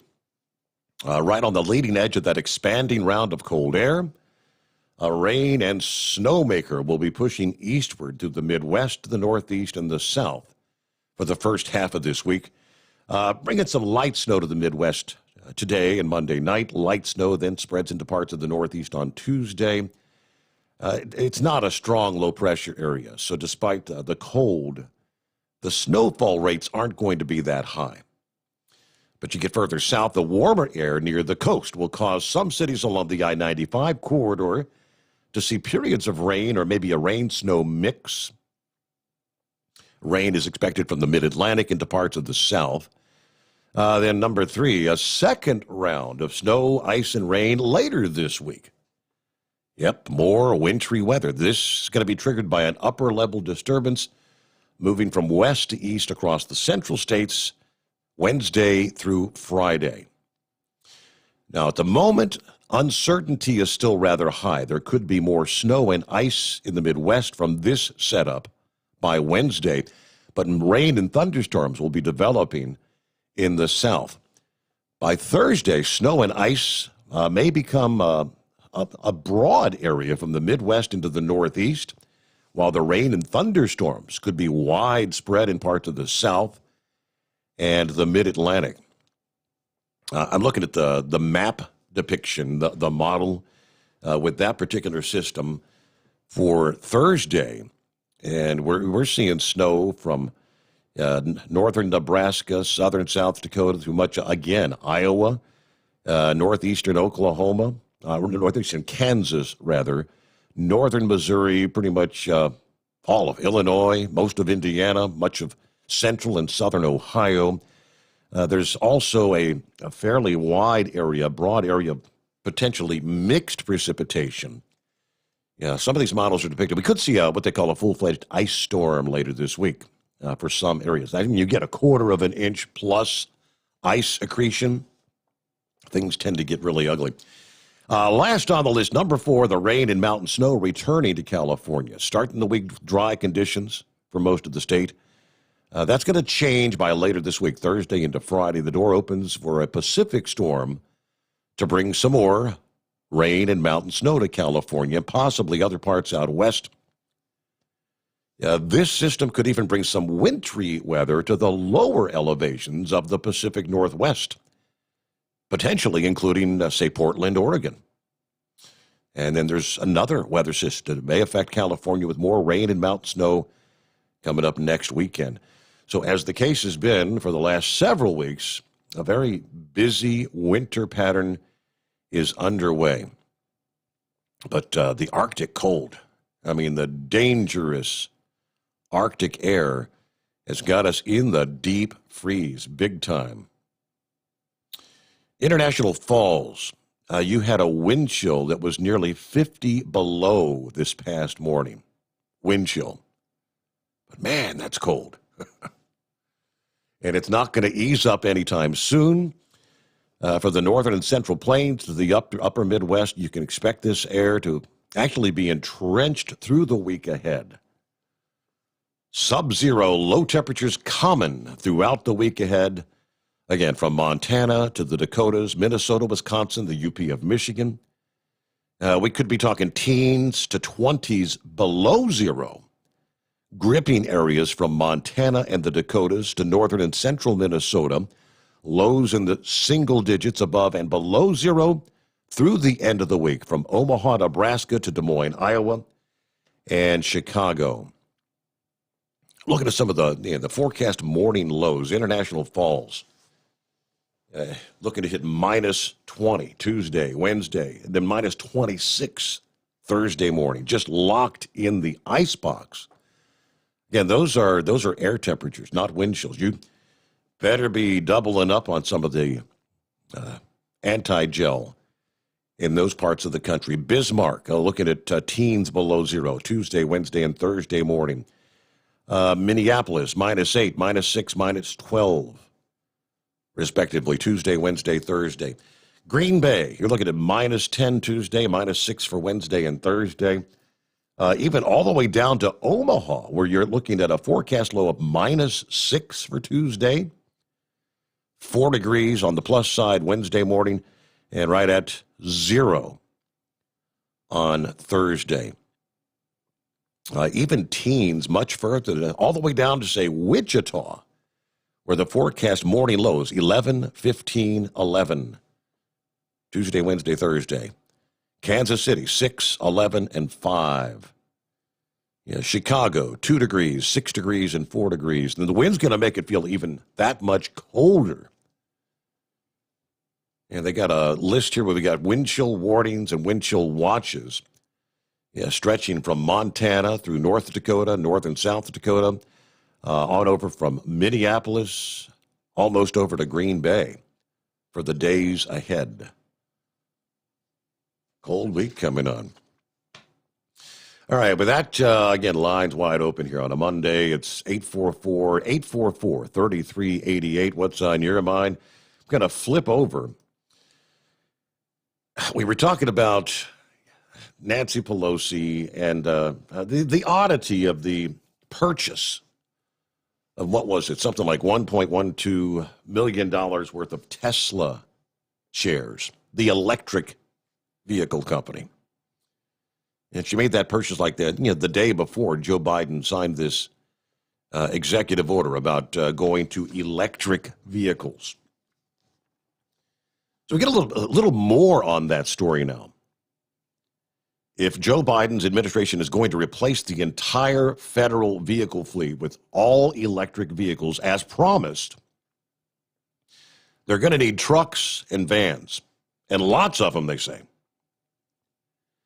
As we took a look at Uncle Sam's garage, what we find is an aging, expensive crush of big rigs, some 645,000 of them in all, almost 2/3 of which are trucks.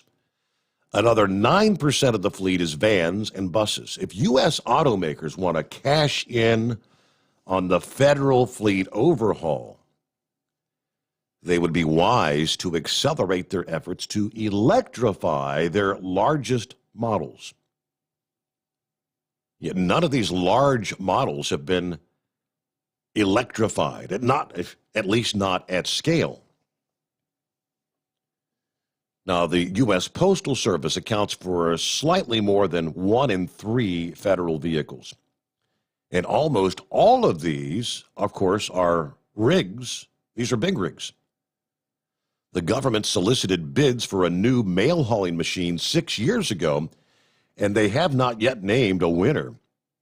If this new administration wants to make some quick progress on this so-called blanket electric vehicle goal, a plug-in postal truck seems like it's going to be a must. Not only are the government's big rigs big and thirsty, they're tired. The average federal mobile is almost 15 years old. 3 years older than your typical car or truck on the roadways today. The mail trucks are particularly creaky, nearly 22 years old on average. What's more, taxpayers are paying about $1 per mile for these machines. Of the $4.4 billion the government spends on vehicles every year, nearly half of that goes to fuel and maintenance. So for Biden's policy team, the line items add up to a pretty compelling case for a mass electric vehicle swap. A fleet of electric mail trucks, police cruisers, Border Patrol pickups, to name a few, use cases would be cheaper to top off and wouldn't require oil changes, spark plugs, oxygen sensors, and so many of the other costly items to keep running. All right, ironically, the government vehicles aren't used incessantly. While the average U.S. driver logs almost 14,000 miles a year, the most federal agencies average less than 10,000 miles per vehicle. Now, the Postal Service, for example, covers 1.3 billion miles a year, twice as much as any other agency. That breaks down to less than 6,000 miles per rig. The miles are on pretty predictable schedules involving a minimum of 600 stops. Now, that's a work pattern that drastically improves the case for an electric fleet, they say. I don't know about the irony of Nancy buying into Tesla. I think Tesla's about the furthest along as far as getting their big rigs on the road. But most recently, just in the past week or two, they've kind of put a hold on, because they can't get the battery production up to scale to get these Tesla rigs rolled out on a mass scale. All right, from the email from the Doughboy. Okay, great for the stimulus check. But what about the kids over 17 that live at home still, going to college, whether it's online or in-person classes, that I claim as a dependent on my taxes still? Not fair that they don't get any stimulus relief. I guess mom and dad would still be entitled to their check. But as far as I guess you're talking about the $3,000 per child $3,600 per child under the age of 6. All right, what's your take? It's 844-844-3388. Now, while we're talking about electrifying the vehicles in this country, who was it? I think Fox Business over the weekend. The headline is, electricity prices are set to skyrocket as Joe Biden steers the economy toward a green energy agenda. Now, this according to the experts, with that pledge to achieve a net zero electricity grid by the year 2035 and a net zero economy as a whole by 2050. Solar and wind make up a respective 1% and 3% of all U.S. energy. Did you get that? Solar, 1%. Wind, 3%. Coal, petroleum, and natural gas account for 79% of U.S. energy. Biden's new plan, his big energy climate plans, are designed to get coal-fired and natural gas-fired electricity prices high enough that solar and wind will become competitive, according to the executive director of the CO2 Coalition. They're trying to educate the public about the important contributions carbon dioxide makes on our lives and the economy. The shale revolution, fracking, causing natural gas prices to plummet over the past 10 years. Prices are projected to be over $20 per 1,000 cubic feet, and instead they're under $2. Coal prices also declining. But electricity prices are already going up because of the wasteful, duplicative solar and wind on the grid. Because solar and wind are unreliable sources and do not replace power plants on the grid, their costs are not replacement costs. They are instead additional costs. Then you've got the mining for the materials and the solar panels that requires oil, forging different components of solar panels and wind turbines, which uses coal. All right, the U.S. is not the first developed nation to try this transformation into a renewable energy-based economy. Germany started the shift 20 years ago. And as of 2019, they were producing 515.6 terawatt hours of power, 46% of that coming from solar, wind, biomass, and hydroelectric generation. Germany aims for renewables to account for 65% of their total energy production by the year 2030. But electricity prices in Germany have doubled just to get to the 33% solar and wind. And they're having all kinds of issues, apparently. Now, neither Duke Energy Corporation, Exelon Corporation, nor Consolidated Edison responded to the Fox Business request for comment about how Biden's plan might impact your electric bill. Implementing Biden's $2 trillion climate plan is going to take time and money, and the results may not result in the desired outcome. The president has already signed this flurry of executive orders, trying to transition the economy away from fossil fuels toward cleaner, renewable energy, like wind and solar. We've gone through all the bans already.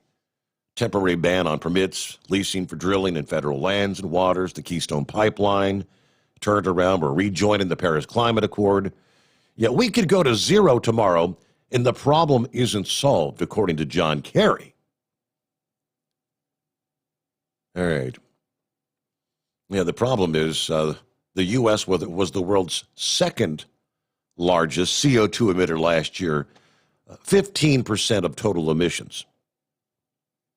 I mean, nearly 90% of those emissions on a global scale come from outside the United States. Yeah, we've been doing our part for years. All right, with that in mind, we'll get a quick time out here. And a Monday coming on. Our number's 844-844-3388. Help us make it through a Monday. We'll be back after this. The Steve Sommers Overnight Drive live from the Hot Shot Secret Studios. The Overnight Drive with Steve Sommers. Live from the Hot Shot Secret Studios. Call Steve now. 844-844-3388. That's 844-844-3388. At Hot Shot Secret, we share the science behind common diesel problems and their solutions. For example, ultra-low sulfur fuels. The primary function of diesel fuel is combustibility. One of the little-known aspects of fuel is its role as a lubricant to metal-on-metal moving parts. The introduction of ultra-low sulfur fuels diminishes the fuel's ability to lubricate because sulfur, which has been mostly removed, has lubricating properties. Hot Shot Secret Everyday Diesel Treatment with LX4 delivers unmatched lubricity. Third-party testing confirms that it takes 3 times the amount of leading fuel treatment to match the lubrication benefit of 1 dose of Hot Shot Secret. Everyday Diesel Treatment is a fully formulated 6-in-1 premium fuel treatment for every fill-up, every time. Everyday Diesel Treatment is available at truck stops, Tractor Supply, O'Reilly's Auto Parts, and online at HotShotSecret.com. Hot Shot Secret, powered by science. Dean Michael, the tax doctor here. Are you one of those truck drivers that came home after a long haul and found the only thing waiting for you was a stack of IRS letters? Your significant other was gone, but your newfound IRS problem is still there. I've heard this story many times over the years. While I can't help you with your broken heart, I can fix your tax problems. If you owe more than $10,000 to the IRS or haven't filed for many years, call me for a free consultation at 888-557-4020 or go to mytaxhelpmd.com. Like I always say, you keep your eyes on the road, I'll keep mine on the IRS. Whether you're a diesel pickup performance enthusiast or just looking for a small upgrade, when selecting common rail fuel system components, look no further than Exergy Performance. At Exergy, you'll find injectors, pumps, and more, engineered like no others on the market using state-of-the-art equipment run by people that have been in the business for decades. So if you're in the market for common rail components at any power level, contact Exergy Performance or one of the many dealers listed on our website at exergyperformance.com. Do you have a Dodge pickup and hate your automatic transmission? Of course you do. Levon Miller at Firepunk Diesel here, and we specialize in heavy-duty and performance transmissions for your 3-quarter or 1-ton Cummins powered truck. So if you're interested in turning your stock slush box into a towing monster, call us today at 614-733-3744 or visit us online at shop.firepunk.com. Getting a good night's sleep while on that long haul can be quite the challenge. That's why Commercial Vehicle Group has partnered with Serta Mattress to bring you the Bostrom plus Serta mattress for the best night's sleep possible while you're on the road. The Bostrom plus Serta mattress, manufactured with Serta's patented Cool Gel memory foam, acts to dissipate body heat and eliminate pressure points, which reduces the tossing and turning that can be so disruptive to your sleep. The Bostrom Serta mattress comes in 2 thicknesses, 7 and 10 inches, offering support to drivers of all shapes and sizes. The mattress comes in the standard 80-inch length with 4 widths, 32, 36, 39, and 42 inches. For more information on the mattress or where to buy, call us at 800-459-7328. That's 800-459-7328. 7328. At Hot Shot Secret, we share the science behind common diesel problems and their solutions. For example, Hot Shot Secret Stiction Eliminator. Stiction, that sticky friction, undermines the performance of diesel engines and is difficult to remove from the oil system. Hot Shot Secret Stiction Eliminator is a powerful synthetic cleaner that targets stiction, contains no harmful solvents, and is formulated to be left in the engine to safely dissolve stiction for thousands of miles. It works as you drive. Our proprietary carbon nano lubricant is blended with Stiction Eliminator, filling in microscopic irregularities inside your engine, providing a smoother surface for enhanced lubricity, reducing friction and wear. Third-party ASTM testing verifies that Stiction Eliminator removes 2 times as much stiction than any alternative on the retail shelf. Use Stiction Eliminator to solve an existing problem or as a preventative maintenance. Hot Shot Secret Stiction Eliminator, available at truck stops, Tractor Supply, O'Reilly's Auto Parts, and online at hotshotsecret.com. Hot Shot Secret, powered by science. And now, back to the Steve Summers Overnight Drive.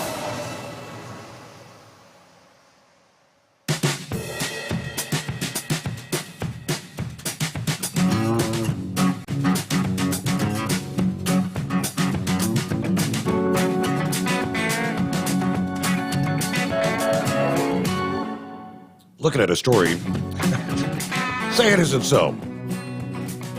Nancy Pelosi would never do a do as I say, not as I do sort of thing, would she? Would she? No. Yeah, looks like she did. Isn't this incredible? Yeah, after the Capitol Hill debacle, insurrection as they call it, on January the 6th.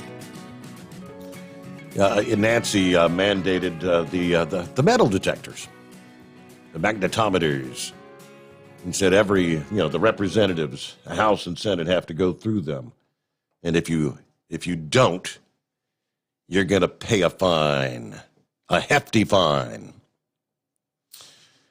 Well, Republicans are promising a huge push to pressure Nancy Pelosi to pay the fine that she imposed for bypassing the magnetometers installed after the Capitol riots to enter the House floor. Representative Rodney Davis of Illinois gave his firsthand account of watching her enter the House floor from a forbidden entrance last Thursday. She opened the session on the floor. She came through what is known as the Speaker's lobby. We were all told one Republican was fined for doing this just the day before. You cannot walk through those entrances unless you are disabled. Pelosi's office is not denying, but they're not commenting. Louis Gohmert of Texas, he was the one was slapped with a $5,000 fine, I guess Friday, for bypassing the metal detectors when he said he left the House floor to use the bathroom.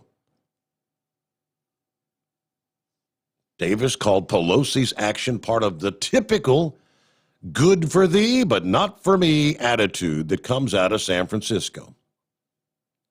Dan Crenshaw of Texas says, pay the fine, Speaker Pelosi.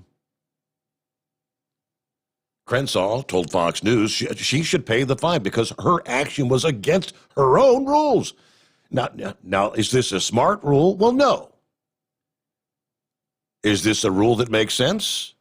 No, of course not. But that's not the point. The point is, it's her rules. She literally confiscated property in the form of money, which we think is unconstitutional, but in any case, they're doing it.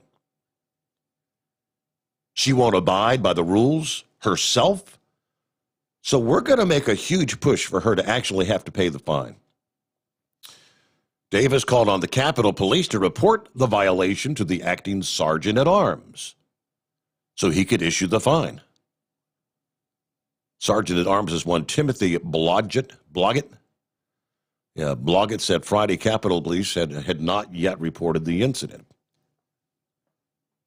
Capitol Police can not only file reports of violations on Republicans and look the other way when the most powerful person in the House, a.k.a. the Speaker, flouts her own rules. Now, the House passed a measure Tuesday that requires all members to pass through the magnetometers. Capitol Hill Police put them up outside the House chamber, again, after the riot on December the 6th. Now, there had been several Republican lawmakers, including Representative Lauren Boebert of Colorado, Louis Gohmert of Texas, that flatly refused to walk through the metal detectors before entering the chamber, which prompted Pelosi to add a penalty for non-compliance. Right now, you get slapped with a $5,000 fine for the first time, $10,000 for each additional violation. So Nancy implements the rules and then just blatantly flaunts it. Well, this rule is for you. It's yes, there's your typical good for thee, but not for me. I like the way he put that. The San Francisco attitude. Our number is 844-844-3388. Is this Steve on the line? Hey, Steve, how you doing, man? I'm doing just fine. Happy Monday. How about yourself? Oh, fine, thank you. This is Rodney Bays, man. Oh, Rodney Bays. Long time no hear. It marks. It says you're Steve Robbie. Steve Robbie. No, Oh, it's Rodney Bays. The Bays Yep. family, my I friend. remember you well, yes. I mean, kids are all grown up It's now, been a aren't long- Oh, Lord have mercy. Oh, yeah, they're all grown up. Got 11 grandkids now. It's been a long time. they? Man, oh, man. Welcome back, man. Welcome back. Well, it's good to be here. Yeah, thank you so much. The secret studio. The secret I've bunker. been The here and secret watched it bunker. several times. I'm wondering, where the hell is the secret studio?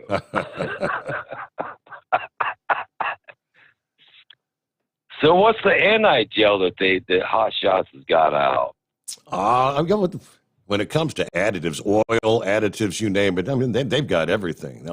They cross the board. Where can you get that at? Is it it's like the Pilots and Loves and TA, or where's this at? I think the anti-gel should be available at most of those retailers. I mean, I know that they all carry the Stiction Eliminator and like the Diesel Extreme. Different outlets carry different Right. products, but you can get it all Well, at the I'm website. I didn't mean to put you on a spot. I usually get my stuff at Walmart because you can get it cheaper up there. Hell, you can save $8 a bottle at buying it there. I just didn't know if it was available there or where you could even get it at.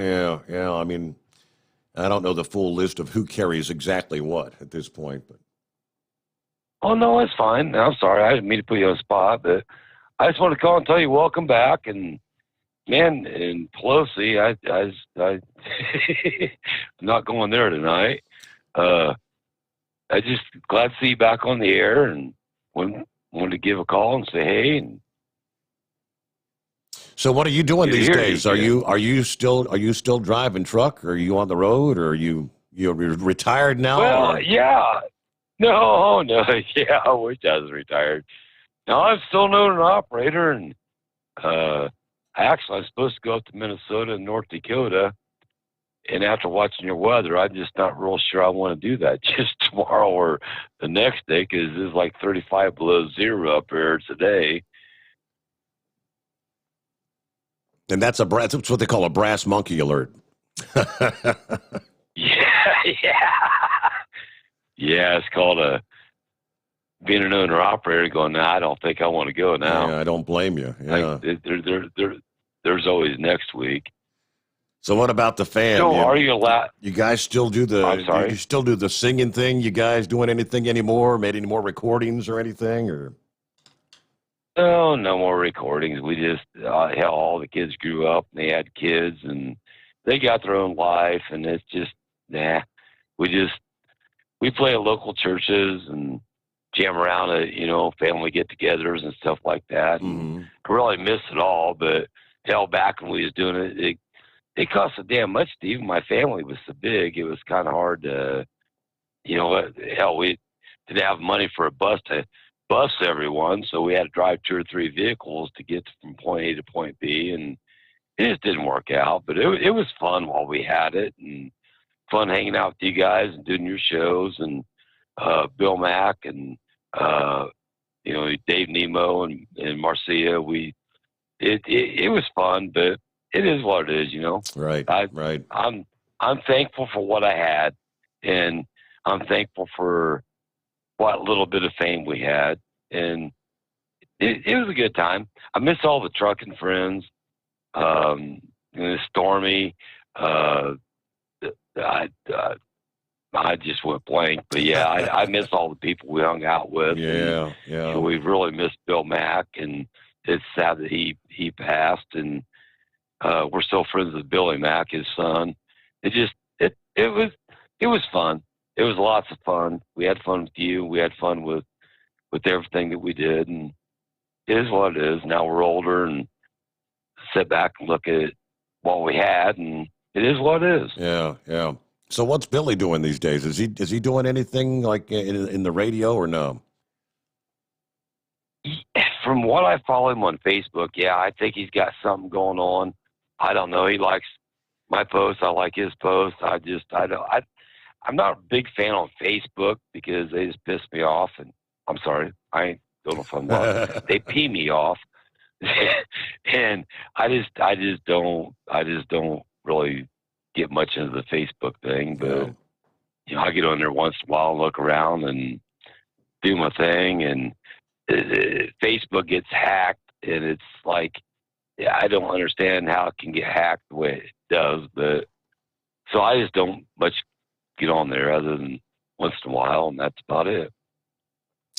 All right. Well, hey, it's good to hear from you anyway. So thanks for checking in. Don't be a stranger, and you kind of pass the word around. Like, let our friends know we're back and looking to grow. Oh, absolutely. Absolutely. And I love it that we can watch you live and see you. And, man, just welcome back, brother, and we love you. And I'm sure that all the friends you have out there they just got to find you right now. So we'll pass the word around. That's the way it's got to be done. Well, thank you very much. All right. Tell everybody we said hello, and thanks for checking in, Rodney Bays. Okay. It's been a while. Yeah. Long-time listener, first-time caller, right? All right. It's 844-844-3388. Dean checking in, a.k.a. Sylvester, from the land down under, of course. Hey, mate. Loving the show as usual. You're a real professional, created a great format. We need to continue to support you and your sponsors. I've been able to listen to a lot of the show today. I'm kind of touched that so many have spoke about Elvis. His sense of humor was one of his most memorable traits. But he was also a great guy who selflessly gave of himself, like few others did. As well as being a truck driver, I believe he was a volunteer firefighter and EMT, paid his own way to New York. Immediately following the attacks on September 11 of 2001. And he spent a lot of time working there during the recovery effort, which ultimately he suffered from many health issues from the time he spent at Ground Zero. Like I said, he was a great guy. One of his claims to fame was where he was from. He was from North South Carolina. He always made me crack up with his original, on-the-edge humor, but his service to our nation is what I'll remember most. God bless you, Mr. Wanamaker. You were a class act, and I look forward to seeing you again, as I know where your faith was. Yeah, good old Elvis. Yeah, he's from North South Carolina. Mine. Who was it that he would get into it so much over? Because he was a big fan of. Trying to remember, was he a Gamecocks fan? Was it him? I think it was him. It was either him and Monkey Gouger or him and the old Bandit. It's another guy we haven't heard from in a long, long time. Bandit. I don't know if he's still around with us or not, but yeah, he was. They'd go back and forth about a national championship. And, you know, your team sucks. Can you say national championship? But yeah, the good old days, as they say. All right, where we headed off, the skipper of Oida's tour trailer returns to Las Cruces, New Mexico. with some warm memories of meals with hot chiles. All right, at the travels, I guess he was there over the weekend, wasn't he? Uh-oh. February 6th, 7th, now it's the 8th. So he's on to the next stop. Anyway, while on his previous stop, as oftentimes the case is, they said freight rates and fuel prices were topics of the conversation during his stops in Arizona. Drivers seem a bit more agitated now. It seems more important now for drivers to do their homework and make sure your return rates are sufficient. DAT, the load board, recently warned that spot rates seem to be settling down, and a full-fledged correction, as they call it, may be coming. Even more reason to be wary. The 13-week trend of rising diesel prices has been noted by drivers. I've heard rumors of prices in some states jumping. We're not talking slowly climbing, but jumping big time. A slow rise is one thing, but a rapid rise is much more concerning. Well, I think we all know what we can attribute that to, right? And when you've got an administration that's looking, coming right out, we're going to get rid of fossil fuels. Then on the pandemic front, he said the Johnson & Johnson one-shot COVID vaccine seems promising. Before he became a truck driver, John was actually a paramedic. A vaccine where you don't have to have a follow-up shot a few weeks later, that would be a good thing, he says, which sounds very trucker-friendly to me. But the next problem is getting the vaccines to the drivers. Maybe some of the truck stop operators might be able to step up. Maybe shippers and receivers. Don't know what the answer is going to be. All right. Speaking of the COVID, with the numbers decreasing in this country, going back to Friday morning show, I think we were sharing the numbers. It was a Thursday or Friday morning. The number of cases over the past 3 weeks had declined in excess of 40%. As of yesterday morning, new cases have decreased by 60%. I mean, the numbers are really coming down. But now they're saying the trial of an experimental COVID vaccine detected the most sobering signal yet that people who have recovered from infections are not completely protected against the variant that originated there in South Africa. This is the mutated version, which is spreading rapidly. According to the data presented this past week, the finding is not conclusive, but they say it has implications on how the pandemic's going to be brought under control, underscoring the critical role of vaccination, including for people who've already recovered from infections, to get that herd immunity. When enough people achieve protection, that the virus can't seed new outbreaks, which is all going to depend on the vaccination campaign that right now is being constrained because of a limited supply. So again, if people who have had, I guess, the original strain of COVID, and you're not really protected against this new variant, so you can get it again. The preliminary finding from the South African vaccine trial stirs debate and concern among researchers. This is the first hint at news from last week, were more revealed more broadly, or will be this week. All right. The amount of immunity you get from having had the infection, from natural infection, either the degree of immunity or the intensity of the immunity or the breadth, is not enough to protect against infection from this mutated strain, apparently. And at the same time, they've been telling us we're not sure if the vaccine's even going to be effective against the mutated strain. All right, not a whole lot of time left, but a couple of other stories will kind of wind things down here on a Monday morning. Former President Trump's legal team needs to use this impeachment trial, which that's supposed to get underway today, is it not? Yeah, they're going to proceed with this. And the former presidential trade advisor, Peter Navarro, over the weekend said, if they're going to do this,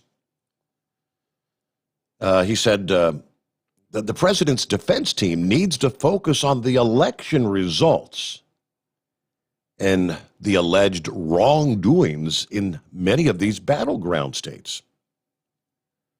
This is a political trial, and the Democrats are coming hard at the president on political grounds. So this would be a free pass for the president because they've already acquitted him on the Republican side. You had 45 Republican senators say, hey, this is not constitutional. So why not provide an affirmative defense? Now, if you're not familiar, Navarro is an economist, produced 3 volumes of his Navarro report about the election results.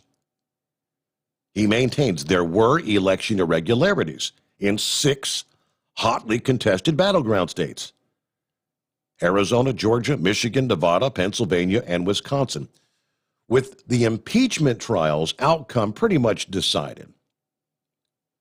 Navarro said, Trump should change his legal team again and replace David Schoen and Bruce Castor Jr. You need somebody like Matt Gaetz rather than Castor. You use the Navarro report and other reports that have been put out as your exhibits A, B, C, and D, kind of showing some of the improprieties, the irregularities that took place during the election. And all the stuff that, for whatever reason, Congress doesn't want to investigate. It's pay no attention, the man behind the curtain kind of stuff. And lastly, we've got our old pal, Governor Newsom. Now, here's a guy that's been under fire, and there's an actual recall effort apparently in the works. And it's gaining some traction, they tell us. And for the longest time, they say, in the state of California, efforts to recall a governor, I guess they happen a lot more than most of us would realize, but most of the time, they don't go anywhere. In this case, the recall, they're getting really close to the number of signatures. I think it's 1.5 million signatures they need to proceed with the recall. And all of a sudden, Governor Newsom is beginning to take this a little more serious, according to the headlines. Now gearing up for what, I guess for the first time since, who was it that Schwarzenegger replaced? Was that Gray Davis? All those years back. And I think back about that, the irony that Gray Davis was recalled. Wasn't it something to do with he was looking to give driver's licenses to illegals, something of that nature? Obviously, a lot has changed since then because the guy that, as governor, he was recalled at that point in time. And now look at the direction California has gone when it comes to illegals in the country. I mean, I guess you could have said Gray Davis was a conservative on that effort compared to what they've got today with the likes of Newsom. All right, Scooter, I think you get to be our final caller this morning. What you got? All right. Hey, look, I had gotten my package of Hot Shot Secret the other day in the sent to my house and everything, and I've got, I told you I had this Honda that's got 358,000 miles on it. Well, I put the stuff in the gas, and everything. It's always had a little skip to it when you first cranked it up, but it straightened that stuff out right just perfectly. This thing idled like it was brand new again. Really? And I just thought, I just wanted to call in and share that I've never had anything do it so fast like that. I've never put anything in this car. I just put gas and oil in it, and just stuff like that. I've never done anything to the engine, And I've always had this, just when you first cranked it up here, with this many miles on it, you expect so much like that. But when you first crank it up in the mornings, I always had that just a rough little idle to it. And I just figured it's because of the mileage that's on it and all that. Sure. It straightened that right up within the first 15, 20 miles. Wow. So that was the gasoline extreme, I'm guessing? Yes. Yeah, I had got that, and I had gotten a bottle of that Stiction Eliminator. Stiction Eliminator. And I went ahead and poured some of that in there. Uh-huh. So far, so good. It's working real good. Like I said, it's always had a little rough skip idle to it, when you first cranked it up. And now it's running like a top. Yeah, so on the Stiction Eliminator, especially with that many miles on it and whatnot, not having used anything like that before, did you put 4 ounces per quart for that first initial cleanup? Is that what you put in? Yes. Okay. Yes. Yep. Yeah. So once that starts cleaning out all the gunk and everything, then when you next time it'll be like 2 ounces per quart. Right. Like I said, so far so good. It's doing what it said it would do. All right. Well, that's what it's supposed to do, right? That's why you got your money back guarantee. All right. Well, thanks for sharing that with us, Scooter. I mean, I appreciate that. And that's what the people need to hear. It's the word of mouth kind of thing that's the best advertising you can buy. So, yeah, 300 and something thousand miles. That's a miracle in itself. But there you go. With that, we'll kind of wrap things up here on a Monday morning. With the new week underway, don't forget to go to the overnightdriveradio.com. Go to the contest page. Click on contest up top. Here we have another week underway. This will be week number 3 of 5, where top prize, we'll announce Friday morning, will be our Stellar Electronic Pluto Duo headset combo there. And second prize, again, the Hot Shots Big Rig Duo. 2 64-ounce bottles of Stiction Eliminator, 2 64-ounce bottles of Diesel Extreme for your big rig. There you go. And with that, we'll see you back at the midnight hour tonight. Hope you'll join us. Tell your friends, and thank you so much for being a part of the program. It is the Steve Sommers Overnight Drive, live from the Hot Shot Secret Studios.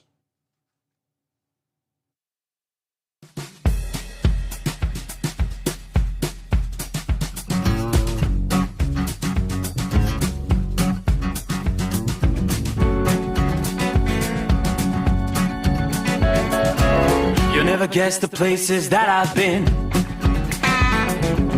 You never guess the places that I've been. 'Cause everything is like a dream, yeah, but only in that dream that I live in. I'm never gonna let the day begin. Never gonna let the day begin.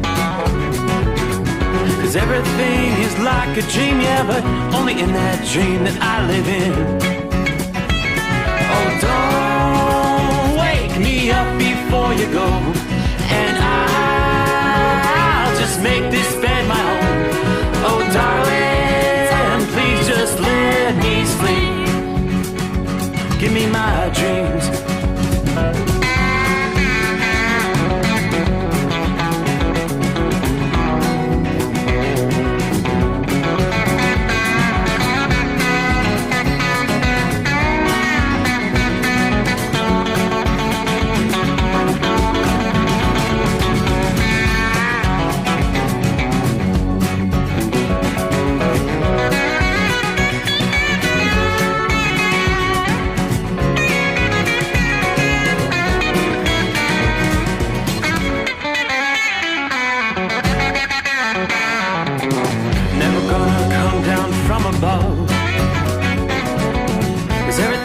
Better from above. Nothing's ever as it seems, yeah, except in that world that I dream of. Never gonna lose the ones I love. Never gonna lose the ones I love. 'Cause everything is like a dream, yeah, but only in that world that I dream of.